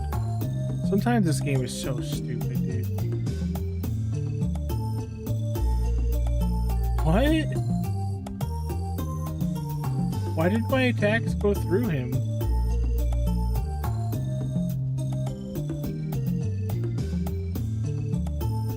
Okay.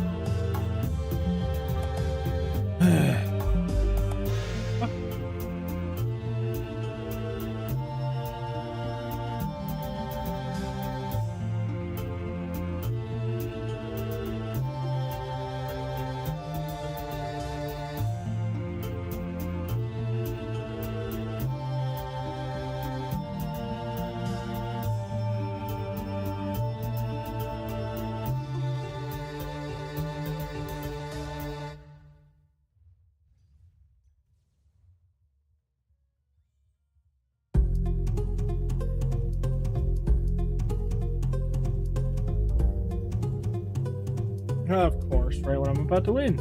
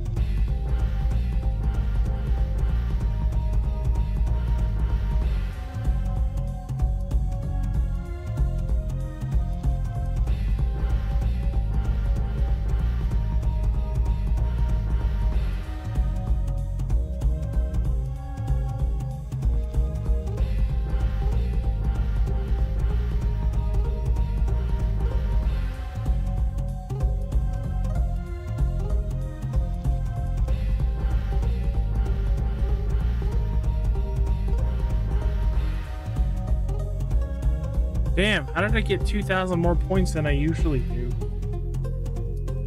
That was bizarre, but welcome.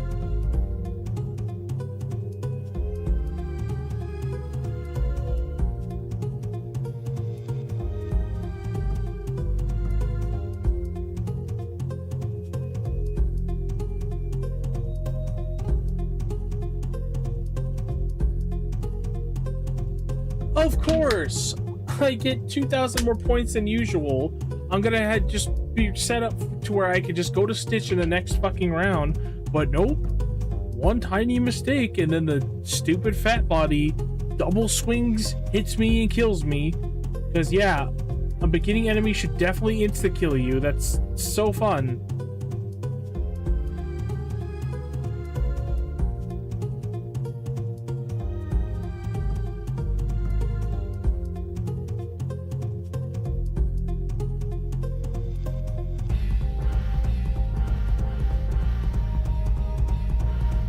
I will say this game is a little too easy outside of the boss fights when you can play it normally at critical.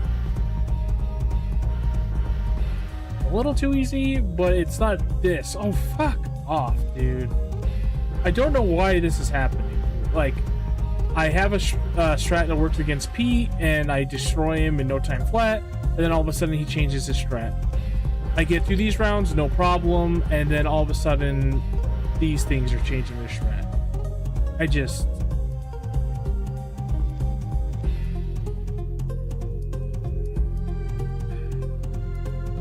I wouldn't be surprised if they had adaptive AI or something.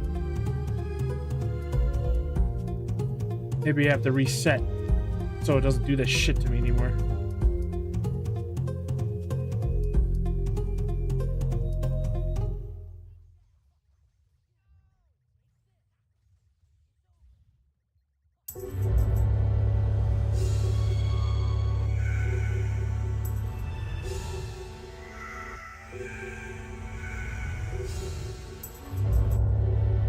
Oh, great. Oh, great.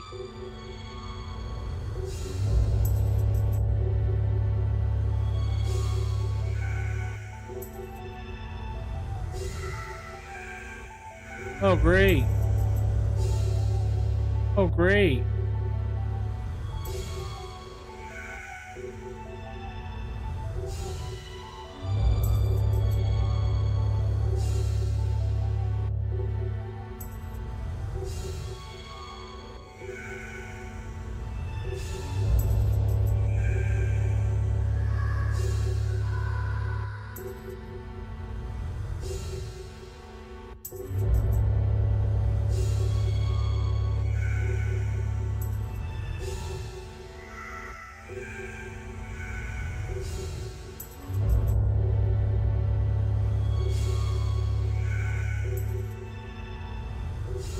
Weird.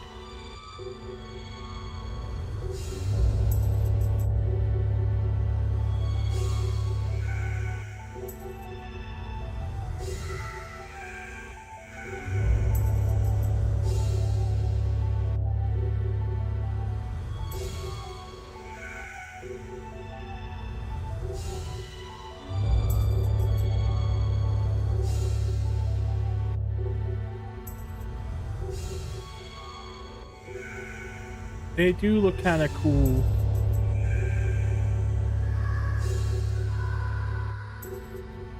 They're like the pots, they look kind of cool. In the night, in the darkness.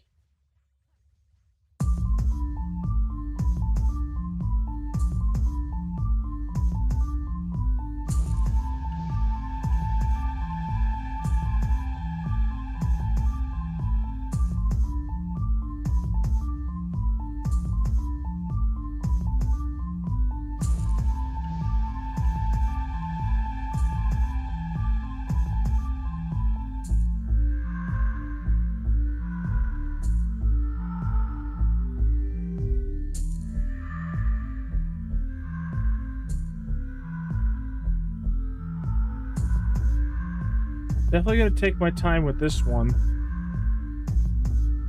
This look how much points I get if I just take my time. I wonder, how many points do I get if I let it explode again?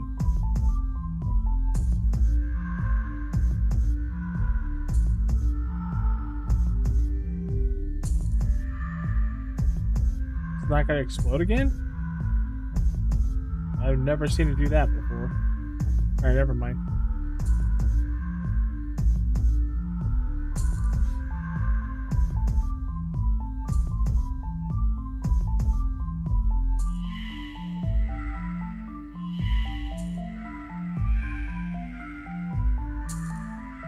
Like, the lack of doing finisher seems to get me a lot more points.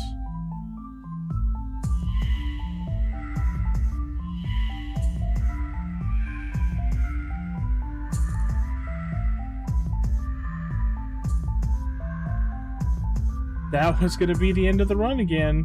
That would have made me severely pissed off. Guess what I am right now?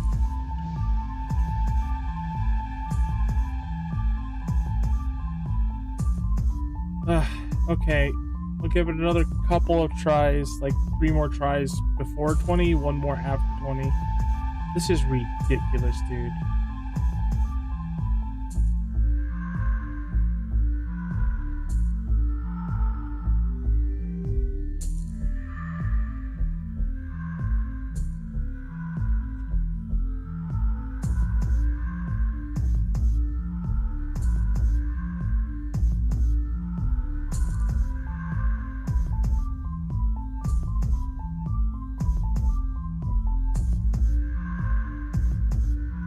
I'll definitely take that 8th match super slow from now on, though.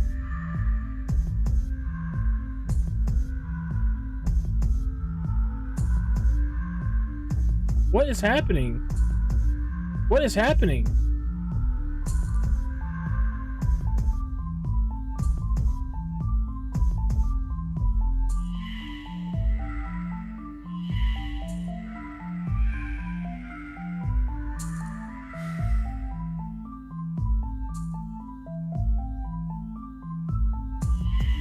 What?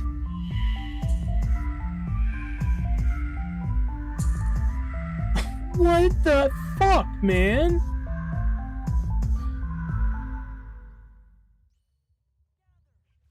I absolutely hate this game at level 1. I don't think I dislike a game more. And I think it's because of how disappointed I am. Though I know this part is optional. This is all me. Why did I get so little points for that? Whatever. I love doing challenge stuff. I love fighting super bosses, and doing this at level 1 is just fucking miserable. Ugh.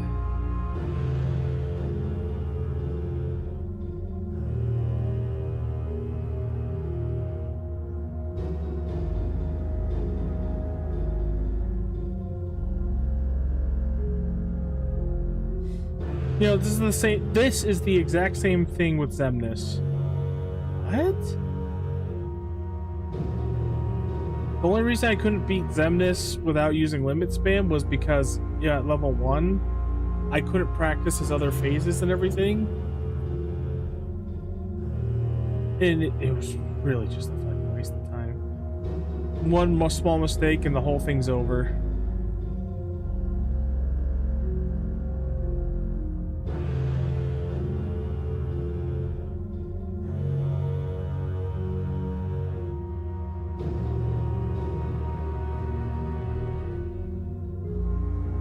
It's the same fucking... Fuck you!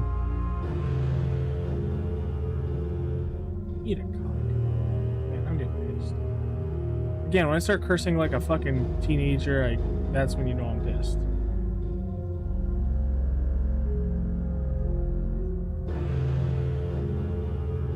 Oh, I love how that has so much tracking. Oh, I love how I get punished for timing my reflex like that.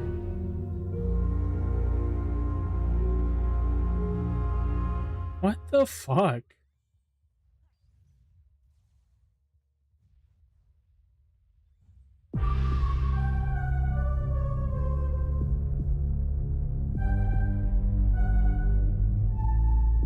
What? What?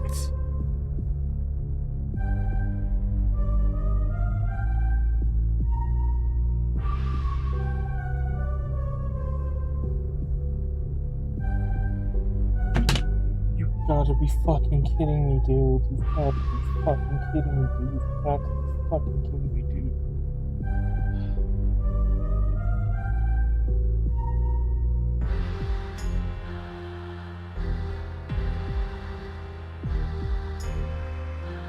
What?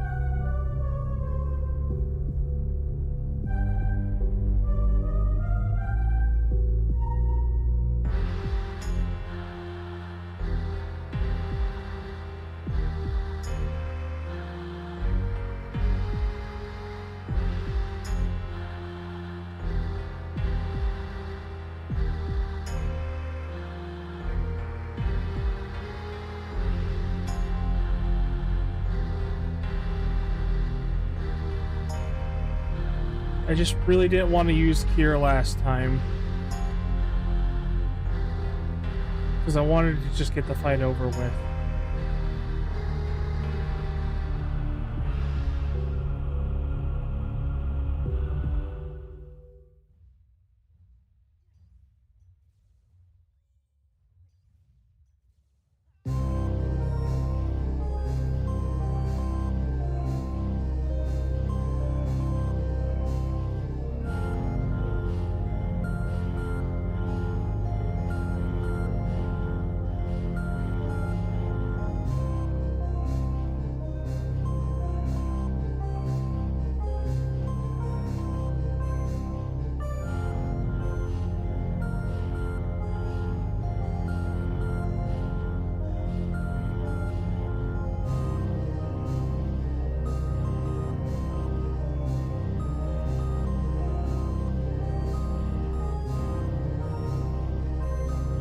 Let me reflect. What the fuck?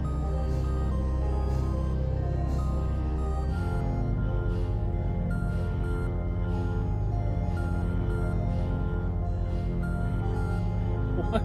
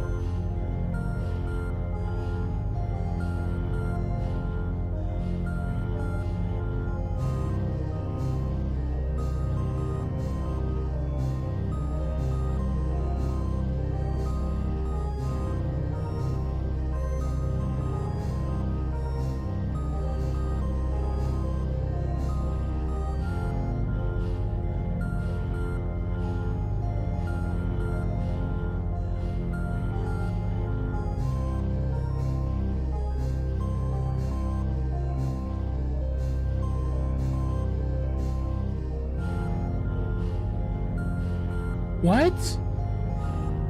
They're using that move I've never seen before over and over again now to great effect that pissed me off.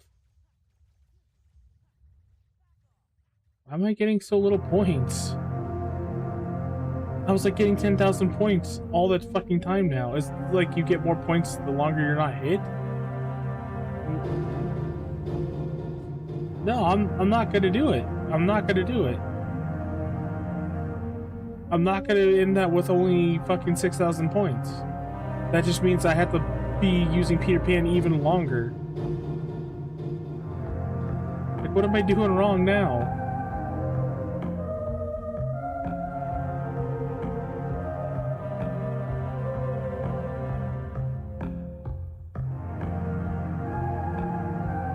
Alright, I think this will be my last attempt whether I get to 20 or not.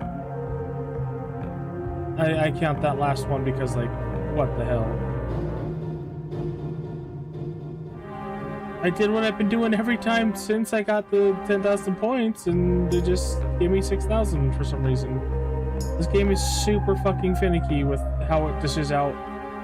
I mean, just with its mechanics in general, man.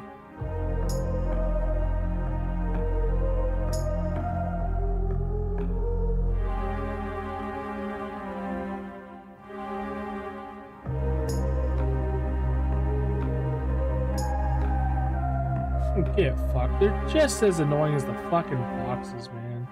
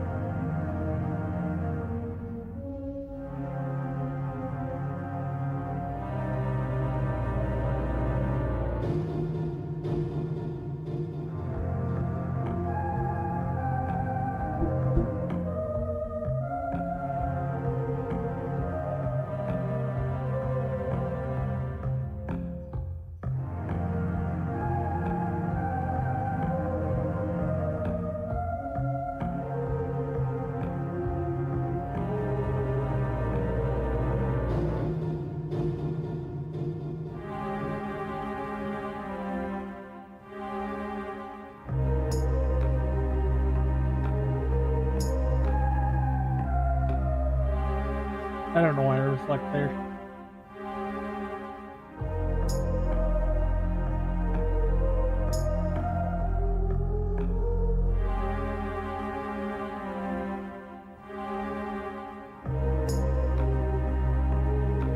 Big time waster bosses.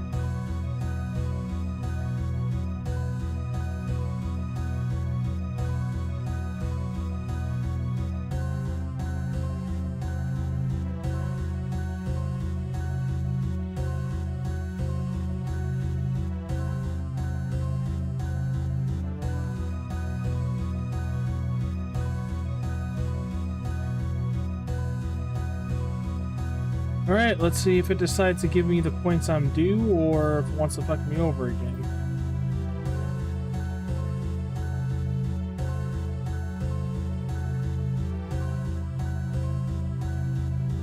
It's gonna fuck me over again.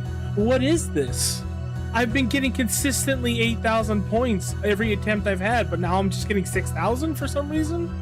Whether I do a finisher or whether I... I'll see how far I can go. I'll see. I'm not gonna promise anything, but this is my last attempt, so I'll just deal with it for now. But, like, why is it changing its fucking rules, man? What am I not getting? What is the missing piece here?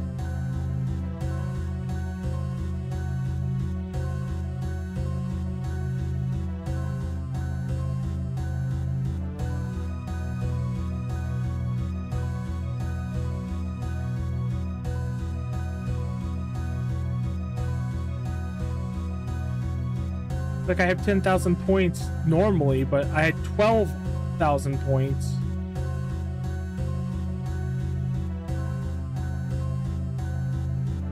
Like having 12,000 points here? That's fucking amazing, because then I could probably end this with like 13 and then just be done, and then just summon Stitch for the rest of the rounds. I thought I finally found a good fucking thing, man. Oh well.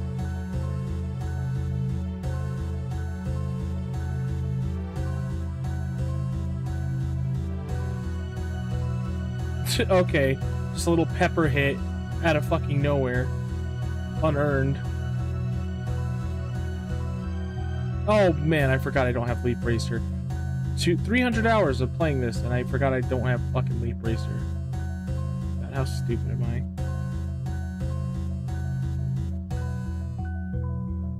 Fuck you.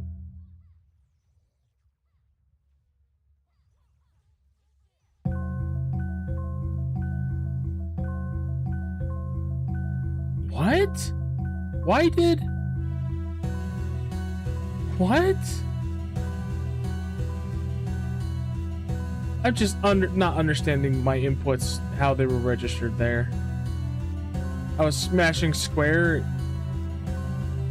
Whatever. Gotta make that emote at some point. Yeah, like that. Like that. I'm continuously hitting the button to use Reflect. It's not letting me use it.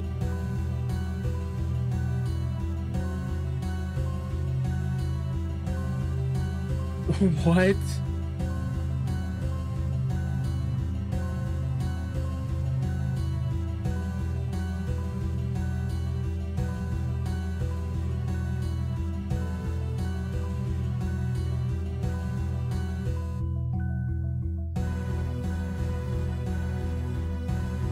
What? I am mashing square. I have more than enough time to recover and then use a Reflect. Why is it punishing me like that? This is ridiculous. Oh, God. Of course, the Final Fantasy characters get to be invincible using their specials. That's really cheap.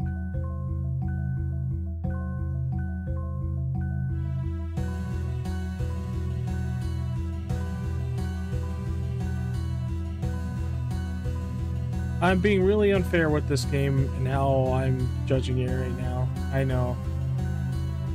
A lot of it is my own issue, but I'm so fucking fatigued and tired of this. After 300 hours of playing a single game. And it's not because of how much content there is, it's because of how fucking hard it is. I'm out, man. I'm out of juice.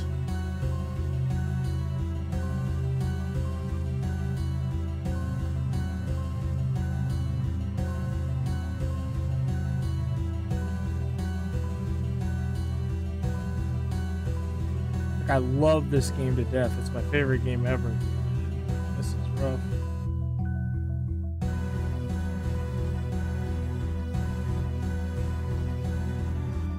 And they pepper in all these cheap hits.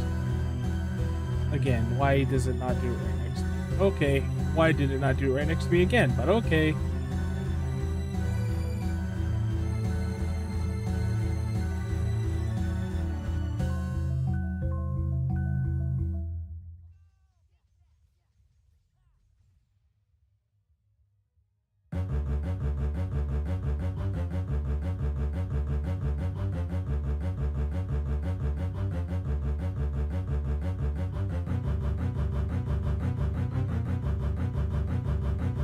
I even double reflected, and it just decided I'm not going to attack you at the same pace that I always do, just to make sure it peppers in that fucking hit.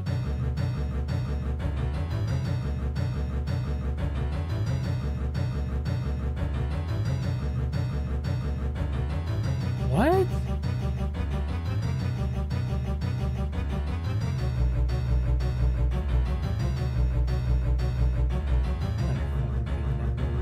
No! I pressed the button to move over one peg. What? What is going on? Okay, sorry. I'm getting really fucking pissed off here. I pressed the button left so I could use cure. And it just kept it on dismiss where the summons are.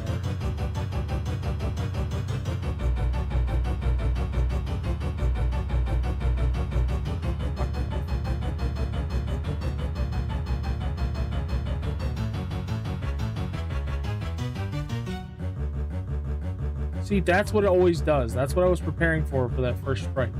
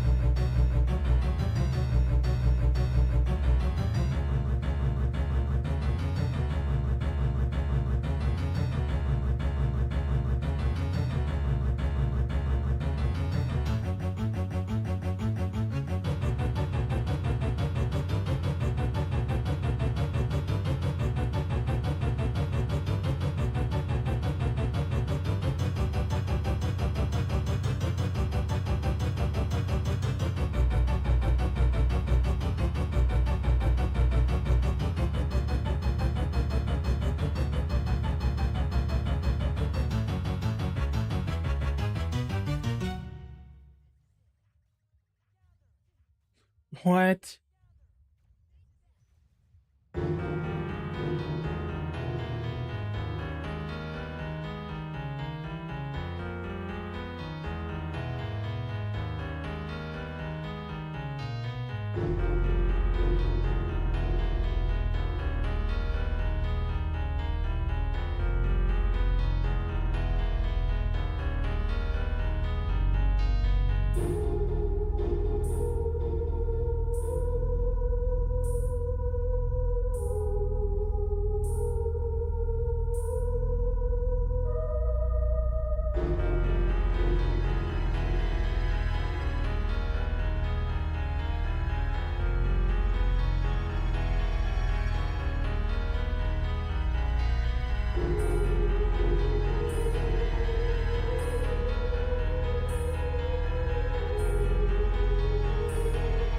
Could also be I'm just getting so tired that my inputs are getting fucked.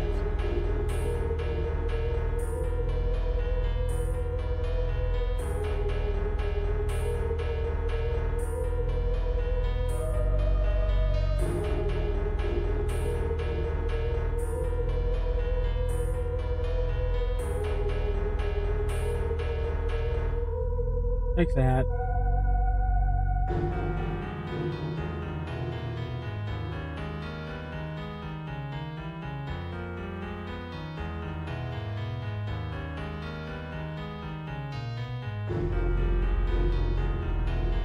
Why?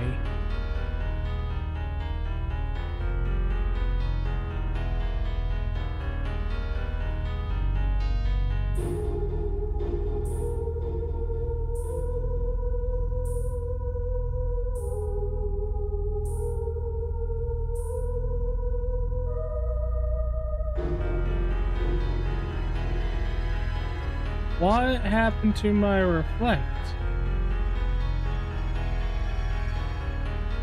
What?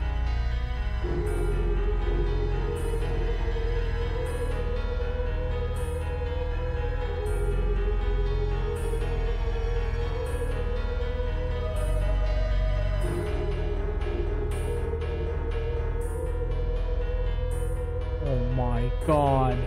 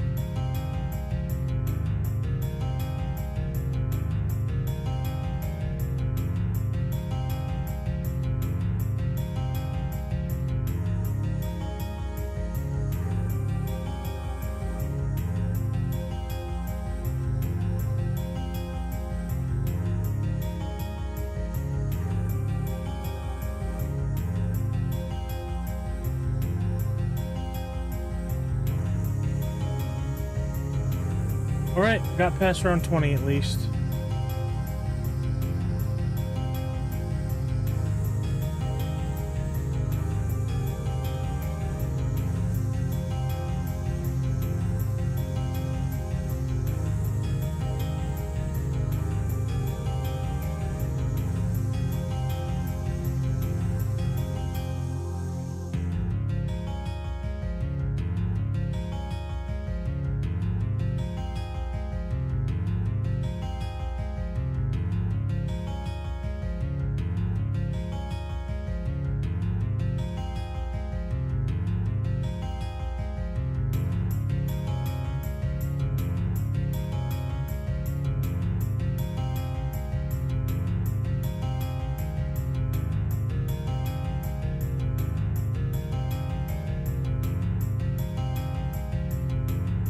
I was mashing fucking triangle and Donald died before I could fucking get my attack out. God, what a useless piece of shit.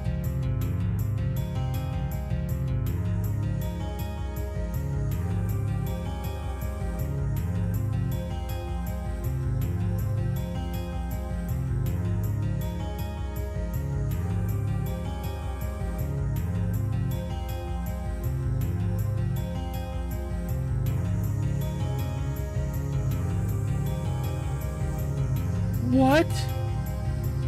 I was mashing triangle again. I fucking hate this fight. I fucking hate this arena. I fucking hate Donald. I fucking hate everything about this goddamn place.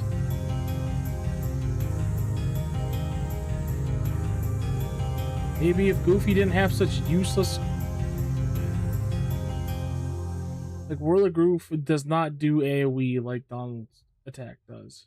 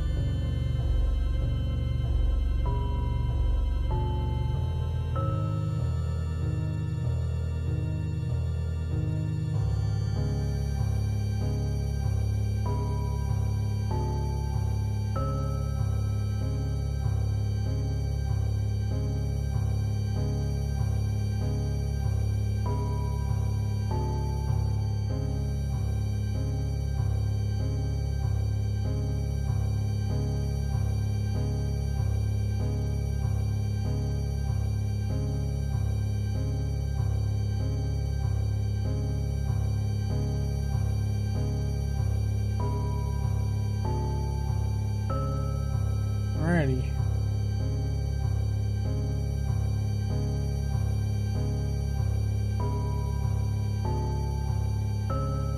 Let's go kill Donald. Yep, I fucking knew it. I fucking knew it, and I still have almost as much damage as I just fucking had a second ago.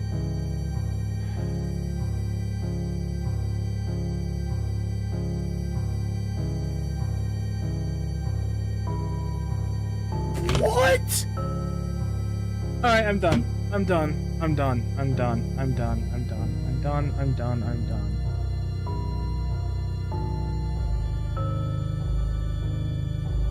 I love getting hit off screen. I love it so much.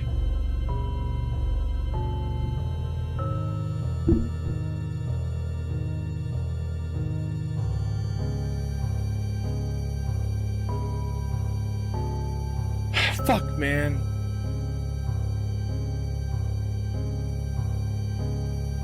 I fucking...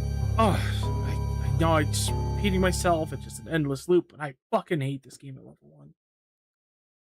If I had better control of the camera, if it didn't snap on enemies that I didn't want it to all the time, if it was the one enemy that was directly in front of me that I'm running towards, that I'm fucking targeting. Like, come on, that fucking Shadow Heartless came out of nowhere, did 2/3 of my health with a single swipe.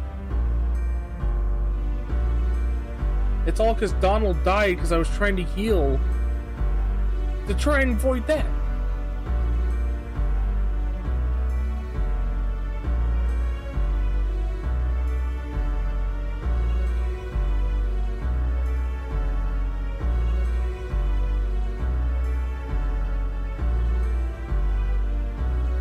I'm sorry, guys. I did my absolute best. And, you know, I thought the soundtrack would be better than it was.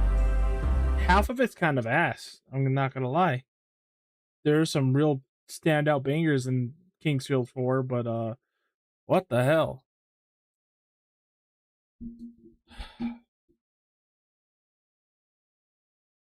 I'm really sorry. I tried my best tonight. I really did. I really, really, really did.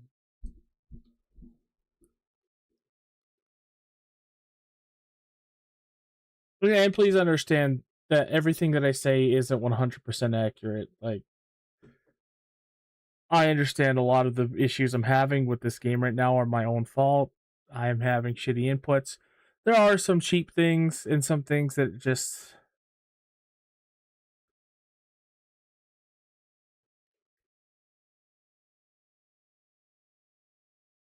It's just weren't designed for level 1. And it just keeps rearing its ugly head the further and further we get into these deeper challenges. It just...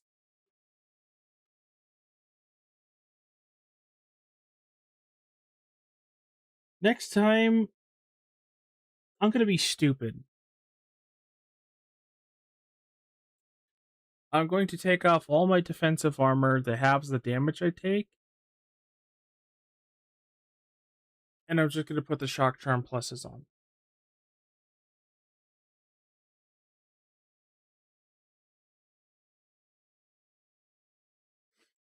I'm going to equip the Rumbling Rose, and I'm going to try the speed run strats that I saw. It just, with Peter Pan all the way to round 20, I should have enough points. If I can get to round 20 with 12k points, it's in the bag. But, like, I'm just sick of this, dude.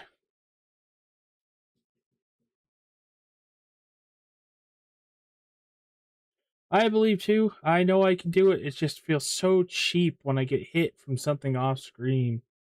When I can't see something and it kills me. With how the button layouts of this game are, where I have to, like, claw the camera while I'm trying to jump and shit, like, use the... it's hard to explain. But I have to claw my hand over, use my index finger for the stick to turn my camera, on the right stick to turn my camera, and then hit, like, the jump or execute buttons to make sure I could do multiple actions while moving. And hours and, like, looking at the same time. Because normally you'd have to stop, look, and then do your actions that without having to do this stupid technique. But it's just so infuriating, man. It is so infuriating.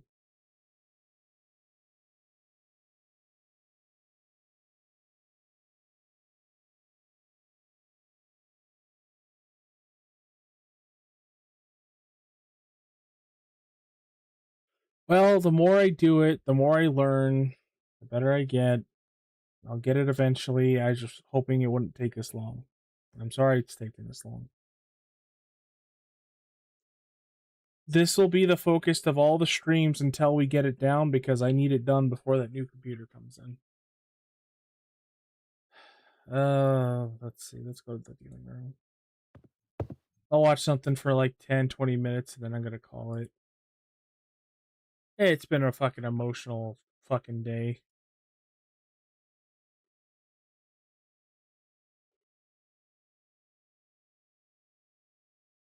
My roommate, ex-girlfriend, is the anniversary of her brother passing, and that day still haunts me from 6 years ago.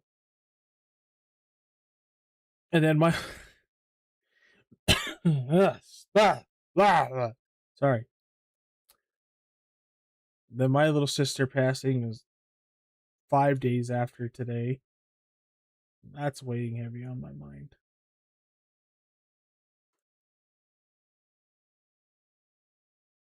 Just more drama with work and all that bullshit, so I'm like taking it home and streaming. The party who set off a magical explosion in order to escape with poor results. Can you pause, please? Jesus. So I don't mean to take that out on stream. I don't like being that kind of guy.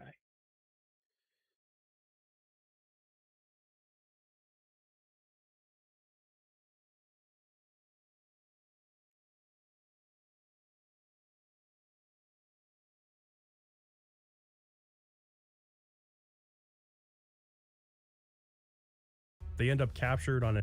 I'll watch this for like 10-15 minutes and I'm gonna head out. Sorry again, guys. A Numaran battleship. Jansen uses Gungora's memory marble to trick the guards, and thus begins the stealth sequence. You know the one, you've played it before. It's stiff, dysfunctional, and forces you to replay large sections of the game when you fail. Why did I do that? Why did I do that? I knew that would happen. Why did I do that? While traversing the ship, the party finds out that Ming, the Queen of Numara herself, is actually aboard. Jansen decides to shoot his shot. I didn't pay my respects. I mean, I'd have to turn in my man card. Okay, let's talk a little bit about Jansen. When I first played Lost Odyssey, I was around 15 years old. I thought Jansen was hilarious. Now my thoughts on Jansen are a bit more complicated.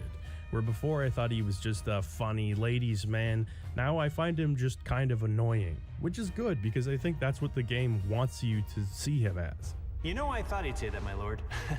His shoes, hello? He talks too much, his punchlines often don't land, and he's kind of a nuisance.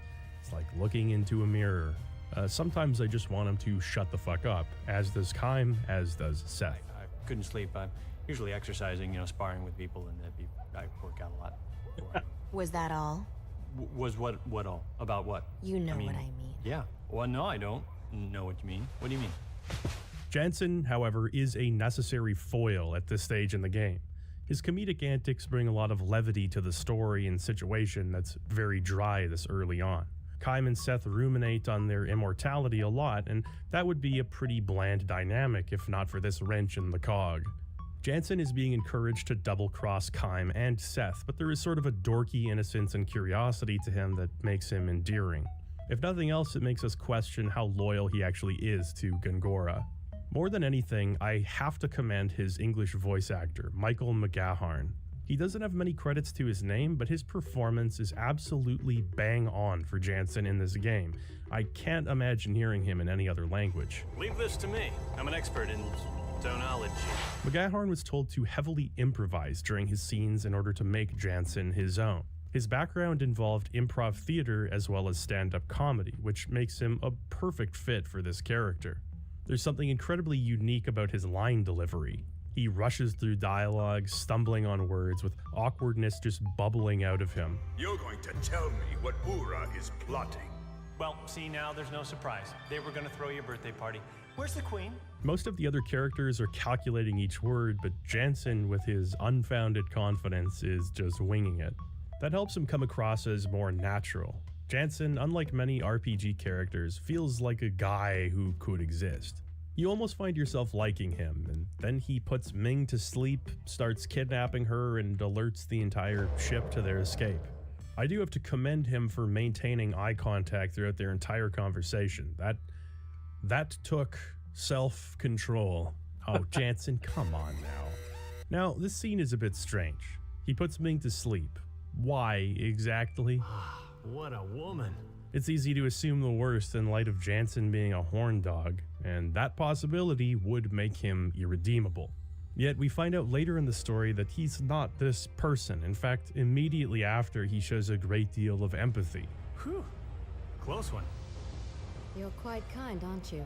Ming wasn't actually asleep, just evaluating Jansen's intentions, along with the rest of us. Ming's defining characteristic, as explored later on, is her ability to judge one's character, and she judges him favorably here. I know some people talk about the scene as though Jansen were planning on doing something downright, but I sincerely believe he was just taking the queen hostage to give the party leverage as fugitives. The party arrives in New Mara, and much to Kakana's chagrin, they're freed and allowed to wander the city. New Mara is a far sight less depressing than the city of Ura thanks to the benevolent rule of Queen Ming, who herself is immortal as well. Seth has memories of interacting with her many years ago, but the context still eludes her, and Ming doesn't seem to recognize the party at all. The kingdom's war neutrality, however, doesn't suit General Kakana's interests, who considers New Mara to be in a frail and insignificant state. Believing the party to be spies, he has his men trail Kaim, hopefully learning something about Ura's grand staff in the process. This against Ming's wishes. She wants New Mara to remain peaceful and neutral, but with meteorites mysteriously falling on battlefields, that may not be tenable for long. Lost Odyssey, for much of its runtime, is very sparse on side quests. The few activities on offer are simple and usually result in crafting materials as a reward. Rings can be assembled and upgraded in the main menu using different components. There are even ring makers in the major cities that can combine different materials to make powerful rings, although you'll have to wait for some of the better ones later on. You're inundated with crafting materials from the beginning of the game, and by the end it especially falls flat as a reward. First of all, the best rings in the beginning are almost always increased damage rings. Most of the bosses are immune to status effects, and it's better to just dish out extra damage to standard enemies. So you end up with a I loathe when RPGs have bosses immune to status ailments. pretty wide array of rings, and almost none of them are all that worth equipping outside of a few exceptions. By the end of the game, you'll have so many incredibly useful rings that most of the crafting materials just become redundant. Many of those materials can be purchased anyway, so some kind of supplementary use for components would have made exploration feel a bit more rewarding. There are a lot of hidden nooks and crannies in New Mara, and the best of the items you'll find while poking around are slot seeds. Also, as a really not that relevant aside, I just have to point out that New Mara's music reminds me so much of the song Spaghetti Again from Tim and Eric.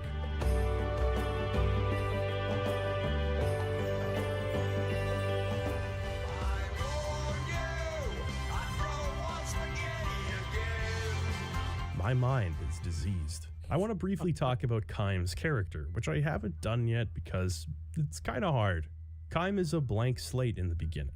This is typically a bad thing when you're talking about video game characters, but here at the very least it makes sense. Kaim has no memory, and moreover has no desire to have a memory. The idea of a character who doesn't want to feel emotions has certainly been done. It has the capacity to come across as grim, dark, or edgy, which can undermine the seriousness with which you're supposed to take a character. Kaim isn't really like that though. He certainly has an aloofness, which when combined with his unreal swordsmanship, could come across a bit Cold Steel the Hedgehog, but that's not the case for long. While walking around New Mara, the party comes across a pair of siblings, a young girl named Cook and an even younger boy named Mac. Did you plant these flowers? Nuh-uh. They're just flowers that grow around here. Mom says they're really rare. They tend to a garden of tender flora, rare and beautiful flowers that die almost immediately after being picked. They introduce the party to their deathly ill mother, a woman named Liram, who turns out to be Kaim's daughter. They've let me see you one more time. He thought he lost her decades ago, or rather, he would have thought that had he retained his memory. But seeing her again, a large piece of that memory comes flooding back to him. She had jumped to her presumed death, and Kaim had seen neither her nor her mother, his wife Sarah, since then. Kaim and Liram's reunion is short and bittersweet. Her illness has progressed to the point of being on death's door. I know, Liram. I know.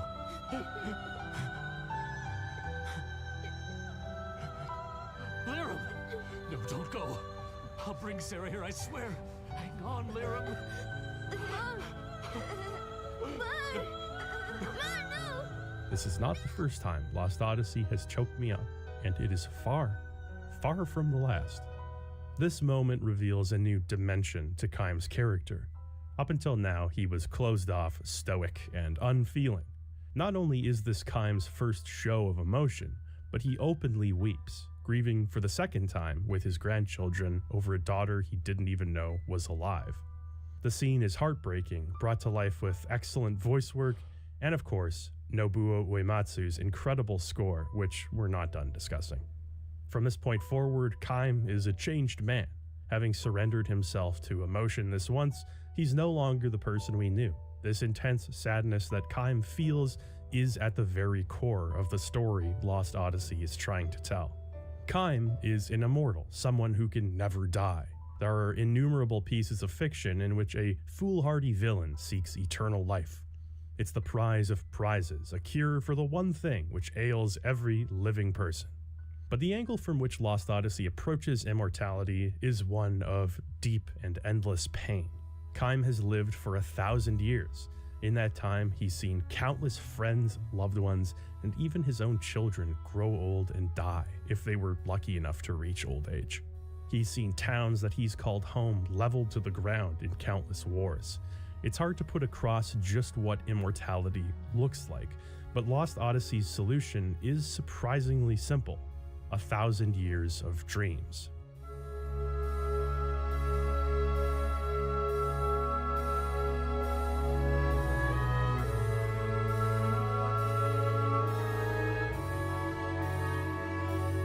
As Kaim explores the world, meets new people, and overhears discussions, fragments of memories from ages past come back to him in the form of dreams. These are represented in-game as short stories. The stories were penned by Kiyoshi Shigematsu, an esteemed Japanese writer, and there are 31 of these in all. I have a confession to make. Back when I played Lost Odyssey at like 15, give or take, I didn't care for these stories at all. I found them to be speed bumps in my progression through the game. I mean, who wants to constantly stop and read a short story while they're trying to play a game? Oh, what a fool I was. I don't know if it's just the patience that comes with age or the experience I've gained in the almost 15 years since then, but these stories are tremendously valuable to Lost Odyssey's overall experience. They hold a special place in my heart, and it seems I'm not alone in that. The premise is simple. Kaim travels the world, he sees things that remind him of events that took place in his life, and we get to re-experience the event along with him. From a quality perspective, suffice to say that the stories are excellent and written very well. They were localized by Jay Rubin, a professional translator of no small repute. Having translated the works of Haruki Murakami, an internationally acclaimed author, to English, he was uniquely positioned to bring the fragile subjects and elegant prose to a Western audience. While the stories incorporate Kaim's perspective, it almost feels like an outsider looking in, as though hundreds of years separating each story result in a Kaim who isn't quite the same person as he was back then. Like he's floating above himself, seeing the events for what they are with 1,000 years of hindsight. The first dream you'll unlock, and one of very few non-optional stories, is called Hannah's Departure. Kaim has returned many times to an inn on his travels. He knows the family there, and has always regaled their sick daughter, Hannah, with his travel stories, which she's loved. Now, Hannah is breathing her last breaths. Kaim has arrived to the inn just in time to tell her stories of the ocean, the sky, and the cities that he's visited. He doesn't tell her about the gruesome battles he's fought in and the friends he's seen killed. As these stories illustrate, Kaim has seen death so many times, he intuitively understands how long the dying have left and what they need to hear to ease their pain. These stories are very often tearjerkers, demonstrating the incalculable sadness that comes with never being allowed to die.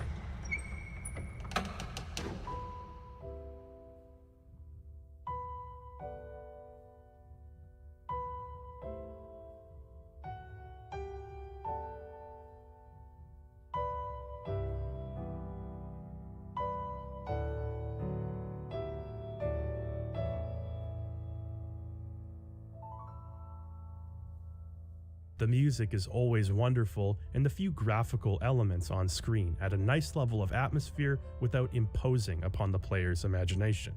Music, sound effects, and faint images heighten your connection to the setting, giving you brief glimpses into Kaim's experience. You're always given emotional space, and those presentational elements don't cross the line into manipulative territory. Not every story is sad. Some are meant to inspire beauty and appreciation for life. Some pull the rug out from under you with cruel or ironic twists. Almost all of the Thousand Years of Dream stories are so granular, they're almost mundane in their subject matter. But it's a perfect excuse to show Kaim's perspective and add depth to his character while keeping the plot on pace. You'd think that stories about an immortal warrior who's lived for 1,000 years would be epic and grand in scope, but the stories often find their meaning in particularities. The fleeting nature of conversations we have with strangers, the yearning for adventure you feel when raised in a small town. My personal favorite story is about a man who's served as Kaim's shoemaker for many years. It's about the loss that's felt when an artisan and friend can no longer fill the role they've had in your life for so long. Because Kaim has lived for so long and seen so much, the simple joys and grievances of mortals are just threads in the tapestry that is his limitless life. Our short lives are full of beauty that's so easily taken for granted. When one has nothing but time, they're afforded the luxury of deep reflection and wisdom with it. The stories that Kaim holds onto from his journeys are often rooted in the absurdity that we face but don't recognize every day. From our daily rituals that bring us some transient pleasure to the uncertainties that plague us despite our inability to control them. Kaim sees these, recognizes them, and in many respects envies the mortal ability to feel them. Recollections from 5, 50, or 500 years ago are triggered by familiar sights or words, and that's Kaim's tenuous link to his own humanity. Perhaps that's why he spends so much of the game desperately trying to run away from his lost memories, because it's better to feel nothing than to feel everything endlessly. If the inevitable end of joy is grief, and if that grief is everlasting, then perhaps it's best to feel no joy at all.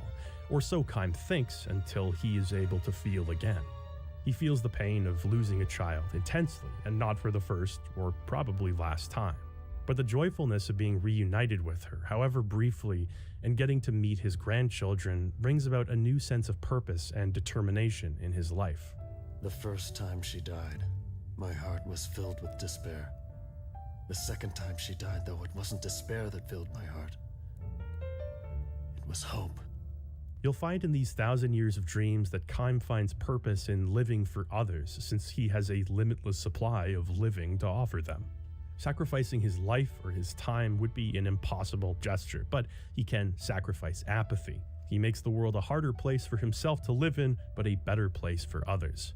Almost every dream Kaim has involves the teaching of other people, and often the unexpected learning from those 1,000 years his junior.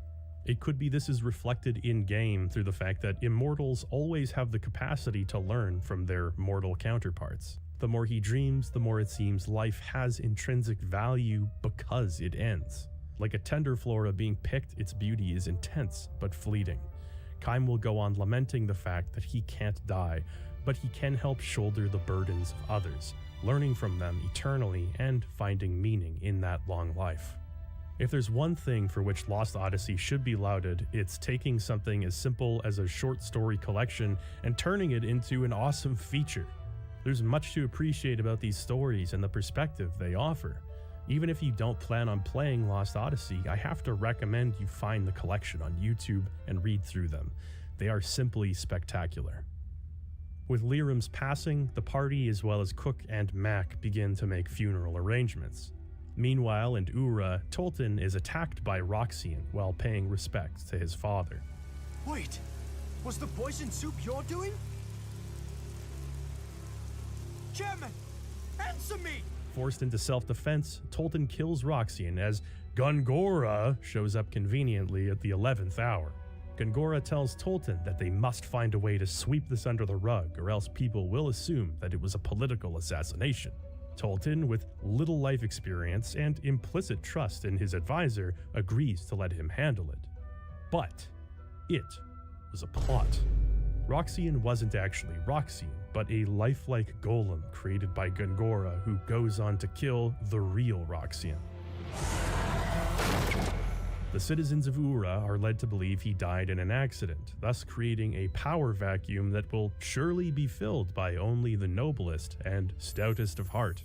With their collective memories returning, Kaim and Seth believe that Gongora somehow robbed them of their past. In what capacity and to what end, they don't know, but they vow to find out. At this point, you have to collect materials for Lyram's funeral, which is not a particularly exciting section of the game, but it is one that makes a statement.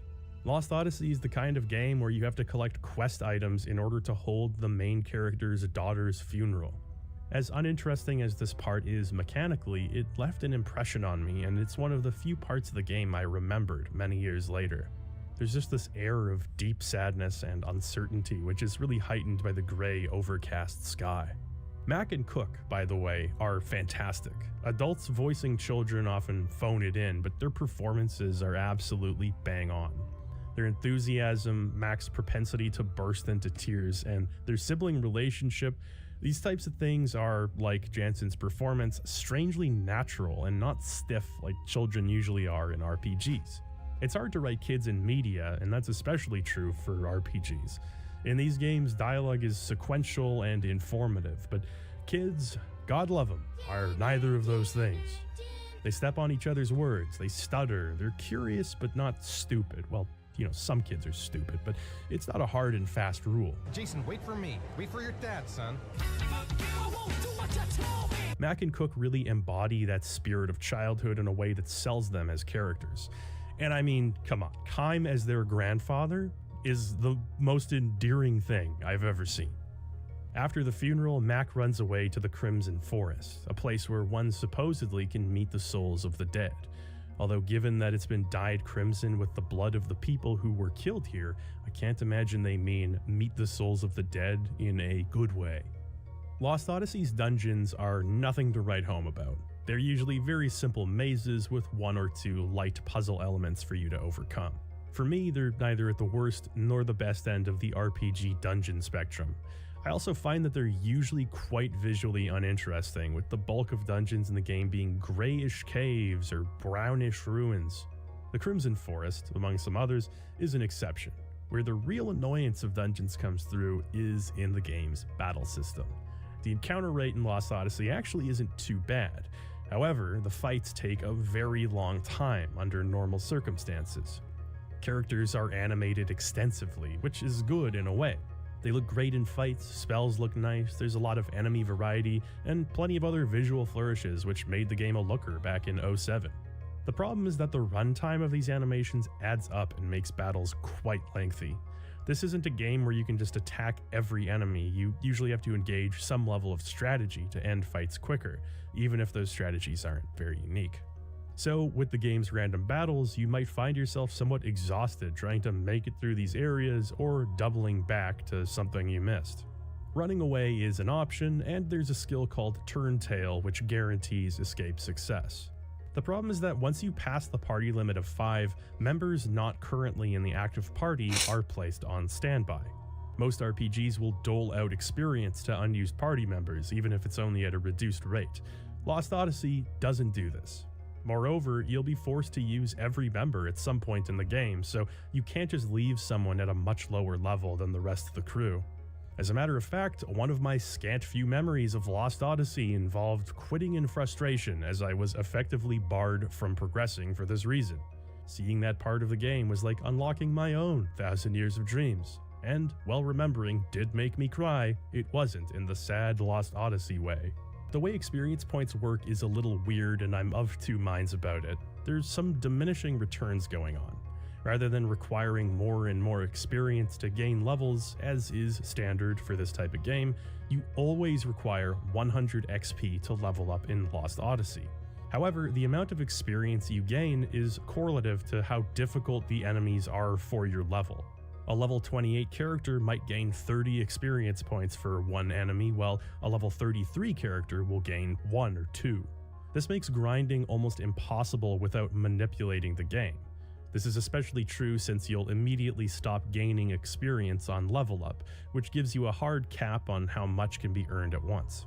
In other words, you will never gain more than 1 level per fight, even if the boss is very tough for your level. In theory, this allows the developers to control the ebb, flow, and pacing of the game. Your leveling is throttled or accelerated depending on your environment. This means you as the player don't have to wonder if you're at the right level to take on a challenge. The problem with that is, well, like I said, characters not in the active party don't gain experience. This would be less of a problem if you could swap them in, fight one or two much higher level enemies, and bring them up to par. But since you only gain one level per fight max, you'll have to tag in characters you don't typically use for longer periods of time. That tagging in is a decision that comes front-loaded with potentially dozens of battles. The experience solution can make things much quicker or much slower depending on how often you switch characters out. It also makes some of the later game fights feel less rewarding, as you'll sometimes just gain a couple of experience points for fights that took like 10 minutes. It's got its pros, like being able to curate the difficulty. I only wish that characters outside the team got a share of the experience points. I don't see a good reason to not do that. The Crimson Forest culminates in a boss battle against a malevolent spirit using Mac as a puppet. This is an instance of the quote-unquote gimmick bosses I was talking about earlier. The game allows you to target Mac, but you actually just have to use a newly acquired sleep spell to get him out of the way. The rest of the fight is fairly straightforward, and the scene that follows is fantastic. I am physically incapable of not choking up when this track swells. What is this?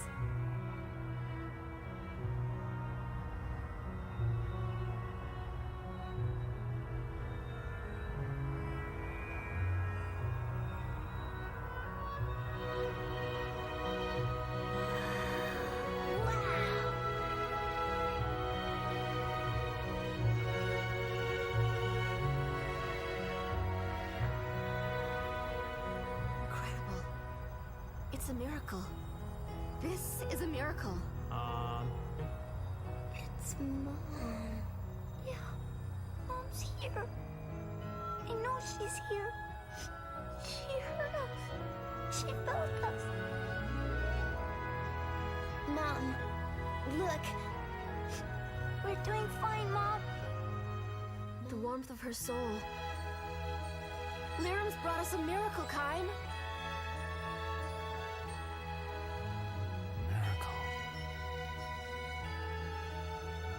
Keep you in our thoughts. In a game full of the most stirring cutscenes I've ever watched, this one stands above the others as my absolute favorite.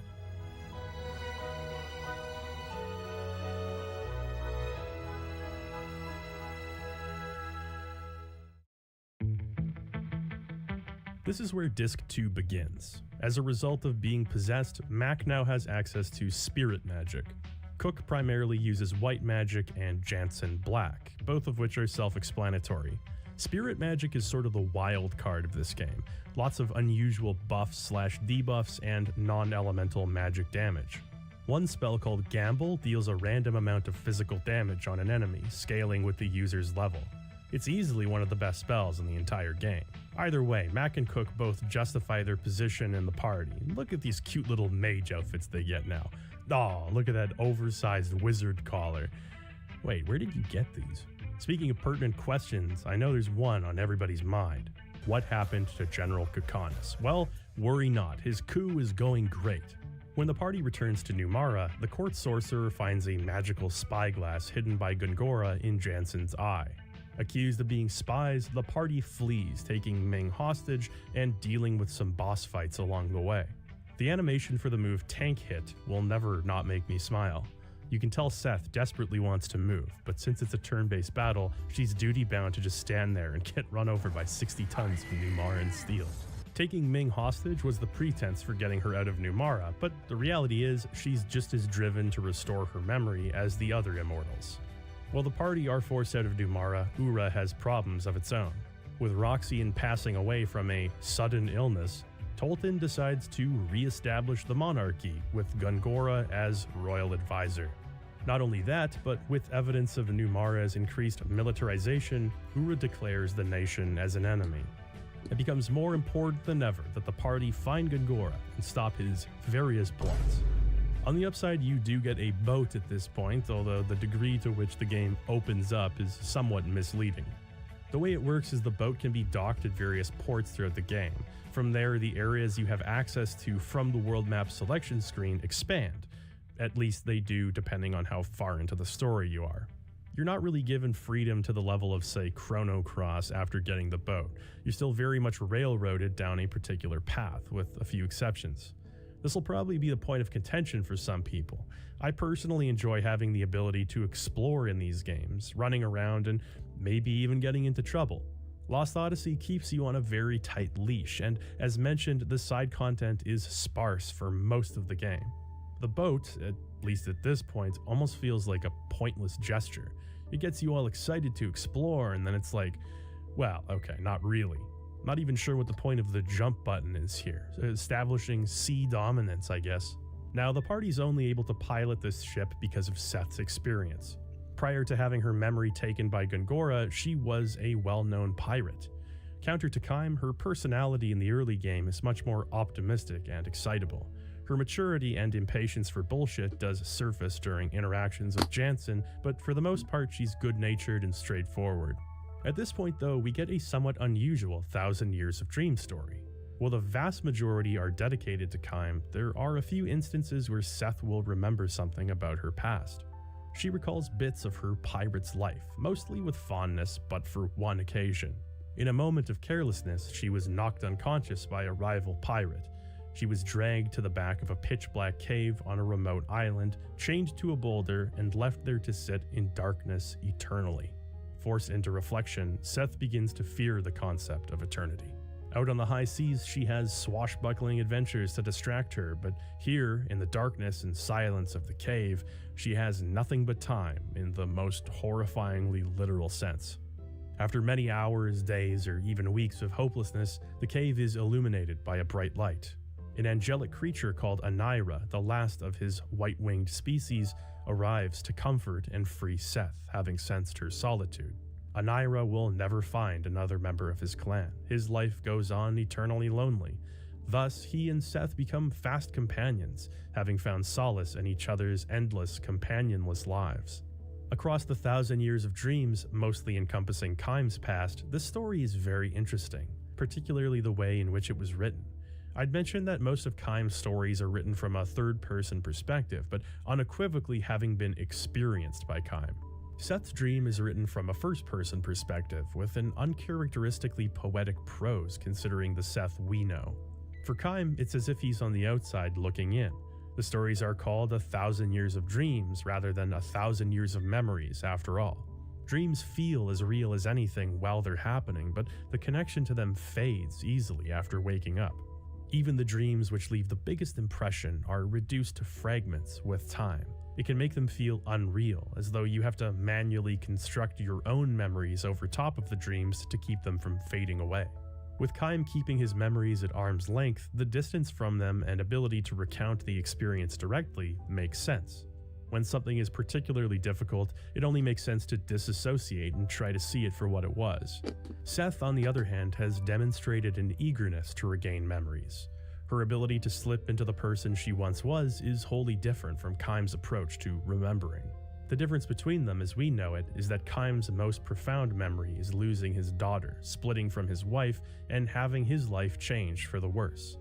Seth's profound memory is being saved from her captivity and, more generally, her solitude as a companionless immortal, to have been redeemed. Wherever Anaira is and whatever happened, Seth owes it to him and herself to regain the Seth that was taken by Gongora. With the ocean in a treacherous state, the party can't make it back to Ura. They decide to visit Tosca Village, the place where Kaim and Sarah used to live, to see if they could find any clues as to Sarah's whereabouts. You're given a treasure locator here, which starts as a simple side quest, but one of the few that continues throughout the entire game. Talking to NPCs is really critical because on top of possibly getting items or triggering dreams, they might tell you about the location of a treasure. This usually results in pretty good items or spells, and it's a good reason to initiate dialogue everywhere you go, and it also gives you a purpose to revisit earlier areas. The townsfolk all remember Kaim, who inexplicably looks exactly the same as when he left decades ago.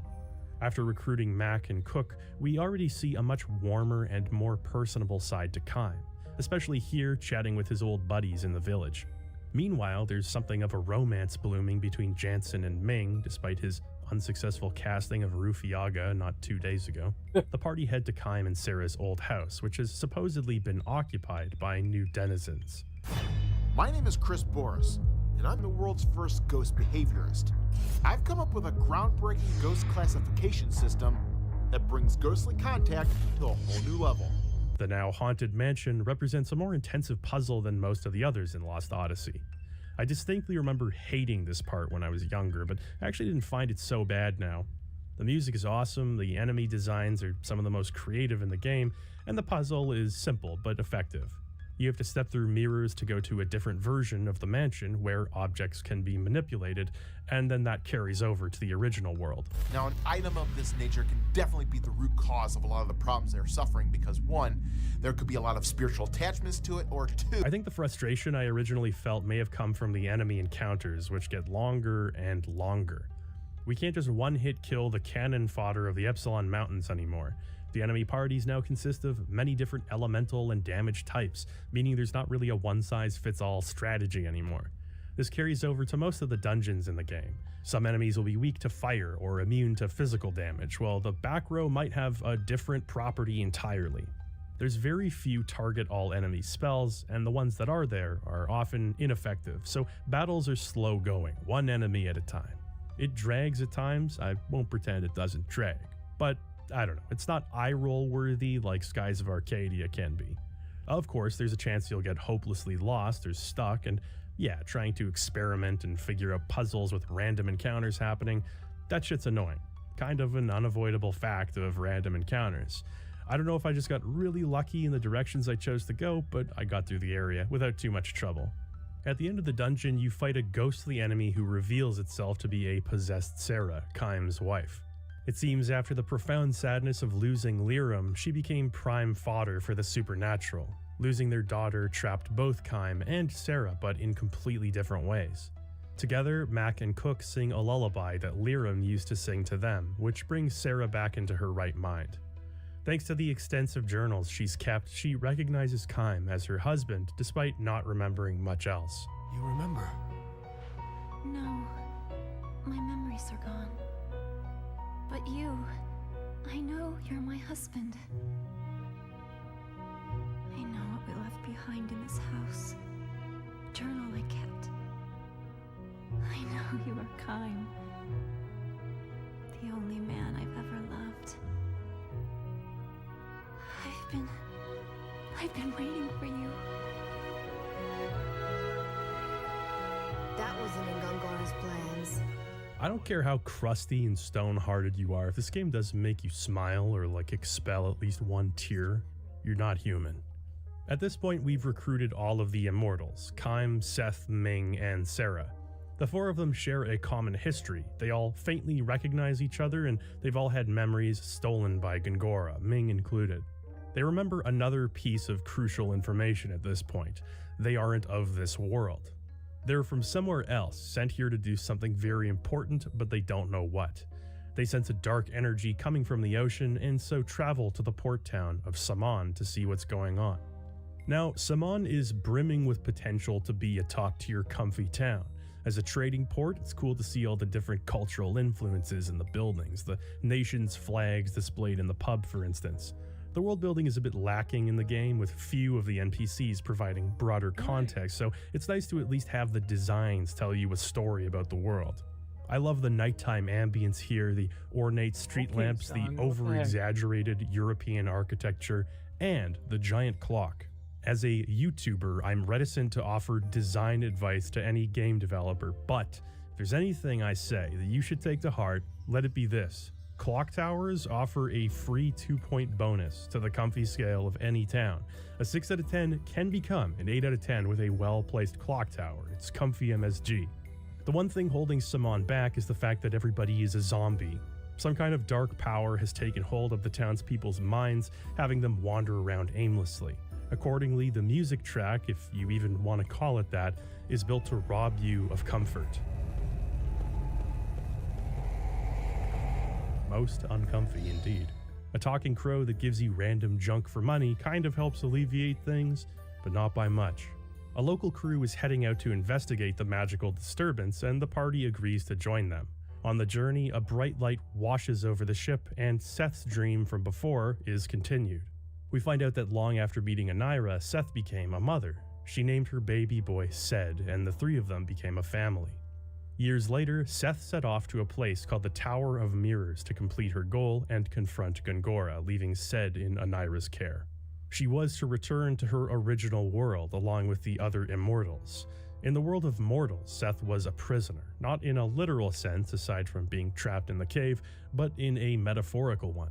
Alone in the world, condemned to watch loved ones wither and die, the life of a pirate represented a freedom that she was spiritually denied. To return to her world would be to escape in some sense. But Gungora had already planned for Seth's arrival. With his power, he turned Anira into his puppet and had him attack Sed, ripping his leg off. Seth lost control, and when she came to, Anira was dead, Seth's sword in his chest. Gungora made sure Seth was racked with guilt, since if she'd never come to the tower, none of this would have happened.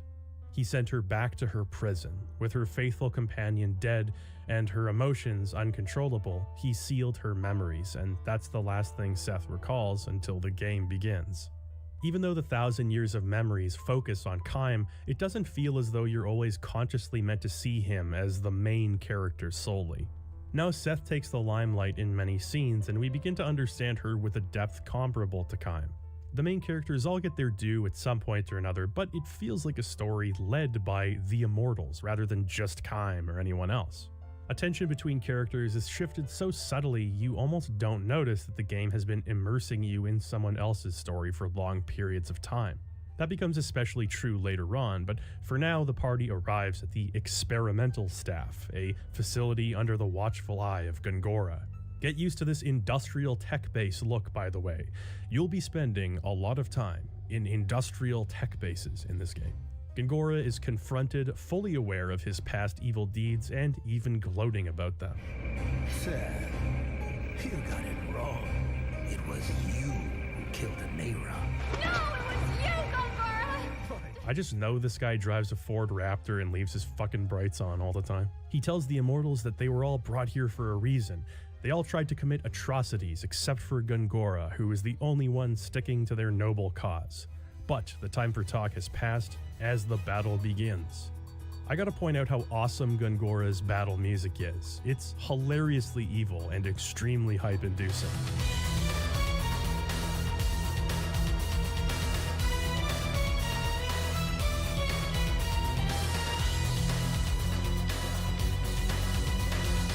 You know what? Let's talk about that soundtrack.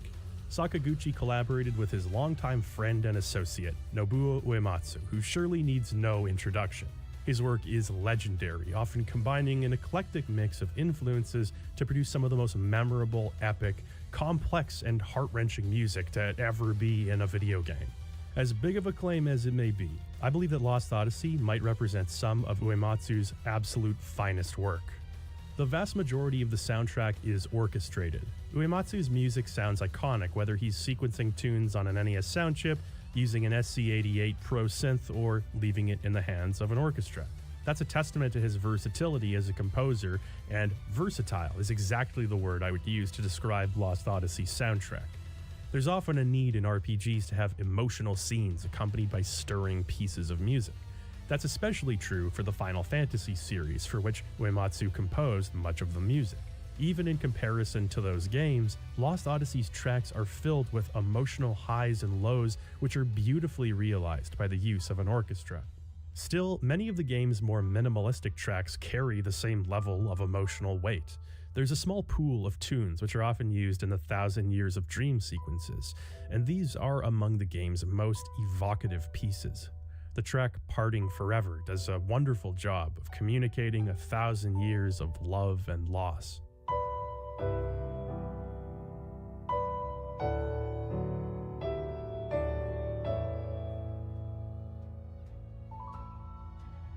The standard battle track, The Gun Barrel of Battle, is epic, but also unexpectedly moving. It's densely layered with explosive brass, cello driving the fast pace of battles, and counter melodies reinforcing this emotional complexity beyond just, let's fight the bad guys.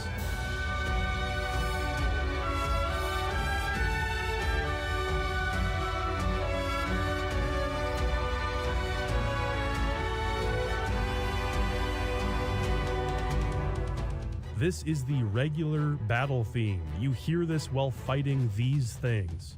The duality between these bombastic pieces and the simpler piano-driven melodies really only scratches the surface of what makes Lost Odyssey so special. It's no secret that Uematsu is a big fan of progressive rock and metal, so it only makes sense that he'd go balls to the walls on the game's boss themes.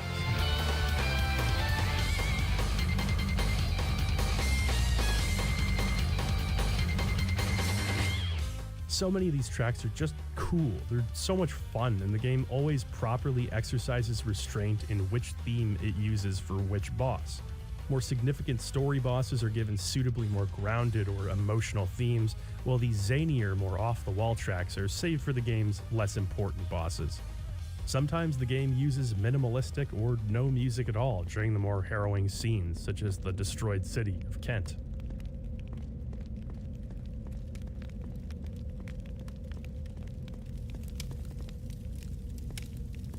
I think what characterizes Lost Odyssey's soundtrack most of all is the way in which it bridges the gap from RPG elements of old to the new world of high-capacity storage, better sound quality, and no compromises. Many of the tracks feel like callbacks to that simpler time in RPGs that Lost Odyssey evokes. The battle victory music, for instance, is just a celebration of classic JRPG victory themes.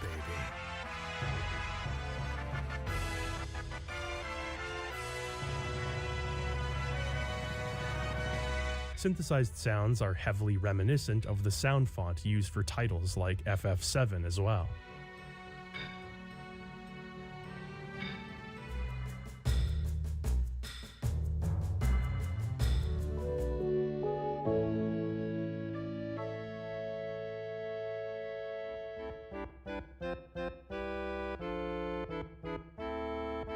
I don't know how Lost Odyssey threads the needle between prog metal, symphony orchestra, and the classic one man in a room with a synth tracks, but I'll be damned if it doesn't work.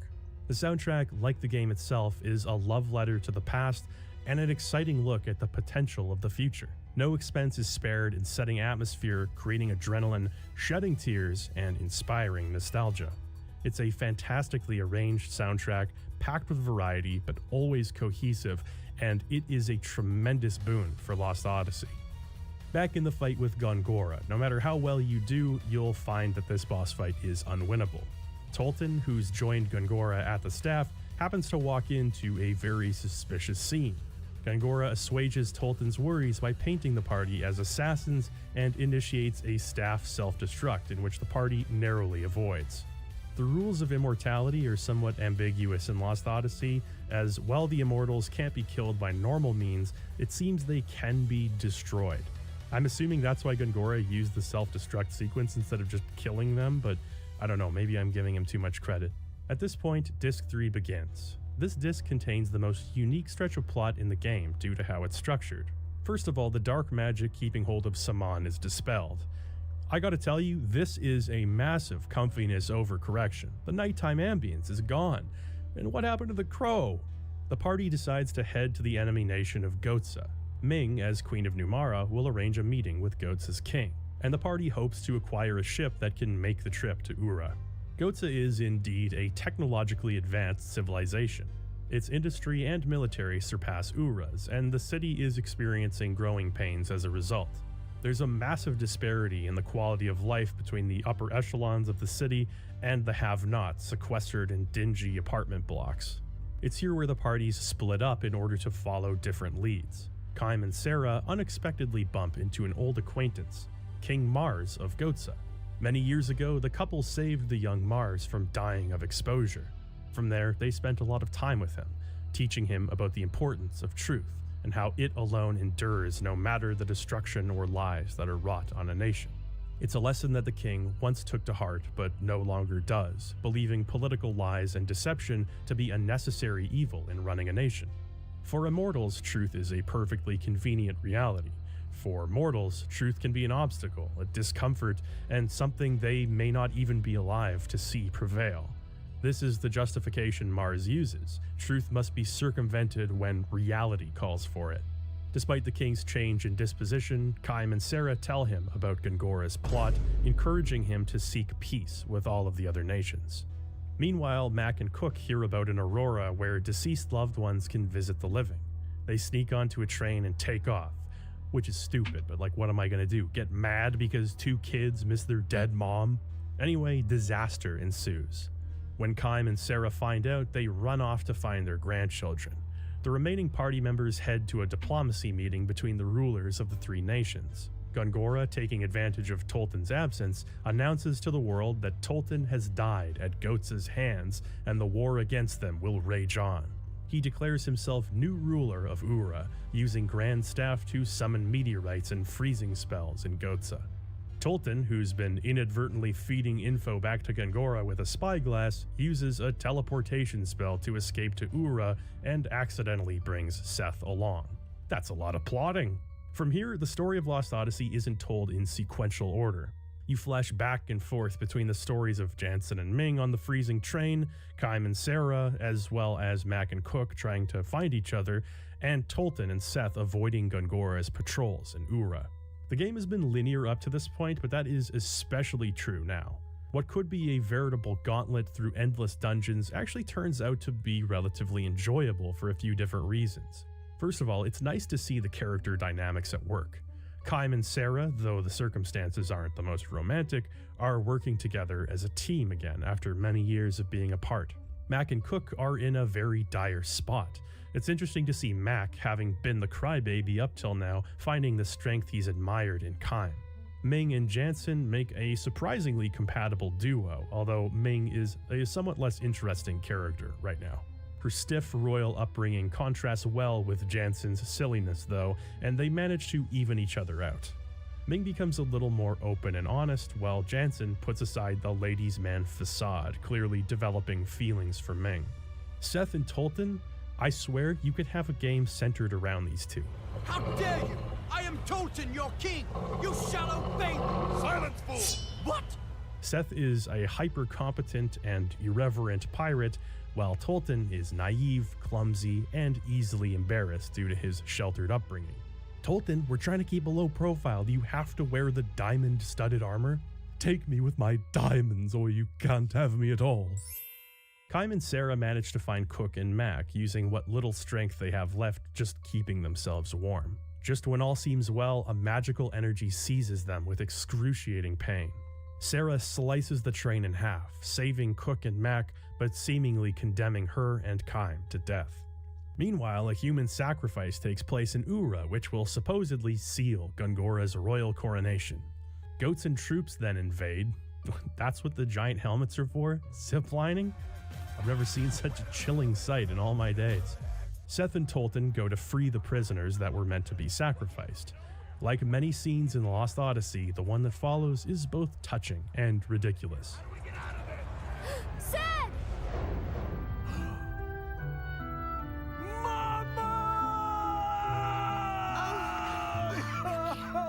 It's okay. It's okay. Mama? Yep, this is my boy. Huh?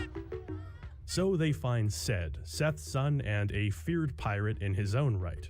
With he and Tolton here, we've now recruited every member of the party. I have to say, Lost Odyssey nails party composition. Not just in terms of having the right number of melee users or mages, but in terms of personalities, design, and what each brings to the table. Every single one of them feels significant, like they belong to the greater story of the game. You know I'm a big fan of that cranky old man character, but for that character to be the son of the female lead really flips that trope on its head. Ced and Tolton also don't get along very well. Ced, being a free spirit and a criminal, isn't a big fan of old Silver Spoon Tolton. And Tolton, well, he's basically just scared of Ced. Seth, being the mother of the group, makes sure that Ced doesn't hurt Tolton's feelings too much. Ced, stop picking on him. It's not his fault he was born with a silver spoon in his mouth. So sorry, Your Graciousness. But that's the way I am. I get heartburn whenever I see someone in power. It's just a fun dynamic, and I can honestly say I didn't expect Ced to have a part to play in the game beyond backstory. It's a pleasant surprise. Speaking of unexpected things in Lost Odyssey, I really wasn't prepared for the return to Jansen and Ming's story. How I feel for you and what I wanna say keeps getting locked inside.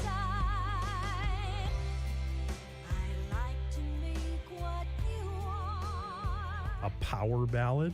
Are Jansen and Ming really at the point of deserving a power ballad just yet? I mean, Kaim and Sarah, yeah, sure, possible power ballad material, but Jansen and Ming?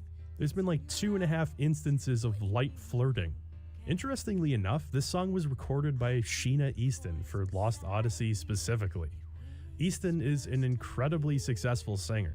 She's been on Broadway, won 6 Grammys, and sang a James Bond theme song.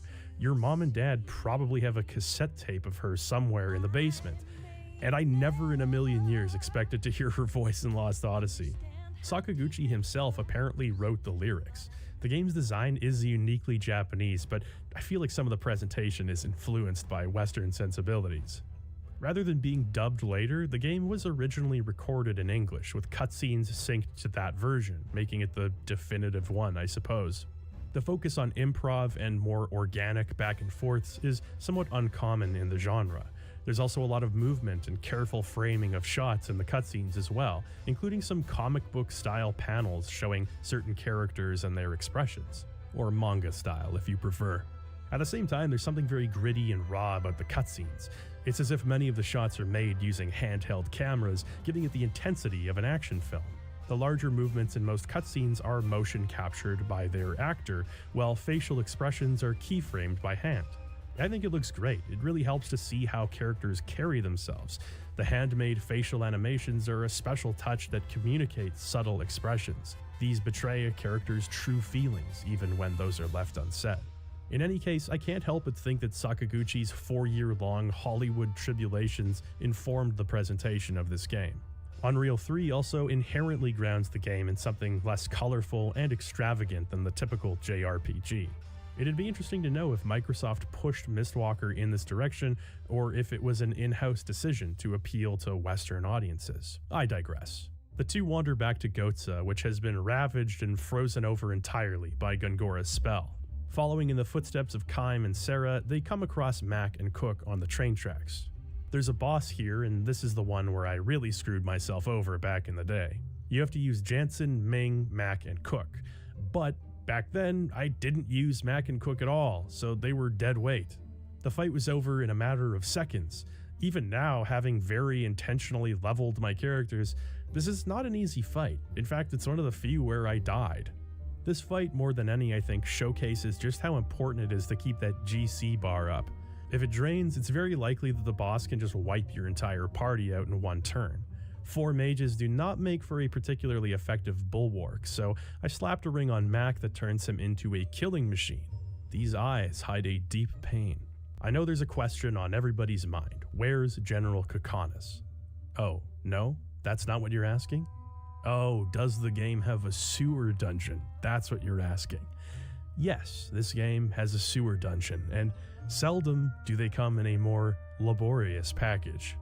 The sewer dungeon goes on, and on. Random battle, and on.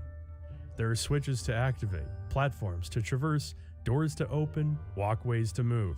Sooner or later, you'll miss a switch or hit the wrong one, and then, random battle, and then you'll have to go back through the sewer dungeon to find it. Many people love Disc 3 of this game. They consider it to be the best one, I assume, because of the constant barrage of plot-related events. There are a lot of dungeons, yes, but they always feel relevant to what you're doing, so it's just forward momentum for 10 or so hours. Nonetheless, I find this stretch of game to be suffocatingly linear. You see, Lost Odyssey saves its myriad side content and exploration for Disc 4. Disc 1 and 2 are setting up events with plenty of room to breathe and have some downtime. Disc 3 feels repetitive due to its structure. Cutscene, dungeon, boss, cutscene, dungeon, boss. The game's pacing is just all over the place, and I feel like a few less plot-related ventures would have given the game some much-needed space at this point. Of course, I'm in the minority. People really like this disc. I like parts of it.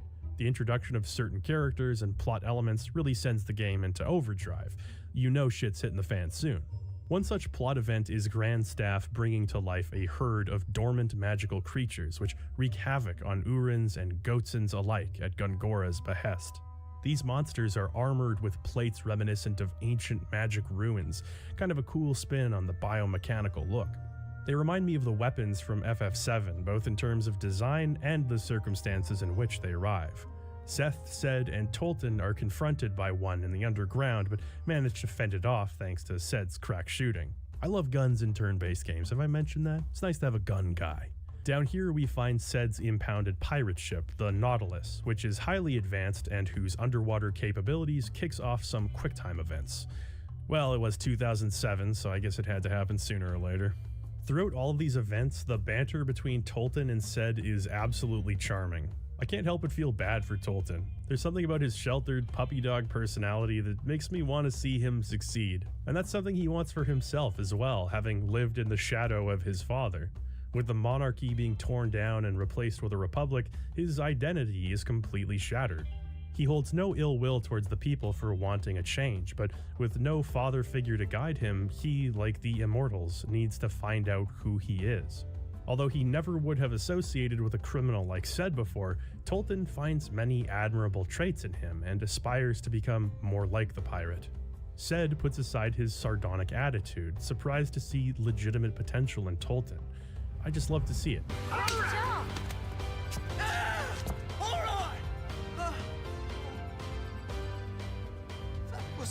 Lovely.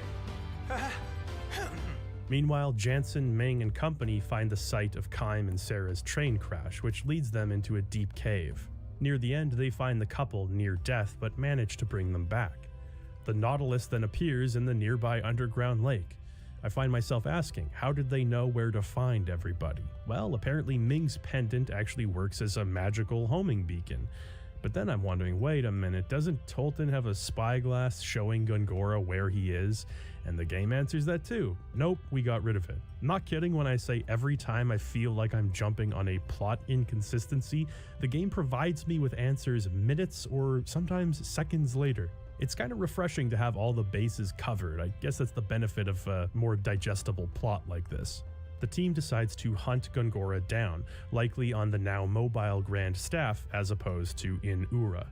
Things open up massively from here on out, to the point where it almost feels like an entirely different game. First of all, you have the Nautilus. Like the boat from earlier, you can sail around unlocking new ports and locations along with them. The Nautilus also acts as a submersible, allowing you to find new underwater locations, return to old ones, and find a litany of collectibles that incentivize exploration. I was under the impression that Lost Odyssey was basically side quest free, and that disappointed me. But I couldn't have been more wrong.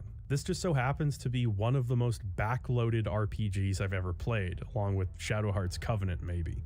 That breathing room I was hoping for earlier is here in spades. Now, you're not going to get a ton of exciting, novel content. Many of these side quests involve returning to earlier areas or collecting something. For instance, heading to different dungeons and placing nodes down for scientists' field research, or delivering letters and messages from refugee camps to their loved ones in the city. This comprises most of the side content, and you're very likely to miss it. If you want to see everything the game has to offer, you have to comb through every area, speaking with every NPC. It's always the least conspicuous ones that have something for you to do. The layouts of the major cities have changed, which is pretty cool. Gotza is completely frozen over, and Ura is now especially war-torn. Certain party members afford you different opportunities as well. Ced is a handyman, so wherever there's a broken machine that needs fixing, he steps up to the plate. Tolton is capable of interacting with royal crests, mysterious monoliths you've been seeing up till this point. Not unlike the Zeal crest and its chests in Chrono Trigger, Tolton can unlock these crests for specialized equipment. If you head back to Gongora's now abandoned manor, there's a small side venture which gives you some insight into the nature of the Immortals. Apparently, the Immortals' world was extremely unstable and primed for destruction. Their world was infected by something like a virus from the denizens of the world they're in now. Their consciousness went through a portal where they inhabited new bodies. Because of how distorted the flow of time is between the two worlds, 1,000 years for humans is only 1 year for our Immortals, which means they're not entirely immortal.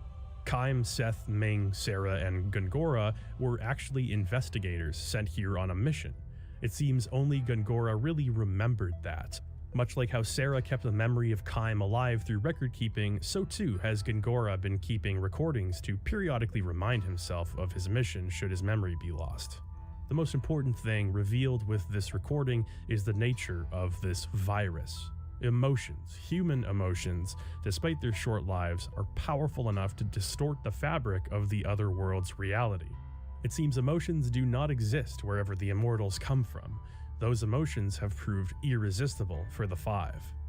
It's an interesting idea and definitely gives Lost Odyssey's story a bit more gravitas, but frankly, this whole alternate dimension thing, despite how important it feels, isn't really given much attention throughout the plot. We get no direct experience with it, which is fine, but it's talked about so little too. I mean, an alternate dimension that our characters' spirits came from seems significant, but it's surprisingly never really extrapolated upon, even when it has more of a presence towards the end of the game. I guess that's what this side activity is meant to do, but it doesn't really do an effective job of answering questions like most of the game does. I'd like to better understand this alternate dimension, or at least hear an explanation for how immortality really works, but it's left vague. It doesn't create a sense of mystique, but rather feels ambiguous so as to be a get-out-of-jail-free card when immortality comes up. Should Kime be dead right now? I don't know, it's fucking alternate dimensions, I don't gotta explain nothing. Many of the dreams are left optional at this point as well, with most of the remaining ones being related to war. Triggering in refugee camps, makeshift hospitals, and destroyed cities, these missable dreams are among the best the game has to offer. The ranking of lives takes place during a pandemic in a kingdom obsessed with hierarchy. The story touches on the absurdity of a world in which some lives are seen as less intrinsically valuable than others. It takes a strength of will to recognize this for what it is, a strength most don't have, even when we think we do. Bright Rain explores how the innocence of childhood is so unfairly robbed by war and conflict, how the reality of prejudices destroy hopes and dreams, and how that same prejudice breeds a cycle of hatred. On the topic of the cycle of hatred, Beyond the Wall is one of my favorites.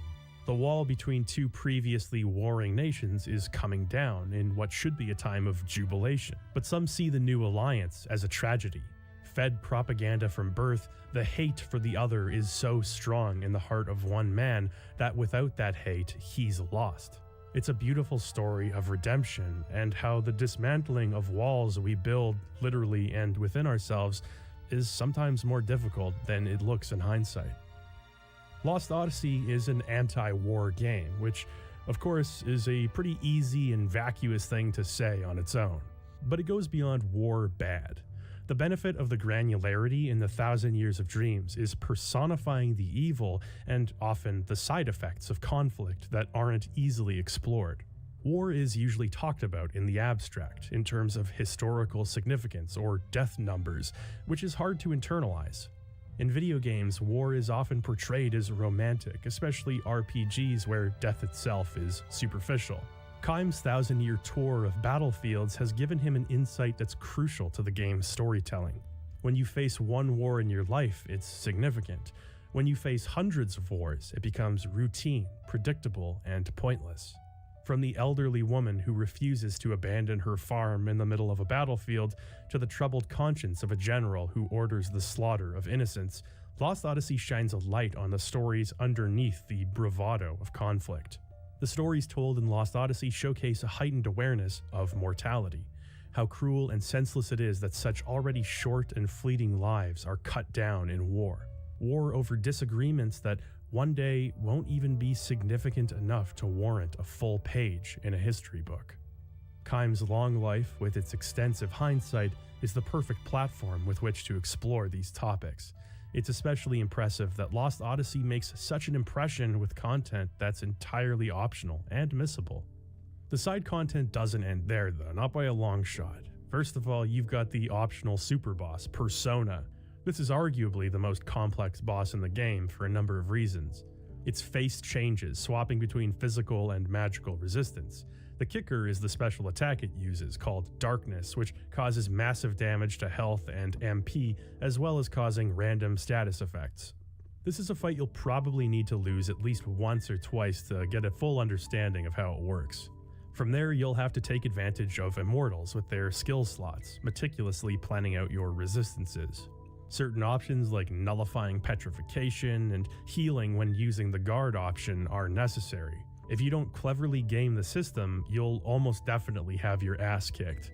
One mechanic that really comes in handy here is that immortals are resurrected after 3 turns of being dead, as long as somebody in the party is still alive. You've got to keep this in mind and choose who to focus your preservation efforts on, striving for longevity rather than pure offensive power. It's a really interesting boss fight, and I kinda wish there was more of these tough late game bosses. Your options in battle open up exponentially at the end game for a few different reasons. Your party will now be at the point where they're reaching endgame levels, and with that comes a number of interesting skills. Tolton's royal equipment skill, once linked and learned, allows immortals to equip previously Tolton exclusive gear. At last, the sword which once belonged to my father is finally mine. I can take my place as rightful— Yoink. A lot of mortals have specialties like this in order to justify their place in the party. Tolton's weapons deal great damage, and his royal accessories, such as the Quad Element Amulet, which completely nullifies elemental damage, is excellent. That skill can be learned and equipped by immortals. Jensen's special ability is equipping 3 accessories, which 2 can be learned by immortals, vastly increasing the potential for learning multiple skills at once. Ced earns double the SP per battle. That can be learned, cutting the time it takes to learn all of these skills in half. These are just examples. There's a lot of potential for breaking the game as immortals. The level of sheer destructive power you can dish out if you're smart about skill linking at this point is ridiculous, and planning these things out is really fun. There's hidden caves, a complex bonus dungeon, a battle arena. There's even a long-ass DLC dungeon if for some reason that sounds appealing to you. You find a village of these little guys called Kellolans. The appeal of that should be a bit more obvious. Secret village populated by the game's mascot character is one of my favorite JRPG tropes personally. More bosses, underwater caves, snowfield mazes, Ced's hidden pirate fortress. I think you probably get the point. If you like lots of content and long games and don't really care about pacing, Lost Odyssey's got you covered. But only if you make it to Disc 4. Hell, the Nautilus can even fly now, which makes exploring the world and connecting to ports even easier.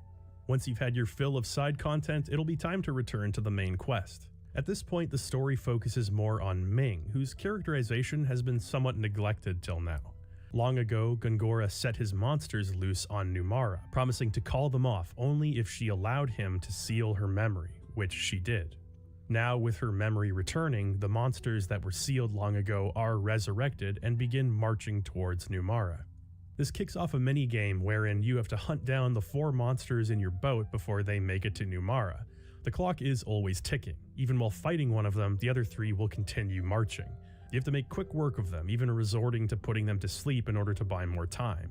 It's tense, fun, and makes mechanical use of the Nautilus beyond moving from location to location.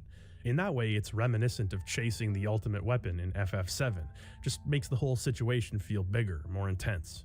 Now I know there's a question on everybody's mind. Where's General Kakanis?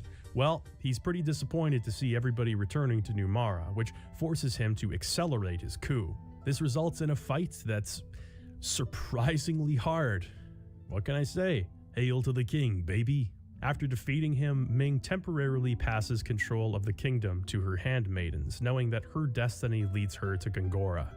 The final 1,000 Years of Dreams story triggers at this point, and it's an interesting one. It's not about Kaim or Seth, but Ming, and gives some insight in regard to her 1,000-year rule of Numara.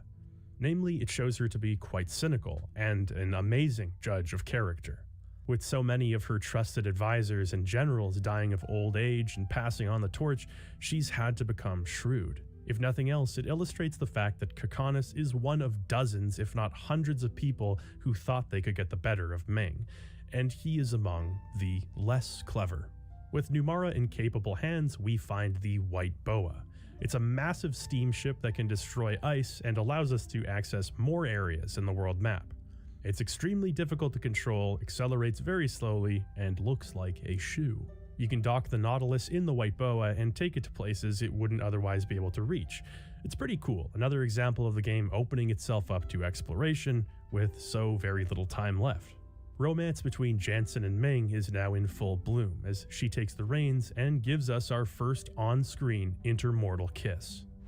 Aunt Ming, this is the guy for you? He's the only one for me. There's a pang of something unavoidably tragic throughout it all, though. Jansen's gonna die of old age. Ming won't. This knowledge somewhat undermines what should be a nice moment, but for the here and now, both of them are happy, and there's no more beating around the bush. They're a couple now. With the white boa, the team can penetrate the ice surrounding the Grand Staff and confront Gongora. Remember when I said get used to the industrial tech base? Well, this is an industrial tech base. The enemies in this base are a gigantic pain in the ass and are never easily defeated. You've got to solve various puzzles and carefully balance on these pipes. Son of a bitch. After a boss fight with Gongora's right-hand man, he begins harnessing a massive quantity of magic energy, enough to destroy the Tower of Mirrors, sealing shut the portal to the Immortals world forever. Let's briefly talk about Gongora. There's no one way to write a villain well, and villains that are mustache-twirlingly evil can be fun and appropriate. But given Lost Odyssey's focus on providing so much depth for its characters, Gongora's one-dimensionality sticks out like a sore thumb. Each of the main cast has a great deal of personality communicated through their design.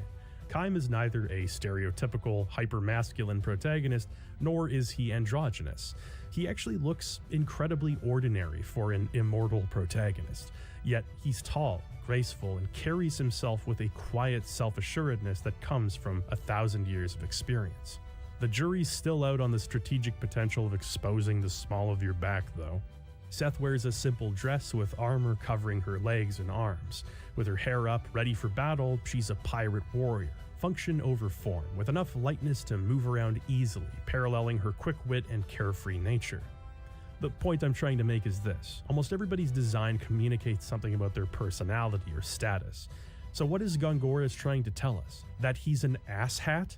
I will say that the angular costume he has later on is more interesting, but as a character he just falls flat. I once read somebody compare him to Jesse the Body Ventura, which has been seared into my mind. I was a royal advisor, now I'm finally ready to talk. I'm going to use Grand Staff to end the CIA once and for all. It's time to go off the grid. Gongora looks like, sounds like, and acts like an accomplice to a much greater evil, but he's not. Considering the Immortals all came to this world together, it would have been interesting to see how Gongora has evolved over time, what he's learned, why he's been consumed with power in this world, thereby abandoning his mission. But we don't really get that. Even in the optional quest where you can listen to his journal entry, there's nothing substantive there. He never really comes across as that intimidating. He's a great plotter and schemer, no doubt about that, but I just have trouble buying the idea that he's the world's ultimate evil. His plans for world domination are also kind of wishy-washy. I suppose that you could argue Gongora is the game's way of showing that anyone can succumb to the desire for power, losing their principles in the process. But I would argue that King Mars of Gotza was a more effective and nuanced example of this, even given a fraction of the screen time. I guess I would say that the individual moments and characters themselves are the real stars of Lost Odyssey. The game's most complex, gripping, and thought-provoking moments are really irrelevant to the larger plot. I think that's what has most people sticking around, seeing the game through. So there's a part 2 to this industrial tech base, which is a bit more annoying than the previous. Maybe take that with a grain of salt. If I'm being honest with you, I can't tell if I'm just more impatient knowing that the end is so close, or if the dungeon really does just suck more than normal. I see this as a trend in RPGs, and it's got me wondering if perhaps I'm the problem. There's a lot of operating computers to move platforms, using machines in the right sequence, timing button presses. It culminates in a boss battle wherein you split your party into 2 teams and have to kill 2 enemies simultaneously. If one party kills the extra-dimensional enemy before the other, it's a game over. I know that the game established Ced as a tinkerer, but I'd love to know how he understands so much about alternate dimensions. Is it just intuitive knowledge? The only string theory Ced understood up till now was fixing that harp back in Numara. Oh, that's not funny. The team reaches Gongora, but damaging him seems to be quite impossible. He uses Jansen as a puppet and takes the opportunity to demolish the party with meteorite magic. Jansen comes to, and the party once again escapes before the self-destruction sequence finishes. I would recommend Gongora stop trying to do that. At last, the party uses the Nautilus to enter the Tower of Mirrors from underwater. It's a really cool reveal. I like the otherworldly design and only wish that some of the game's dungeons were so ethereal and creative. But this is no dungeon, it's a confrontation, plain and simple. The light from the mirrors which connect to the Immortals' world causes time to start moving again, resulting in pain and aging to anyone who sets foot in them. The final boss fight takes place across 3 distinct phases. The first is a fairly straightforward battle with a magic beast, not unlike the many we've fought already. The difference here is that the boss absorbs all magic, leaving your physical fighters as the only damage dealers and magicians providing support. Phase 2 is actually a more scripted segment of the boss battle. You're forced to battle with the 4 Immortals only, all other party members are off limits. So if like me you've been relying on Jansen's black magic and keen sense of style to get you through fights, you might be in trouble here. I can only praise Mistwalker for not having another dungeon to go through. If you need to grind, it's a pretty simple matter of reloading a save. Here, Gungora's elemental weaknesses constantly shift. You need to chip away at his health while he deals massive damage, causing those not in your party to step in and help. The standout feature of this fight is the music, which is just something else. There's like a Japanese chant throughout the music that makes the song sound like some kind of symphonic Japanese nu metal.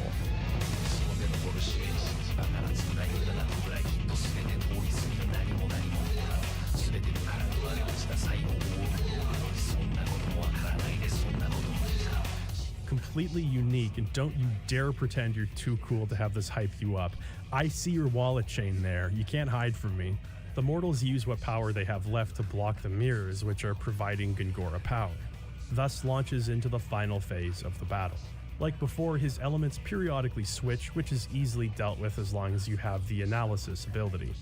It's a very traditional boss fight, and in light of the optional super bosses, it's pretty easy. Gungora is slain, but technical difficulties abound. The mortals are trapped on the mirror's side of a barrier, causing rapid aging and horrible pain. Mama, it looks like I'm gone before you. Stop talking like that! We do something, Kyle! What will we tell Lyra? She wanted us to take care of her. They're our responsibility. The dub is great in general, but the performances here are on another level. Normally, you could rest assured that everything will be fine, but because this is Lost Odyssey, there's a very real possibility that these characters will die. We'll be okay. Mama's waiting for us. Gungora rises, telling the Immortals that they can free their friends, but only by destroying the mirror. This would prevent them from ever returning and seal this world's fate as being ruled by Gungora. That would be, if not for Seth's unexpected sacrifice.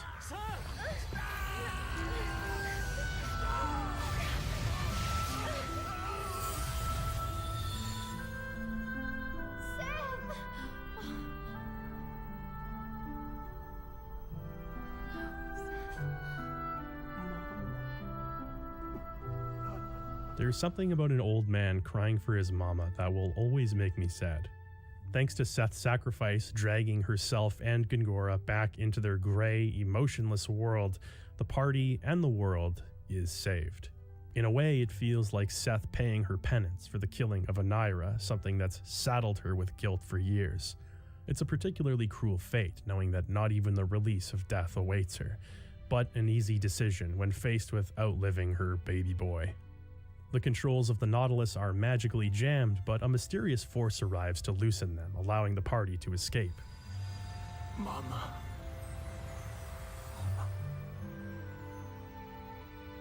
Just when I had finally found you.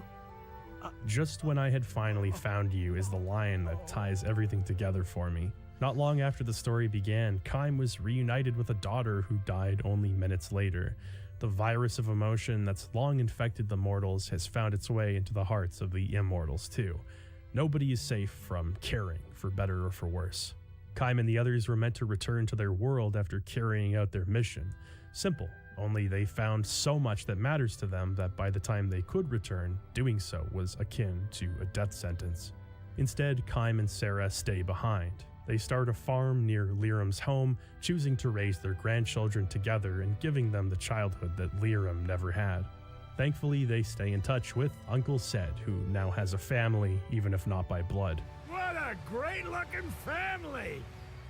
Hi, Seth. They're picking us up. Good to see you again. I'm telling you, you guys sure are demanding. What am I?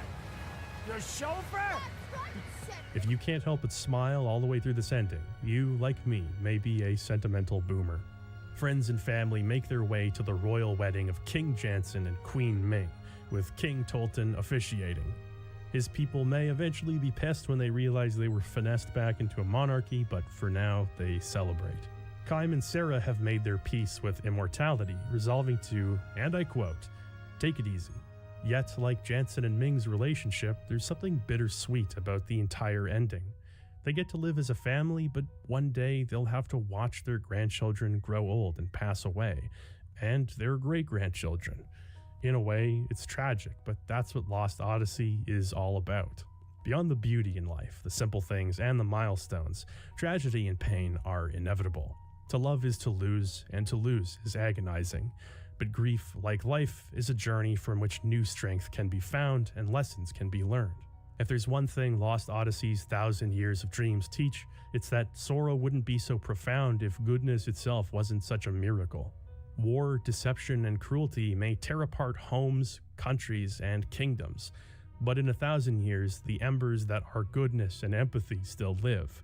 They'll live for 1,000 years after that, too, immortal. As long as they burn, there's still hope for meaningful lives and a better world. The pain of existence can be endured while that hope remains. I've got to admit, Lost Odyssey is a tough game to evaluate. Broken into its constituent pieces, it seems straightforward enough. Turn-based battle system, hilariously evil villain, a few novel features here and there, but nothing crazy. The game very much basks in the afterglow of a bygone era in the genre, at least at the time. While most developers were moving into action-based combat systems and finding ways to trim downtime, Lost Odyssey sticks closely to tradition. In its structure, storytelling, and battle system, it's all very familiar ground. Where this game shines is beneath that surface. The depths of its themes, its examination of morality and the things we hold dear, is world-class. The immortality angle is really just a way of opening up conversations about the beauty and the banal. Things in life that only hold meaning to us specifically because we don't have all the time in the world to enjoy them, the things we often take for granted. Lost Odyssey beautifully holds up a magnifying glass to these things. It's funny, anger-inducing, and most often of all, sad. This game tugged on my heartstrings more than almost any other game I can think of. It's a game that has greatly benefited from a replay after the many years I've lived since my first attempt.